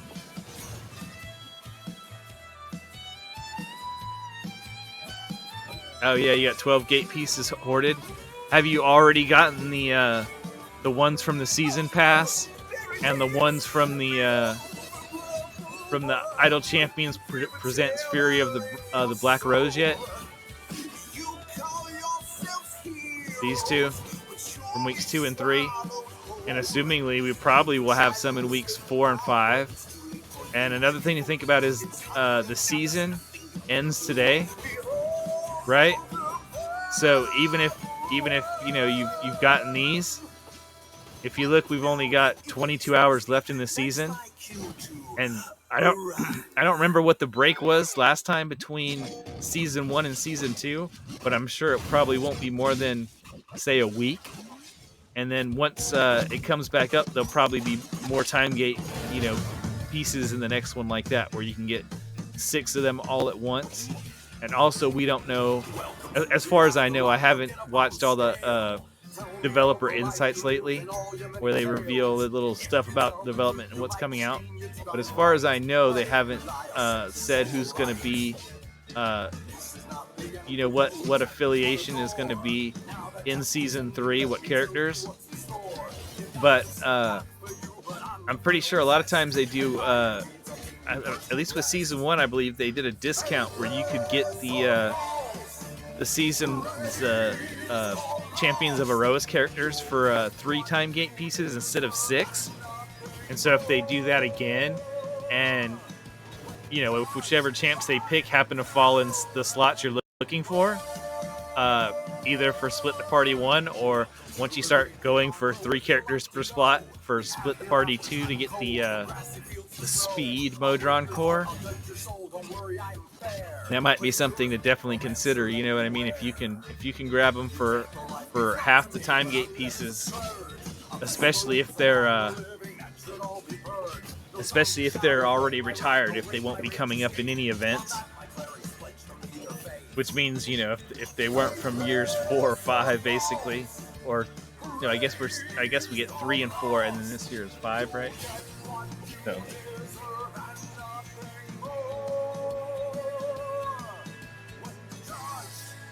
yeah, Garwar's walkthrough is like, man, it's pretty well perfect. I mean, when I started doing a second account, I mean, I watched his stream, and you know, I watched it enough that I can tell how he's going to answer people's questions before he, you know, the stream comes up and he gets around to gets down to that question in his document and answers it. I mean, you know, he's pretty thorough and he's consistent, you know, like, so. But yeah, his guide is awesome. I followed it and just plowed through the game. I mean, the first couple levels, which I did on stream, were kind of slow, but luckily I got, you know, that supply chest out of the Fury of the Black Rose, and for one of the days, because I was looking at, gosh, you know, usually the first thing you want to focus on is getting familiars, and I wasn't thinking about the time gate pieces. Otherwise, I probably would have done that. But I've already got, you know, 3, so tomorrow I'll get 3 more, and I'll get another one of the characters. But yeah, I was looking at, I'm gonna need 3, 5, and 10, and well, I'm getting 5 right now. I got Freely. He's best in slot, you know what I mean? So, but yeah, so then I'll need 3 and 10, and that's the way I'm figuring that is if I get 12 from Azaka, and if I get Drizzt, which I'll get. I mean, he's easy to get. In Sword Coast, I'll get them 2, and then I'll go ahead and get these 3 event champs, and then the 2 champs in 2 weeks, the ones that we already know about. That's how I went through, and I like wrote out 1 through 12, and I started checking off the ones that, you know, I either like have, like I've got Hitch, obviously, and now I've got Freely, so I've got those done. So yeah, I'm pretty sure by the time, just over the next couple of weeks, I'll have, you know, like I said, I did 5. That's Freely, so I just need 3. I've put down, I'm either gonna get Grama or Nahara for speed. I'll probably get Grama because, I mean, because I'm not gonna, you know, speed doesn't do you any good if you can't push, I guess. And then for 10, I'll get Havilar, like I told you. She's on my list as one I need. And oh yeah, and then I still need 5, and that's well, I'll need 1 too, but I'm not super worried about that. Like, worst case scenario, not this event, but the one after that is or Kira's in slot 1 in that event, and she's basically best in slot 2. So, you know, worst case scenario, I'll wait and get Okira, but I feel pretty confident I'll get all those knocked out. And then for 7, I'm gonna get that I need or 5. I mean, I'm gonna get Briv or Viconia. Those are both good picks in my opinion. Thing with I mean, it's just Calliope's so good in that slot. So the reason I went with Freely first is because Minsk is kind of dog poo. I mean, well, he's not horrible, but I mean, gosh, we've got like what, 1, 2, 3, 4 in Delana, 5, 6.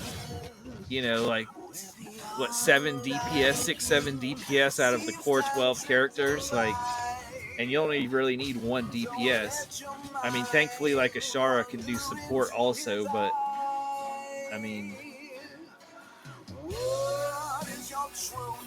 I understand that these are already been like established, you know, and it's kind of hard to go back and like change the core characters because of the gold chest mechanic and everything. But I mean, really, for like the meta of how you play this game, where you really only want 1 DPS, having all these DPS champs, especially when you got like Jamila DPS only, Delana DPS only, Minsk, I mean,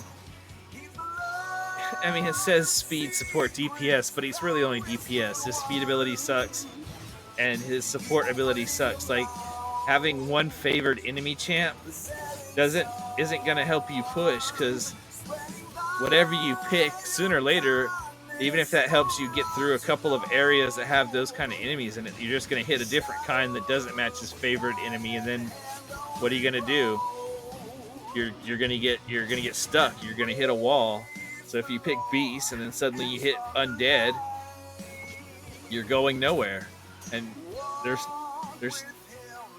certainly there's maps that are like mostly undead or mostly beasts or mostly devils or mostly fiends or whatever, but there's not any map that's all one thing, you know what I mean? So if you don't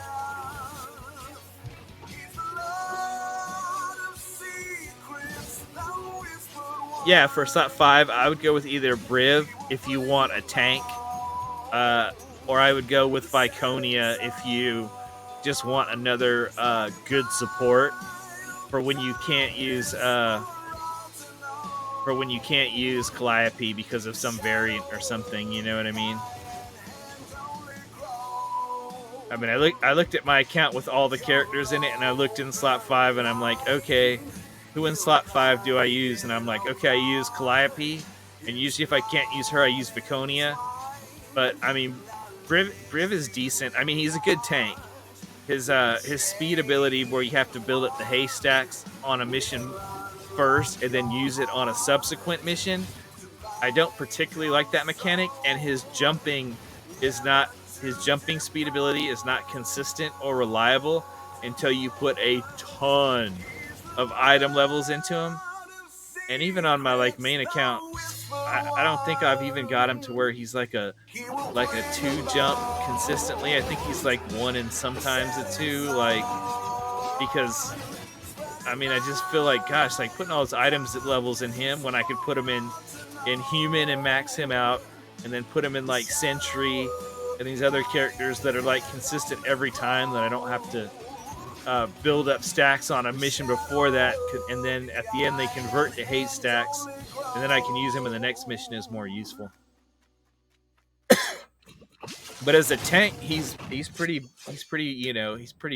badass. I mean, usually when you do him with a tank, you want to go with the flow spec, where he gets that healing going on. So basically, most of the time he's healing as fast as he's getting damage. So he's not quite unkillable, but he's he's more robust than a lot of tanks. Especially early on. I mean, later on, like Tyrell, if you can, you get his cooldown on his ultimate all the way down, and then you put a familiar, on the shielding bite where it keeps refreshing his shield. Like as soon as his shield wears off, then it gets refreshed. You know what I mean? He gets applied again, so he gets darn near unkillable. So, and I feel like what's her name? The other really good tank, Ayla. Yeah, Ayla from Champions of Varroa. She has sort of a similar thing, I think, where she could basically become kind of unkillable over and over and over again, or heals herself. But yeah, Briv is a good one.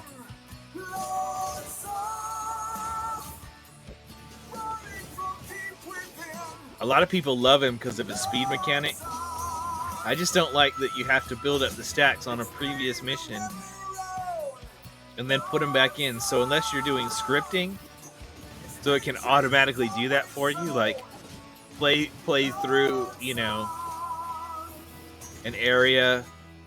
I guess I should also mention that I did mention you need a Modron core and familiars to automate gem farming and stuff. I guess that technically you can do it without that, if you use scripting. You know what I mean? Because you can have the script upgrade the characters.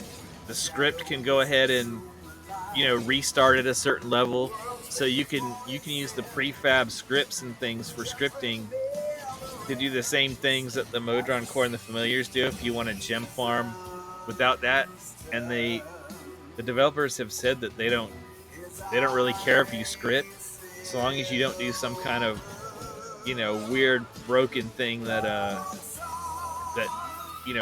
puts in a ton of server requests. You know what I mean?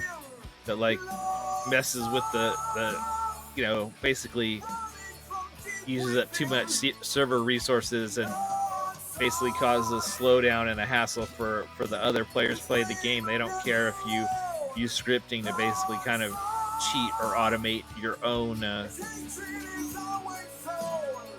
personal game. So yeah, I should mention that yes, I guess technically I could script, or you could script. You know what I mean? Like there's nothing to stop you from scripting the game. You just install a piece of software. They've got the scripts already created. You open them up and you basically fill in a couple of blanks of like what level you want them to go to, and if you have Briv and this and that, and it basically does it for you.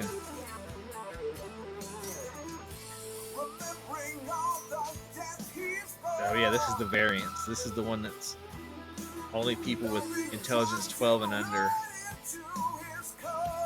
Okay.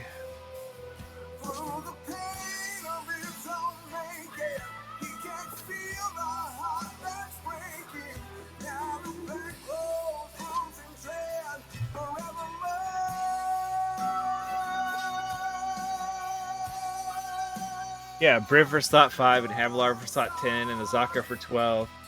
I mean, there's nothing wrong with that. I'd probably start with Havilar because you're definitely gonna want her for Azaka farming, and I looked in slot 10, like on my full account, and I was like, okay, who in slot 10 do I actually use, right?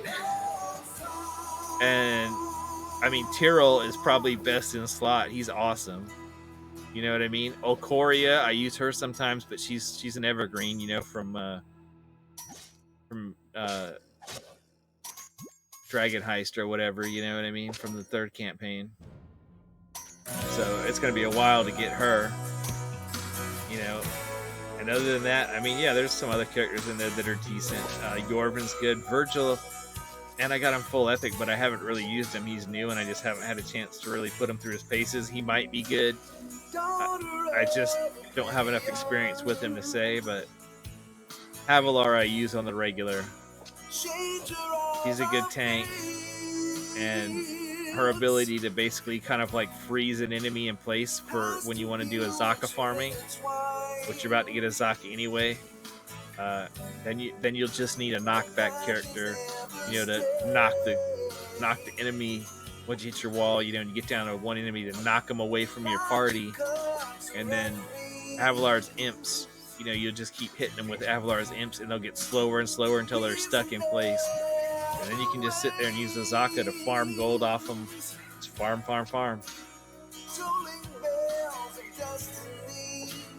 So Havilar's a win. And she's also super useful later on. So, like, you got Havilar and Farida and Bahan. So, like, if you have some variant, it's like, oh, you got to have a bunch of strength, like to put somebody in. Well, you can put in Mahan.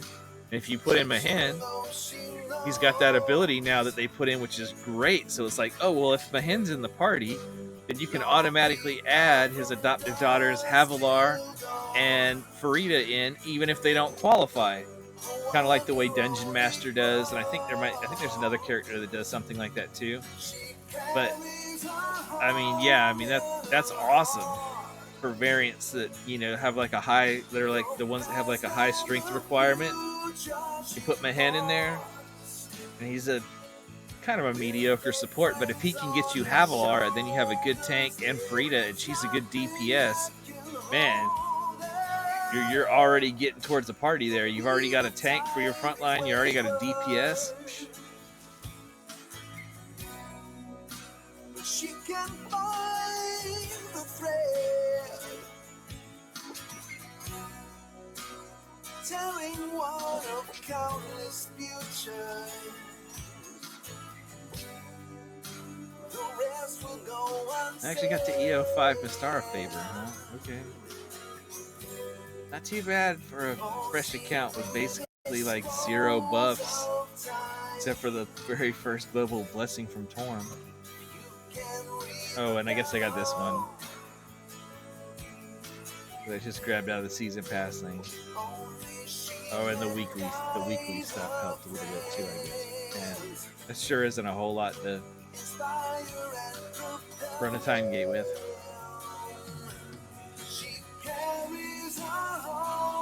Yeah, you're gonna start with none.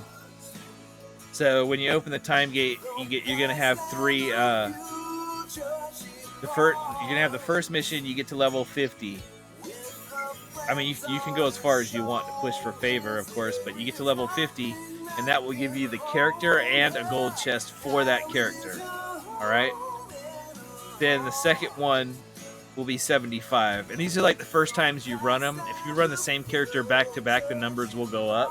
But so long as you don't run the exact same character back to back, they'll always be 50 and 75. And then the third one, you'll have to look and see. So like if you, here I'll show you on the screen. But the third one, I got lucky on this one, and I've got it's one of the 3 variants from the event. So mine, I got complete area 75, and the restriction is champions with intelligence 12 or lower. So anybody with the intelligence of 13 or higher can't be used.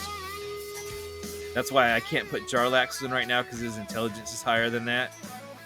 But yeah, so but what you want to do on these, I mean, other than if you get some more favor, when you close the gate, you get to convert it over into whichever campaign you want. But it's not at as high a level as like an event. So that's kind of a lesser concern. But the other thing about running levels is when you're doing a time gate, so you get the gold one for finishing, but for every unique 100 levels you go through, you get a silver one. That's why I had a gold chest and a silver chest, when I finished this one, because I got past level 100. So I got a silver chest, and then I got the gold for finishing it at the end. So you get past, so you get those, you can get those extra silver chests. But the main thing is you want to look at this. And if you get like the one that's like 100 area 125 or 175 or whatever, or it's got a really hard restriction, then you might want to push a little further in these. You get enough favor so that you can kind of overcome whatever you have to deal with in the variant. But that's why it's got this free play here, is just so that you can farm up more favor if you have to try to beat this. And remember, of course, you do get 3 days before it's going to close on its own. I mean, once you're done, you can just close it. There's no reason to keep it open, but you do get 3 days so that you can work at it. So if you can't beat the variant right away, you can go over here and try to get some more characters, or you can try to get some more global blessings or something like that. You know what I mean? Other than that, your only option to get enough power to get through the variant, unless you have a way to get some more characters. You know what I mean? Like I said, like there's ones in the event you haven't got yet that maybe you could use for things you can't use some of the characters you got now for. Is to try to use that free play to farm up enough favor that you can, push your level high enough that you can brute force your way through it.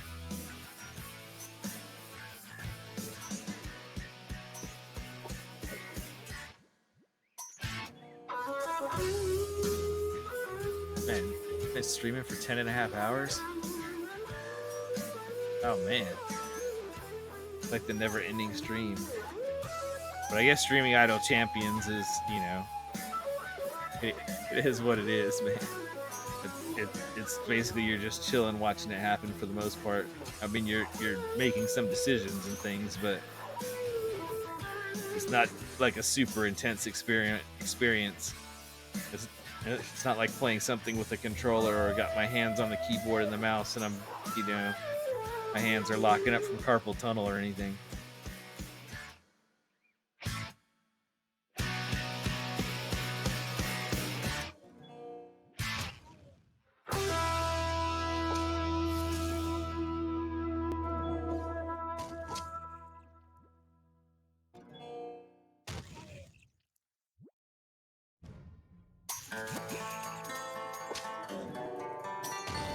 But yeah, basically, other than the conversion of the favor in a time gate, yeah, knock yourself out, man. I mean, that's the great thing about Idle Champs is it's perfect for you know, playing while you're watching TV or while you're doing, some homework or some work or, cleaning your room or whatever, cleaning your house. It kind of plays itself, and the more once you get the Modron core obviously and more familiars, then it really can play itself. Uh you just pick the formations you want to use and stuff, and it'll sit there and play away and farm gems and stuff for you. So yeah, go get Havilar. She's dope.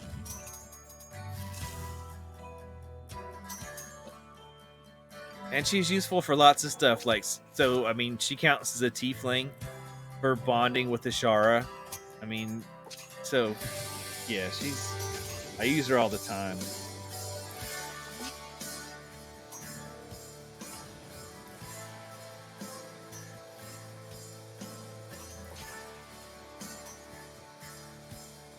She's flexible.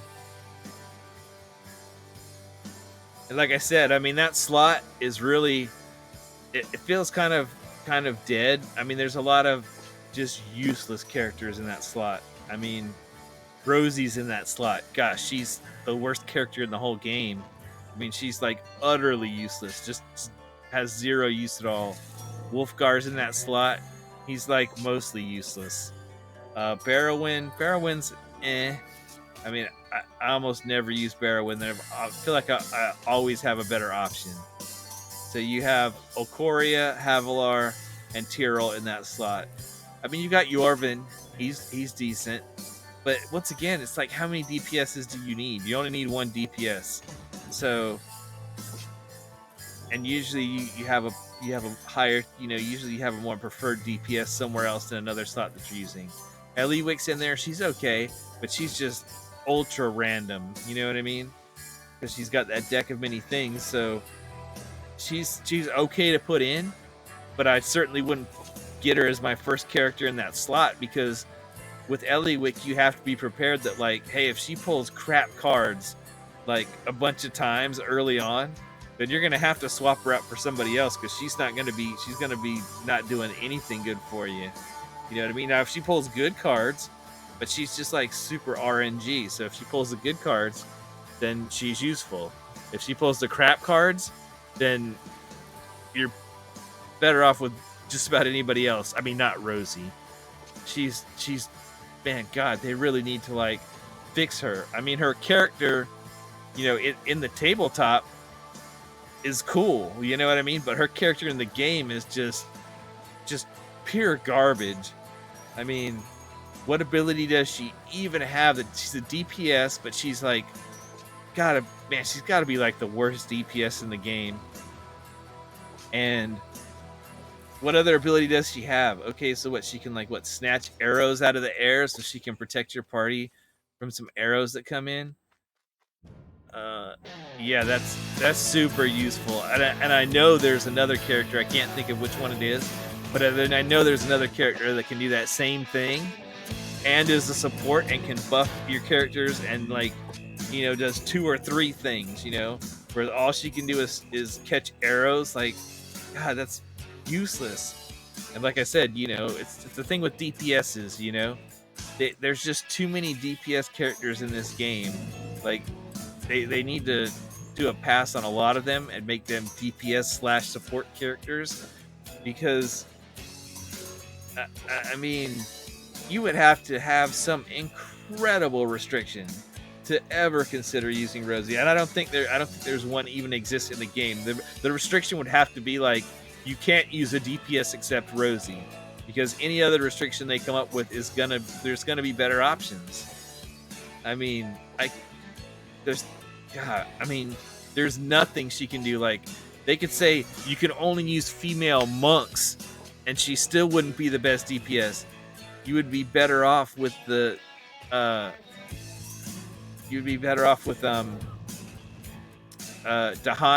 in slot 1. That's an Aarakocra monk DPS. She would be way better than Rosie. I mean, there's like nothing she's good at. I mean, she's like the bottom, like 10th tier DPS, and you only need one DPS. So even if you can't use your first choice, or your second choice, or your third choice, or your fourth choice, or your fifth choice, I mean, you're never gonna get to Rosie. I mean, there's supports that are better, like Hitch, that are better DPSs than Rosie. So I mean, just pointless, totally pointless. Now, the one good thing about Rosie is that I got lucky, at least when I did unlock her on my main account. I did happen to get the variant that you have to play with through with Rosie and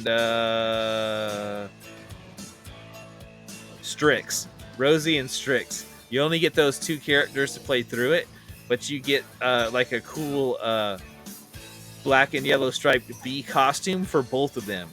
So that's the only good thing I can say about Rosie, is I got the variant where when you complete the variant, not only did you get the gold chest, but I got two costumes out of it. And one of them was for Strix, and Strix I'll actually use. You know, I actually use Strix from time to time. I don't think I've ever really used her as a DPS, but she's a decent support. Once again, she's a DPS support. So would I use her or Rosie? I would use Strix. She's better. So yeah. Rosie needs a bounce pass like, oh my god, more than any character in the game. Maybe they'll put her. Maybe she'll be in season 3. They have been putting their characters into the seasons. You know, clearly like with this most recent season that they wanted to rebalance. I mean, Vaconia was good. Jahira was pretty good. And Shandy, I mean, she's great for her speed ability. Her other ability is, it's all right. It's not the worst. I put her in when I, for certain variants and stuff.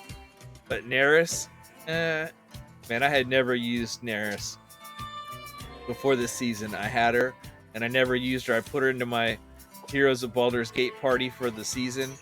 And Krydle, man, I mean, they already tried to rebalance him like once and make some adjustments, and clearly like they didn't do enough as making him in his DPS support. Once again, another DPS in a game where you don't need a bunch of DPSs. They don't do any good. So they just said, oh, you know what? We're just gonna, the Krydle you knew? Oh, he's gone. Krydle's now a tank. He's a rogue tank. He's a tank that works by dodging rather than blocking. Okay. I haven't used him enough. I mean, I've got him in my Heroes of Baldur's Gate formation that's like running through my gem farming right now, just to be doing content with him, to complete some of those season things that have been coming up. But I haven't used him enough to know if he's actually like a legit good tank. But at least I could see a use for him as a tank. You know what I mean? Because it's like, oh, well, I could think of variants where Krydle would make sense.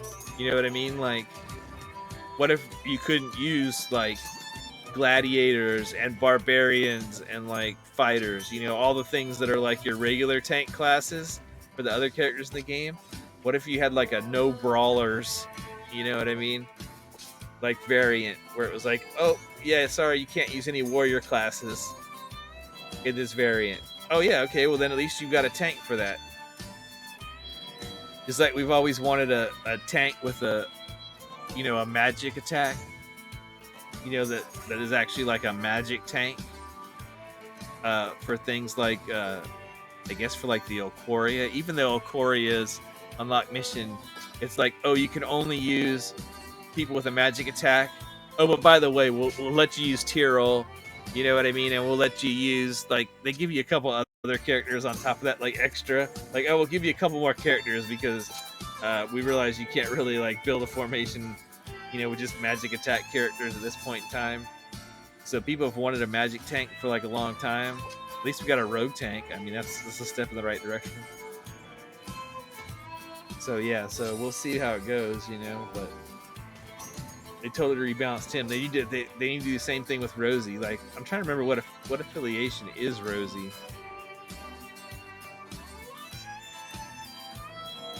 I mean, I know I think she's multiple things, but I think she's Acquisitions Inc. But I think she's also, oh yeah, she's Acquisitions Inc. like C team.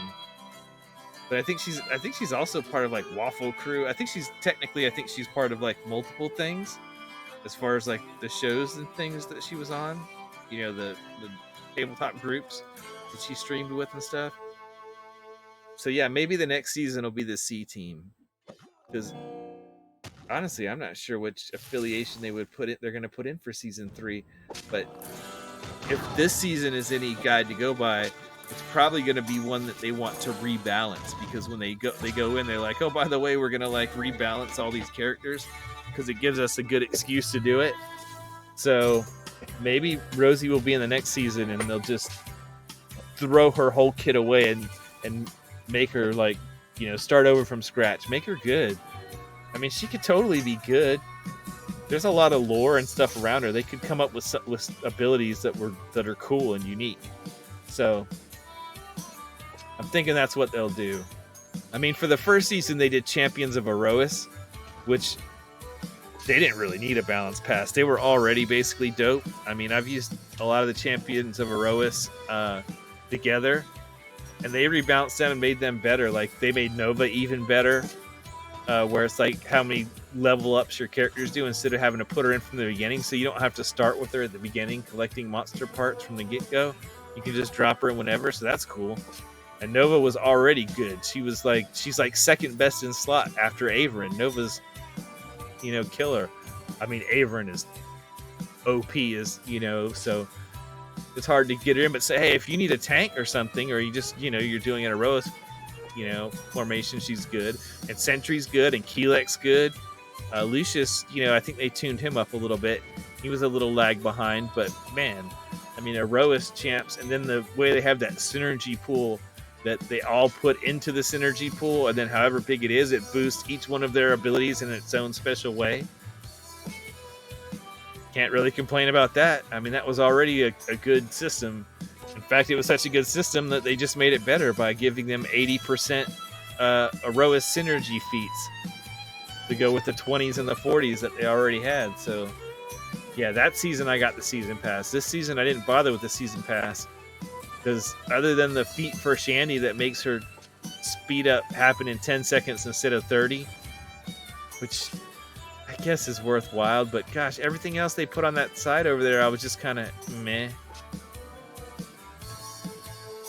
I mean, I'm pretty sure my main, I've got it unlocked all the way down to the bottom. In fact, I need to go ahead and check and see if I've got more tier stuff, because I've got like a pile of currency. I need to get to 40 to get stuff at the bottom, and I'm only at like 32. I hadn't really been working on it because I don't need any of this stuff. But yeah, I've already got all the free rewards except for being the chest at the bottom. Big deal. I wasn't gonna sweat doing some of the season quests and stuff. I pretty much just knocked out the dailies, and like I said, I put together a Heroes of Baldur's Gate party to basically knock those quests out on the auto, and they did. So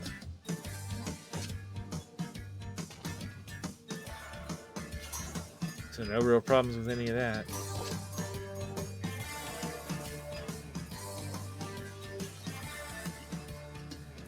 Can't use Hitch or Delana?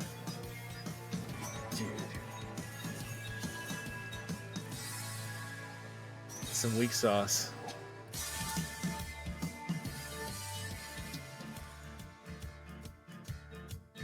And I'm sure I probably won't get to use Makos. I'm sure. Well, no, he's a warlock. Maybe his intelligence isn't too high. Maybe I can use Makos as my DPS. If not, I may have to use Jamila or Arkan. But man, I'm not going to be able to level them up much with the favor that I have in this. mean, it is EO5, but I also can't put in Jarlaxle, so I'm not getting that gold boost from having Jarlaxle in. But I don't think I'm going to be able... I'm not going to even be able to fill a full formation. And I'm already down 3 slots with nobody to swap into them. And I've got Freely in here. I mean, Freely's dope. I mean, I could put Minsk in as my DPS instead of Freely, but I don't know. That seems unproductive.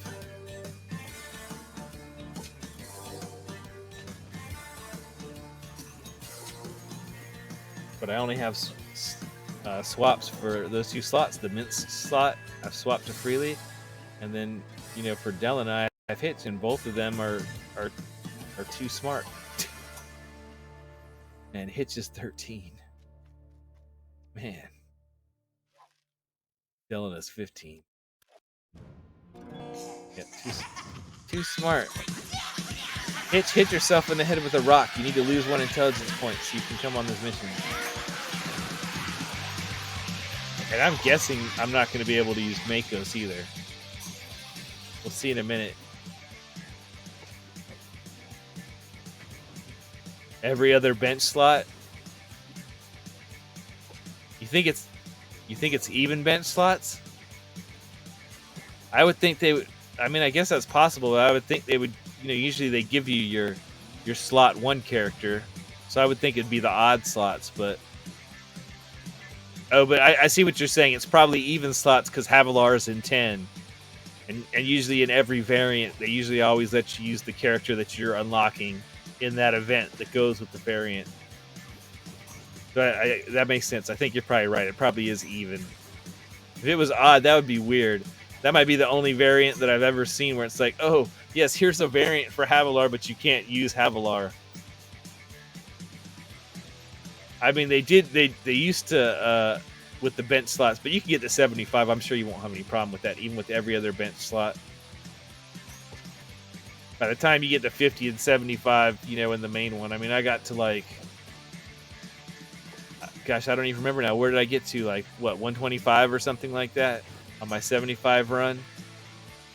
Or did I get all the way to 149 and then couldn't beat Zerial again? God, I don't remember, but I got way past 75, so I'm feeling like even though I've already lost Jarlaxle, my DPS, Ashara, a support, and I've lost Hitch, and I can't use Delena either, so, and I haven't even got enough gold for Makos to show up because, if you don't unlock the person before them, they don't show up until you've got like plenty of gold to unlock them. So we'll see, but I'm assuming I won't get Makos. I think I'll get Tyrell. I mean, I guess I can look at my other window real quick. Let me see. I'll just take a look. Let's see, Makos. What's your intelligence? Yeah, Makos, I won't get him. He's 14. Dang, Makos, why you gotta be so smart? Oh, dude, I won't get Tyrell either. He's 13. Dude, I'm not gonna have anybody.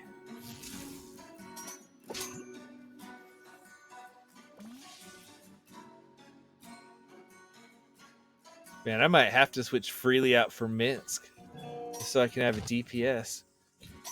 I mean, Jamila, she's probably dumb. Her intelligence is probably 12 or below.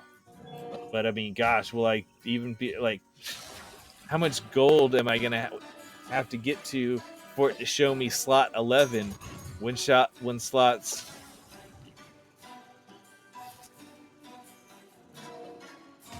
9, 10, 8, 9, and 10 are all disqualified? Oh man. This is a shallow bench problem.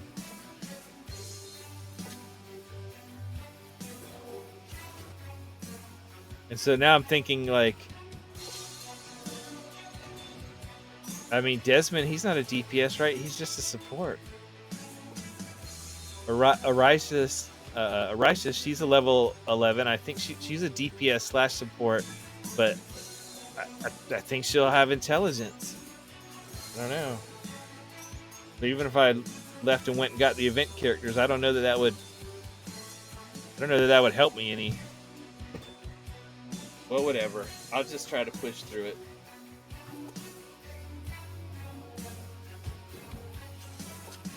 The trick I think will just be Zerial at level 50. As long as I can get past Zerial, because she's an armored boss at level 50, I think I'll get through 75 no problem.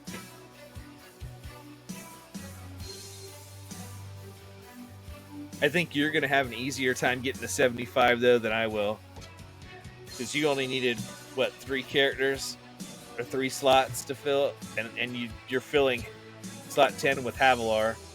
So you're only going to have 2 slots down. That means you're going to have a swap for every other one. So even though you're losing half of your slots, if you have alternates for all the other slots, at least you'll probably be able to pick some good stuff. Plus, okay, so if you're even slots, so you'll get Celeste, you'll get Jarlaxle, you'll get Ashara, you'll get Hitch. I mean, man, that sounds like the start of a good party already. You know what I mean? Every one of those characters will boost Jarlaxle. You'll get Havilar, so that'll be your tank, and then you'll get Arkin, so you'll have another tank slash DPS, you know, whatever.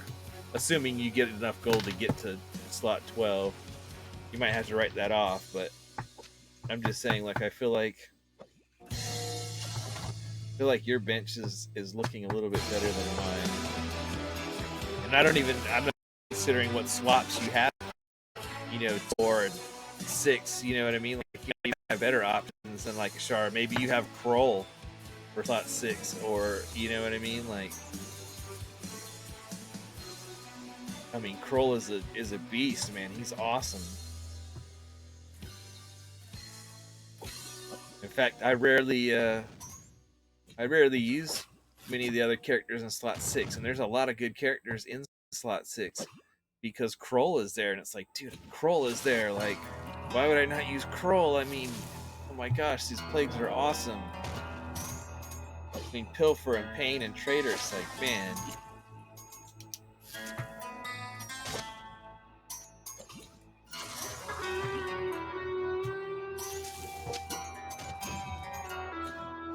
And since they changed the Ashara to where she needs 4 characters to bond, for her bonds to give herself the DPS boost, not just 3, man, you really have to have like a deep bench and not a whole lot of restrictions to get double bonded.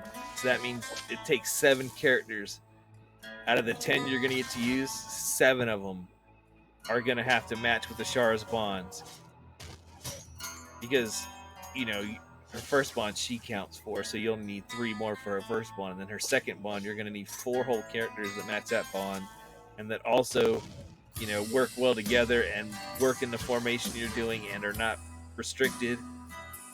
So, and then that just leaves you with 2 more slots to fill, and those 2 slots to fill are going to be, you know, you're only going to have 4 slots to pick from. The 2 characters going to use for those slots, because all the rest of them you won't be able to use because you're already using other characters in those slots. So, man, Kroll plus Zorbu, man. Kroll and Zorbu together, that's like, man, you can use that for like probably 90-95% of the content in the game as like your killer DPS support combination. I mean, dude, Kroll just laces them up with all those things, and then Zorbu, man, he brings the pain. I think Zorbu is like my favorite. Like, he's my go-to DPS in the game. I mean, just because you don't have to build the formation around him. You can just put Zorbu in and pick whatever good support you want, and you're fine. So for all the variants, you're good. I feel like he works with every patron. I mean, you have to get his int +1 feat to use him with Strahd, but other than that, I feel like he works with every patron. Or Is there one that he doesn't? Maybe he doesn't work with Zariel. I don't remember. Maybe there's one patron he doesn't work with. But man, he works with basically almost every patron and almost every variant. It seems like he fits.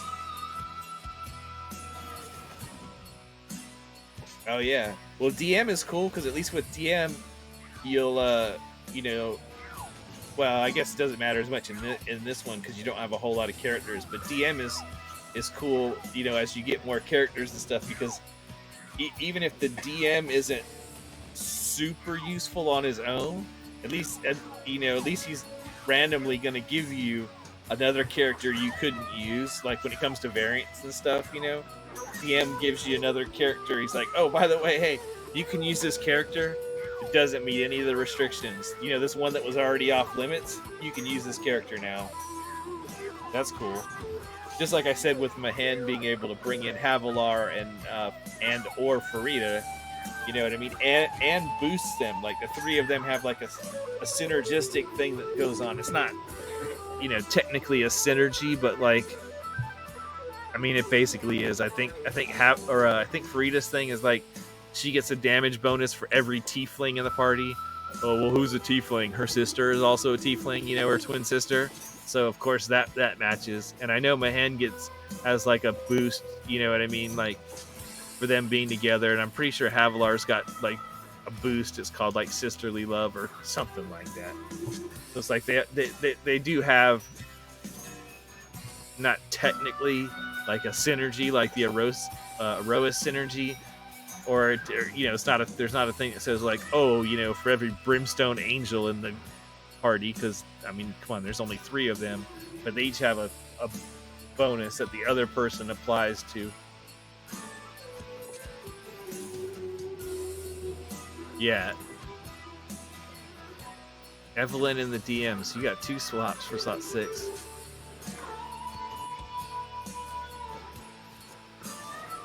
Yeah, Evelyn.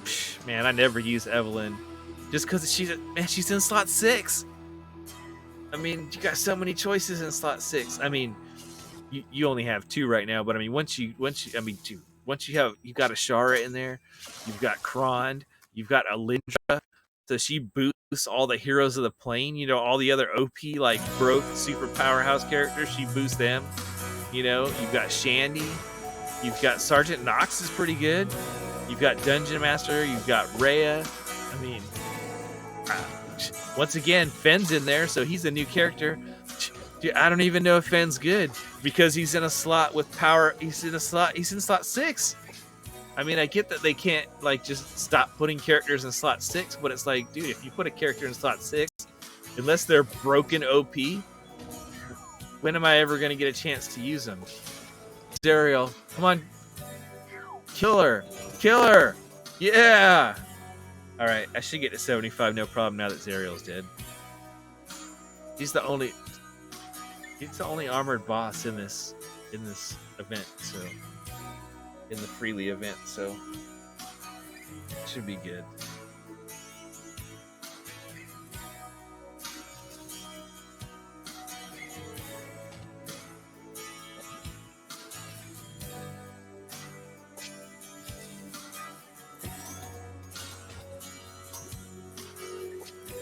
Once again, like,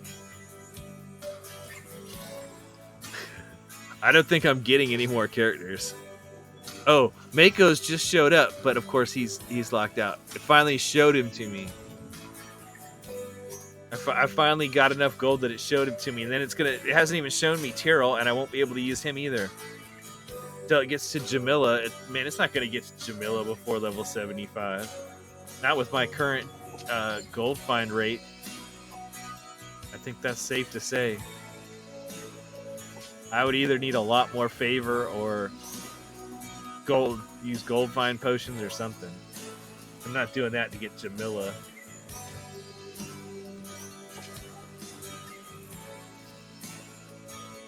I'm gonna stick Freely up here just because might as well. No point in him standing back there. Oh, now he's setting Bud. Freely is now my DPS. Oh man, I put him underneath Brunor between Celeste and in front of Calliope, and now he Oh, he's between. He's in the middle where the DPS goes. That's why. He's behind Nayeli. He's in the column with Brunor. He's adjacent to Celeste, and he's in front of Calliope. So now he's doing E21 and he's setting Bud. Okay. Hey, whatever. That's kind of cool, I guess. Freely's the man. He's like Eldritch blasting their butts. He's like, ha ha. He's like, I'm the Luke Skywalker of Eldritch Blast. Watch my blue cyan colored Eldritch Blast just rip across the screen.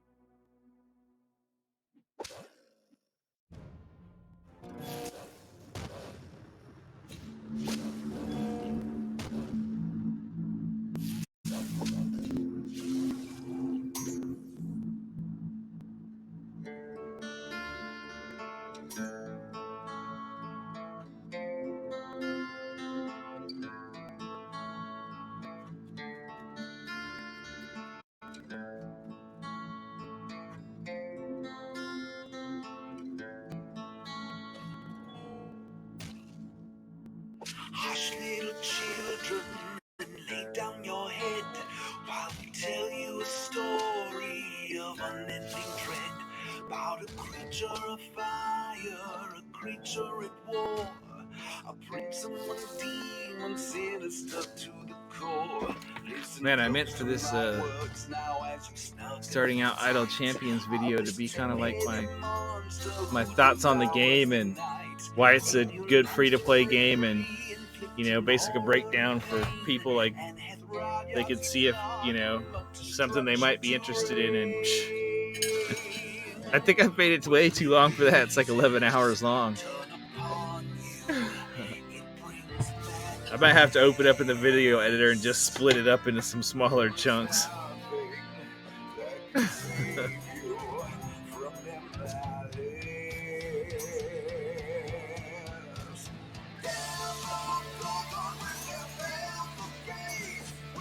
Should change the name of it, like, Idle Champions, how to kill, 12 hours watching Dungeons and Dragons characters walk to the right-hand side of the screen.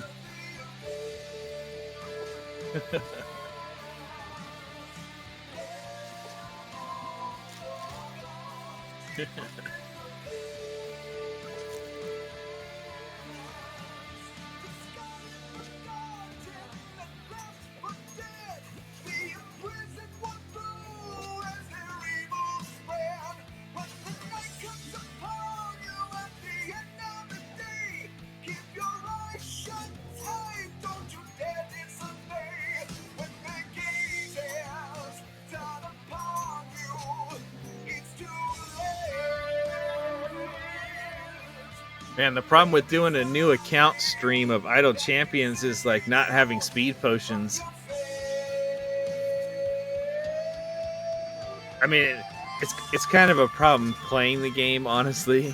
That's one of the biggest, like, slowdowns to progress is just not having any speed potions or whatever, or not having enough that you can use them freely. But I mean, normally when you're playing this game, you just fire it up and, you go watch some TV while it's going or whatever. So it doesn't matter, but when you're streaming it, gosh, it's almost like I need to spend real money just to get some potions. Not because I need them, but just because, gosh, we need to get through this content quicker.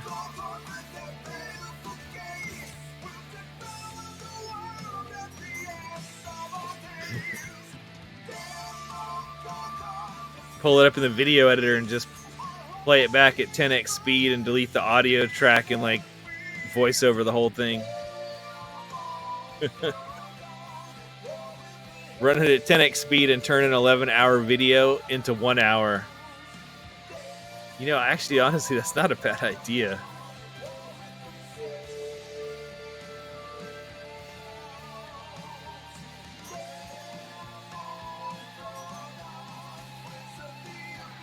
Man, if I would have had enough speed potions, that's crazy to think about. If I would have had enough speed potions, I could have played the game at 10x. And yeah, I used all the codes. I used every single one of them. The one for Celeste that gives her the golden epic and all the blues for the rest of her stuff. I used all the current Electrum codes. I used all the gold chest codes. I mean, even though that's how I got like a couple of shinies, you know what I mean, from some of the gold chest packs that were like guaranteed shinies. I mean, yeah, I used them all. And then I even bought a supply crate from the or not bought, but I mean I got a supply crate from the week 1 reward shop for the Idol Champions Presents, the ICP. So but you know, when you start out, and I did use I did use like, you know, a large speed potion and like a medium speed potion on a couple of them. Otherwise, this would have taken even longer. I mean, I did use some. Like, I did get a few, and I did use some. And I've got, like, I think I've got one more. Yeah, I've got one more large one, but I'm like, dude, I'm not going to waste that here. I'm going to, when I do the event, I'm going to pop this one, and I'm going to pop, like, the large clairvoyance and the medium clairvoyance. You know what I mean? And like, a fire breath. Maybe not on the first run in the event, but maybe on the second to try to get enough favor in the event to maybe knock out some of the variants, you know, because starting an event with nothing is basically like doing the time gate. It's just that, you know, instead of having 3 days, the event's been going now, but I mean, I've got almost 6 days left to do the event. So I don't have to do it all at once and all that, but yeah. But I mean, it's just, you know, if I was showing my main account, man, I would have been going at 10x speed the whole time between the speed core and, you know, having Shandy in there or whatever. It's like, and the you know, the global blessing that like doubles or whatever the effect of potions. All I have to do is pop one huge and one large speed potion. I'm already at 10x speed and just zooming. The supply chest comes with basically just like good potions and blacksmith contracts and bounty contracts. That's all that's in them. Potions and contracts. But I mean, the reason I did that is I was looking at week 1 and I'm like, okay, I need to get the 3 in week 1 to get the familiar. You know what I mean? And so I was like, okay, what do I want? I'm like, well, I don't have Sentry, Rust, or Merowyn. So those gold chests are like, I mean, maybe I'll get a potion, you know, or a contract out of one of those, but the other stuff I won't be able to use for who knows. I mean, Sentry will be kind of a priority for me to unlock, but not like a right now priority, like a 6-month kind of priority. And I could get a huge fire breath or a huge giant strength potion, and I was like, dude, those are both junk. Like, those are basically useless. So I got the supply chest because I was like, a supply chest will be way better. And I think I got like a large clairvoyant, a large speed, and then like three good contracts. But I haven't used any of my contracts because, I mean, well, I mean, I would use my blacksmithing contracts on freely, but I need at least. Oh, well, maybe with this chest, maybe it'll fill in the.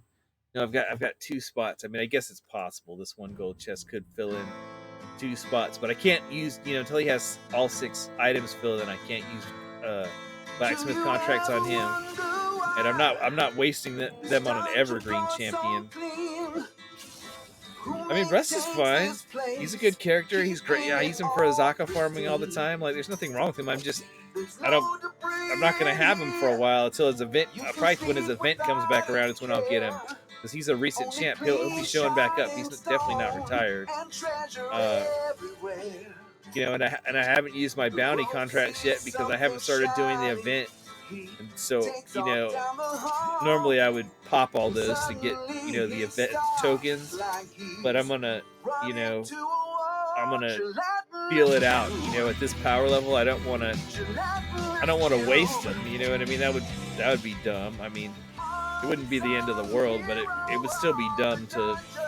I mean, I've got 2 large ones, 13 mediums, 61 smalls, and 14 tiny ones or whatever. I mean, this early in the game, that's not nothing. I mean, and I don't want to. I mean, they're decent. I don't want to use them now if I'm, you know, gonna get stonewalled. You know, trying to get the chests. You know what I mean? Depending on how much favor I can earn. I don't think I will. I'm pretty confident I will be able to use them. But I mean, the unlocks for the characters. I mean, it's like, you know, 25 tokens, and like 100 tokens or something. So I'll definitely, like, that's not gonna take. I've already got 1,700 just from since I started playing the game earlier. You know, so I'll definitely get those, and then, you know, we'll see. You know.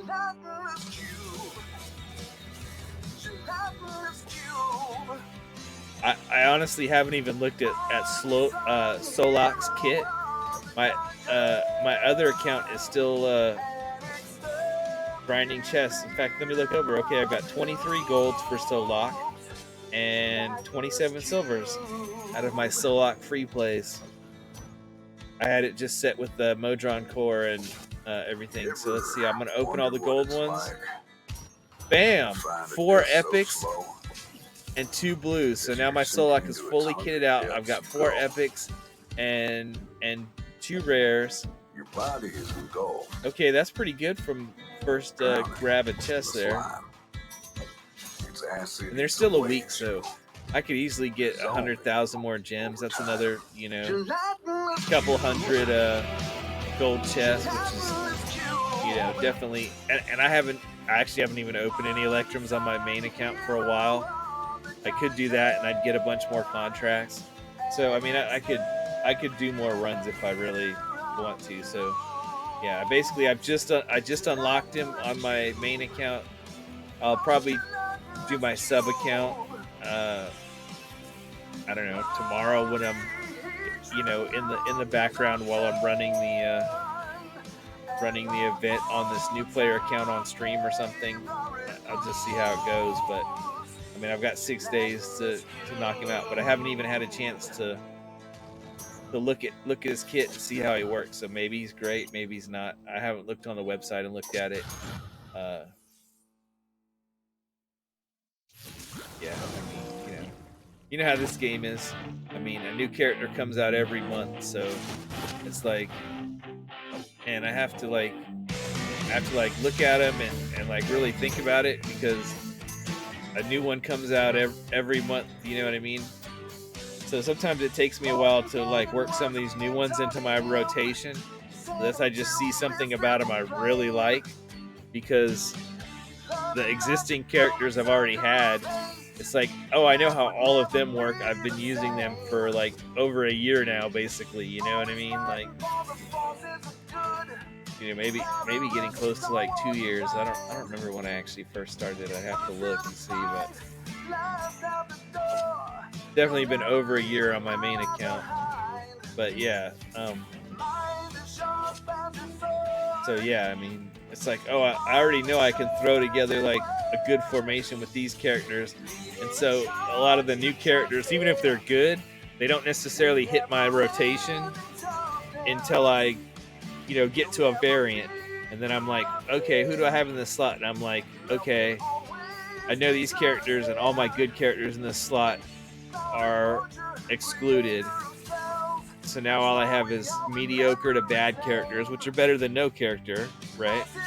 Better than an empty hole in your formation, you know. But yeah, if I don't have any of my top tier characters available, it's something I'm doing for my, on my account, then I'll definitely consider the new characters. I'll be like, okay, well, now's a good time for me to look at the new character. Let me just level them up, I mean, and I've got so much favor in all my regular campaigns and stuff. It's like, okay, let me just go ahead and throw them in and level them up, and then I'll look at their kit real quick, and maybe it's good. I mean, I know that seems crazy. I mean, I guess not. There's so many characters in this game, but and I know that when they put these new characters out, they try to balance them so they'll actually get used. Because what's the point of putting out a new character if they're weaker than all the characters that are already out?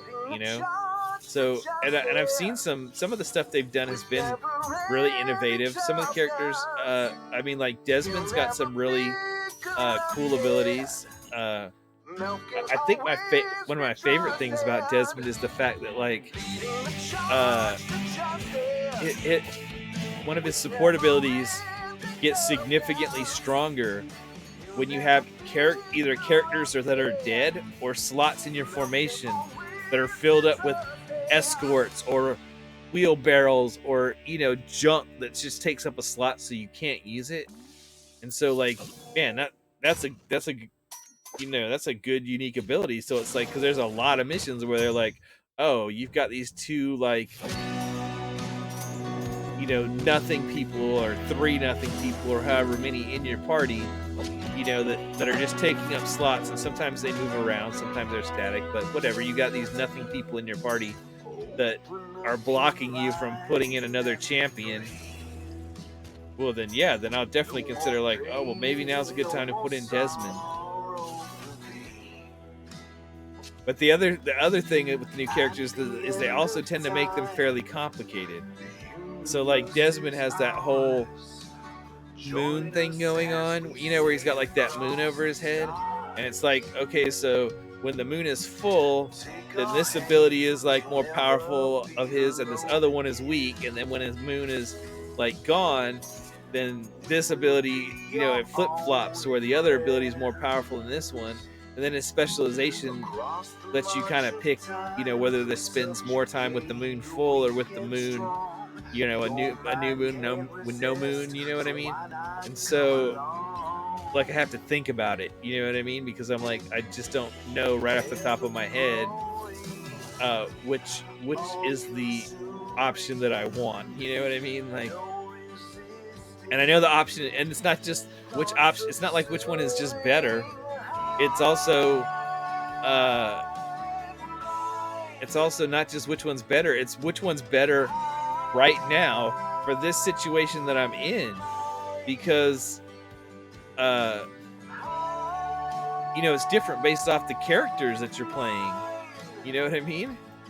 So like sometimes it's like, oh well, if you have evil characters, then it's better if the moon is full. I'm just talking out my ass. I don't remember. That's what I'm saying. Like, he's so complicated, I don't remember. Like, I have to like read through his thing like every time, because I don't remember it right off the top of my head. His specialization comes up, and then I'm like, oh wait a minute, let me pull up your character sheet, let me look at your abilities.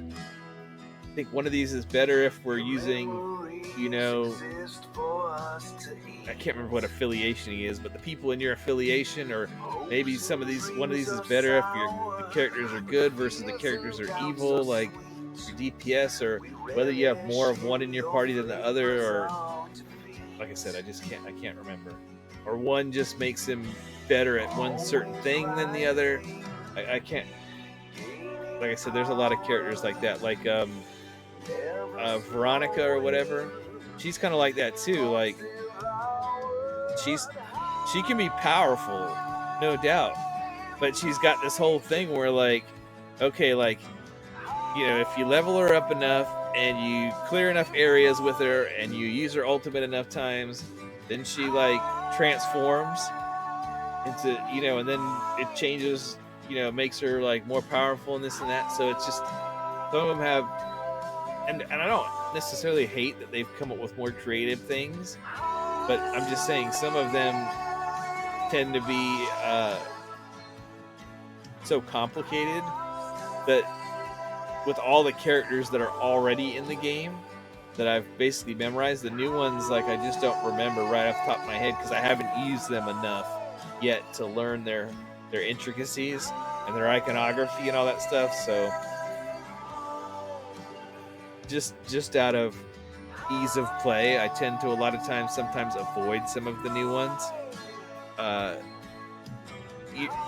I mean, I like having them, and I think their kits are good, and I think their art is dope. But a lot of times, like, I'll just be like, okay, I'm not really gonna throw this character in just because I'm gonna have to figure out how they work, like right now, to use them.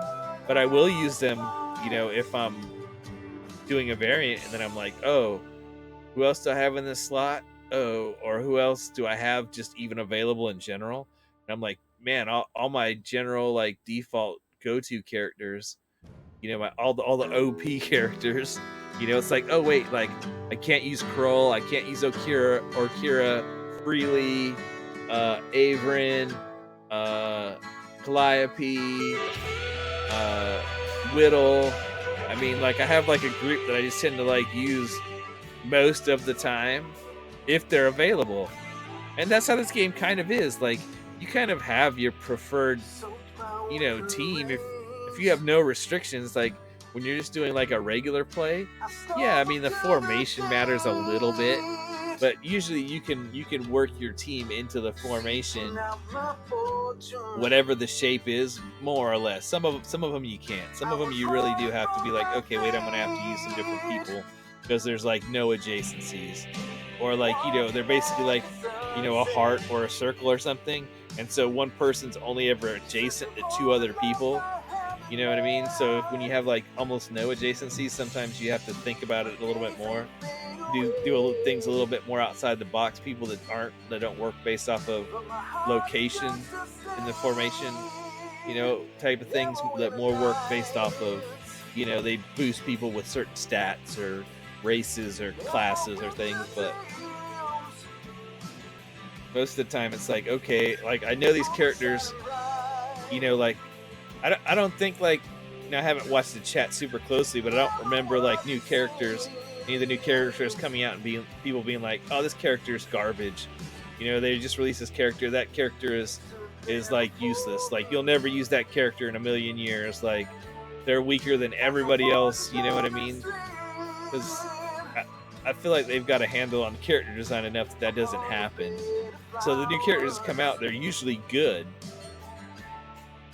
They're not necessarily OP. I mean, they try not to make them OP, you know what I mean? But in a game where you have OP characters like Zorbu, Averin, Kira, Baloth, you know what I mean? Like, freely, I mean, like, or at least the best in their whole slot, you know what I mean? Like, without even having to think about it, Tyrell, you know what I mean? Like, there's just about one character in every slot that really is like, oh, this is the best character in the slot, like 99% of the time. I mean, some of that's a little flexible.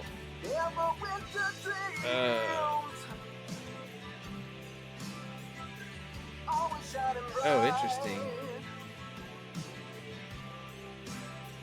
Really? Oh man, I just got a pop up on my main character screen that just said that they've been working behind the scenes on the servers, and I don't know if they're talking about sometime over the past few days, or if they're gonna send this pop up to everybody. But it popped up in game, a message saying,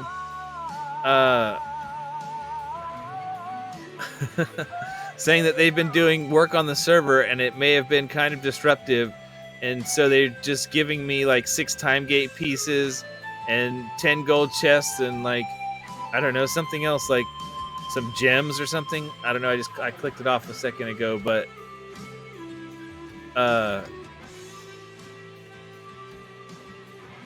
yeah, I wonder if am I gonna see that on this account, or maybe because I literally just created this character today, maybe they're talking about something that happened, over the past few days, and they're just now saying like, oh, we've been working on it, so since you've been a user, you know what I mean? Like, maybe since I'm a brand new user, I won't get it, or maybe just when I start a new mission, I will get it. God, now I guess I gotta start a new mission. All right, let me start one, and See, maybe I'll, this is rolling out. I may even have to like log out and log back in for it to I want you to be happy, for I it to want show you to up. be safe. And if we can't be either, then I'll toast you in the grave. I'm hanging with the phoenix as we travel across the land, swatting off the evil with the cancer burning hands. So let's take it one problem at a time. If we band together, there's no mountain we won't climb. So gather around So the yeah, I fire mean, and sing another line. Celebrate together like, till we all run I mean, out you of didn't create line. your account today, so I think maybe it's safe to say that you're going to get this pop-up window. So it sounds like you'll get 6 more time gate pieces. So that should get you that should get you the character that you need. Yeah, that's what I'm saying. You're not a new account. I literally just saw it on my main account pop up. Let me. Okay, I just looked over this. I've got my Steam account going on my laptop. Okay, I mean, sorry, I've got my my Epic Games account going on my laptop, and then on my desktop where I'm streaming from right now, I've got my Steam account going. That's the one that it popped up on. I've got my Steam account going on the window behind this. Earlier, when I first started, I was switching back and forth. I started out the stream at the beginning in my Steam account, doing the mission to unlock the new character in the event, so I could kind of show some things before I dropped into the beginning, the tutorial of the game, because I can't even show familiars and stuff, right away in the game. So as I was just trying to explain the game a little, I wanted a account that had stuff in it, and then I switched to this new account that I just created that I'm playing in the the CNE client,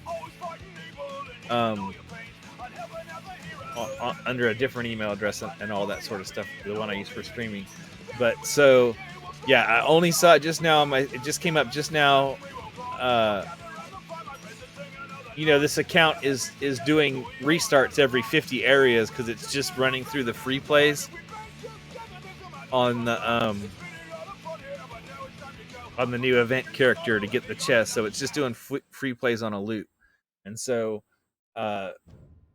you may see the message in between as you're switching, like once you complete something and you go to start the next thing, the next quest or adventure. That's what they call them, right? Adventures in this. Yeah. So once you go to start your next adventure, maybe it'll pop up. But yeah, I mean, like you said, your account's existing. It's not brand new. I would pretty much expect that you're going to see that message. What platform are you playing on? Are you playing on Steam or Epic or CNEs? I mean, I'm assuming you're on Twitch, so I'm assuming you're playing on the PC. I mean, you could be playing on Android or iOS, I guess. Okay, Steam. Right.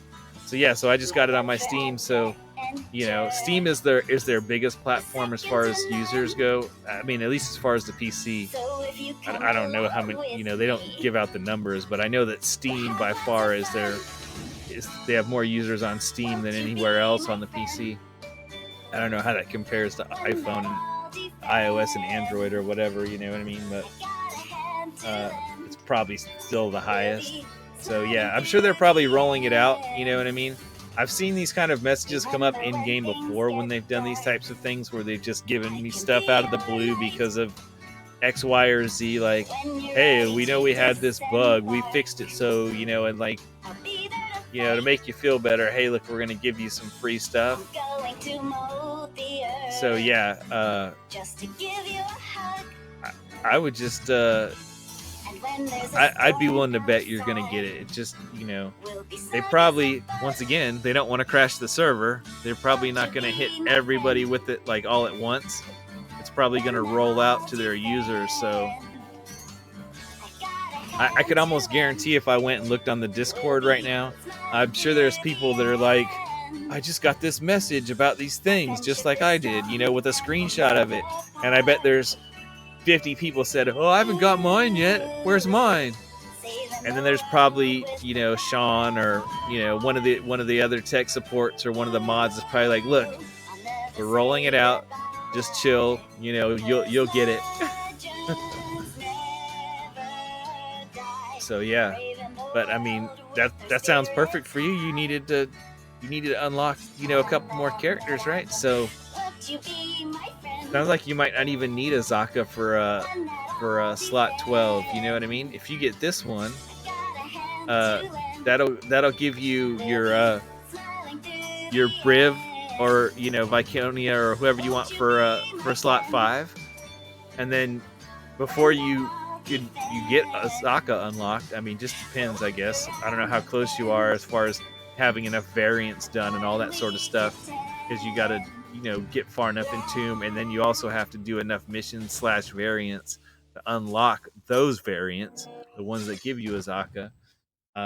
You might still be a little ways away from getting that. You might actually get enough um, time gate pieces through like all these giveaways and seasons and you know ICP and all these other things, so that you can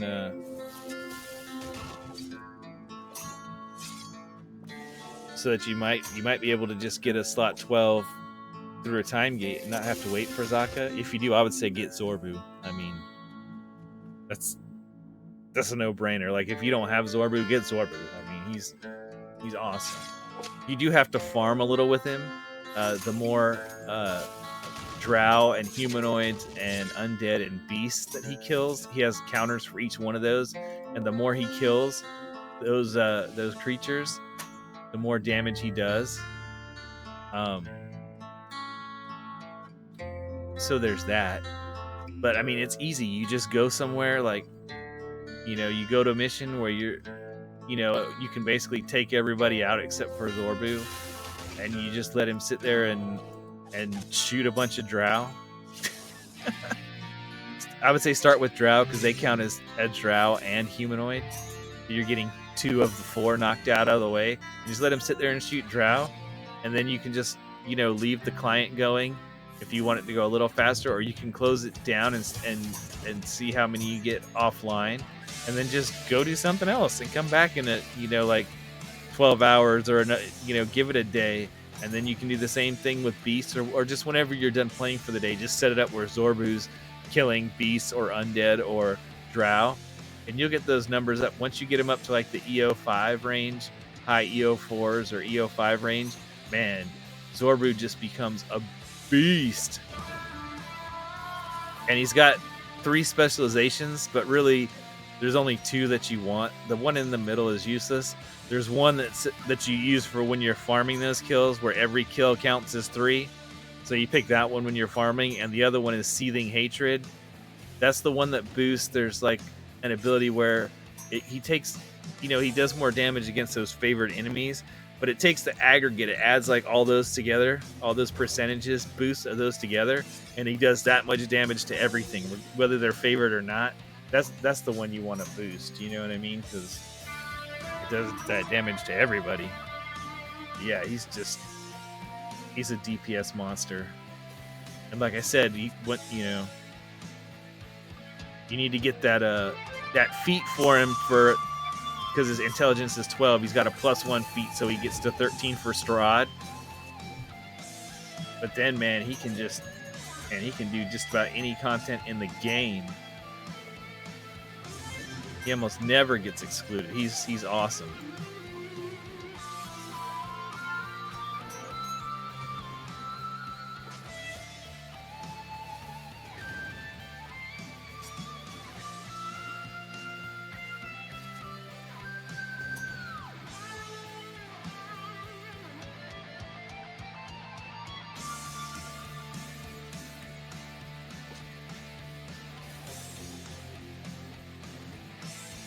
Give me a minute. I'll be right back. My wife just came home. I gotta say hello.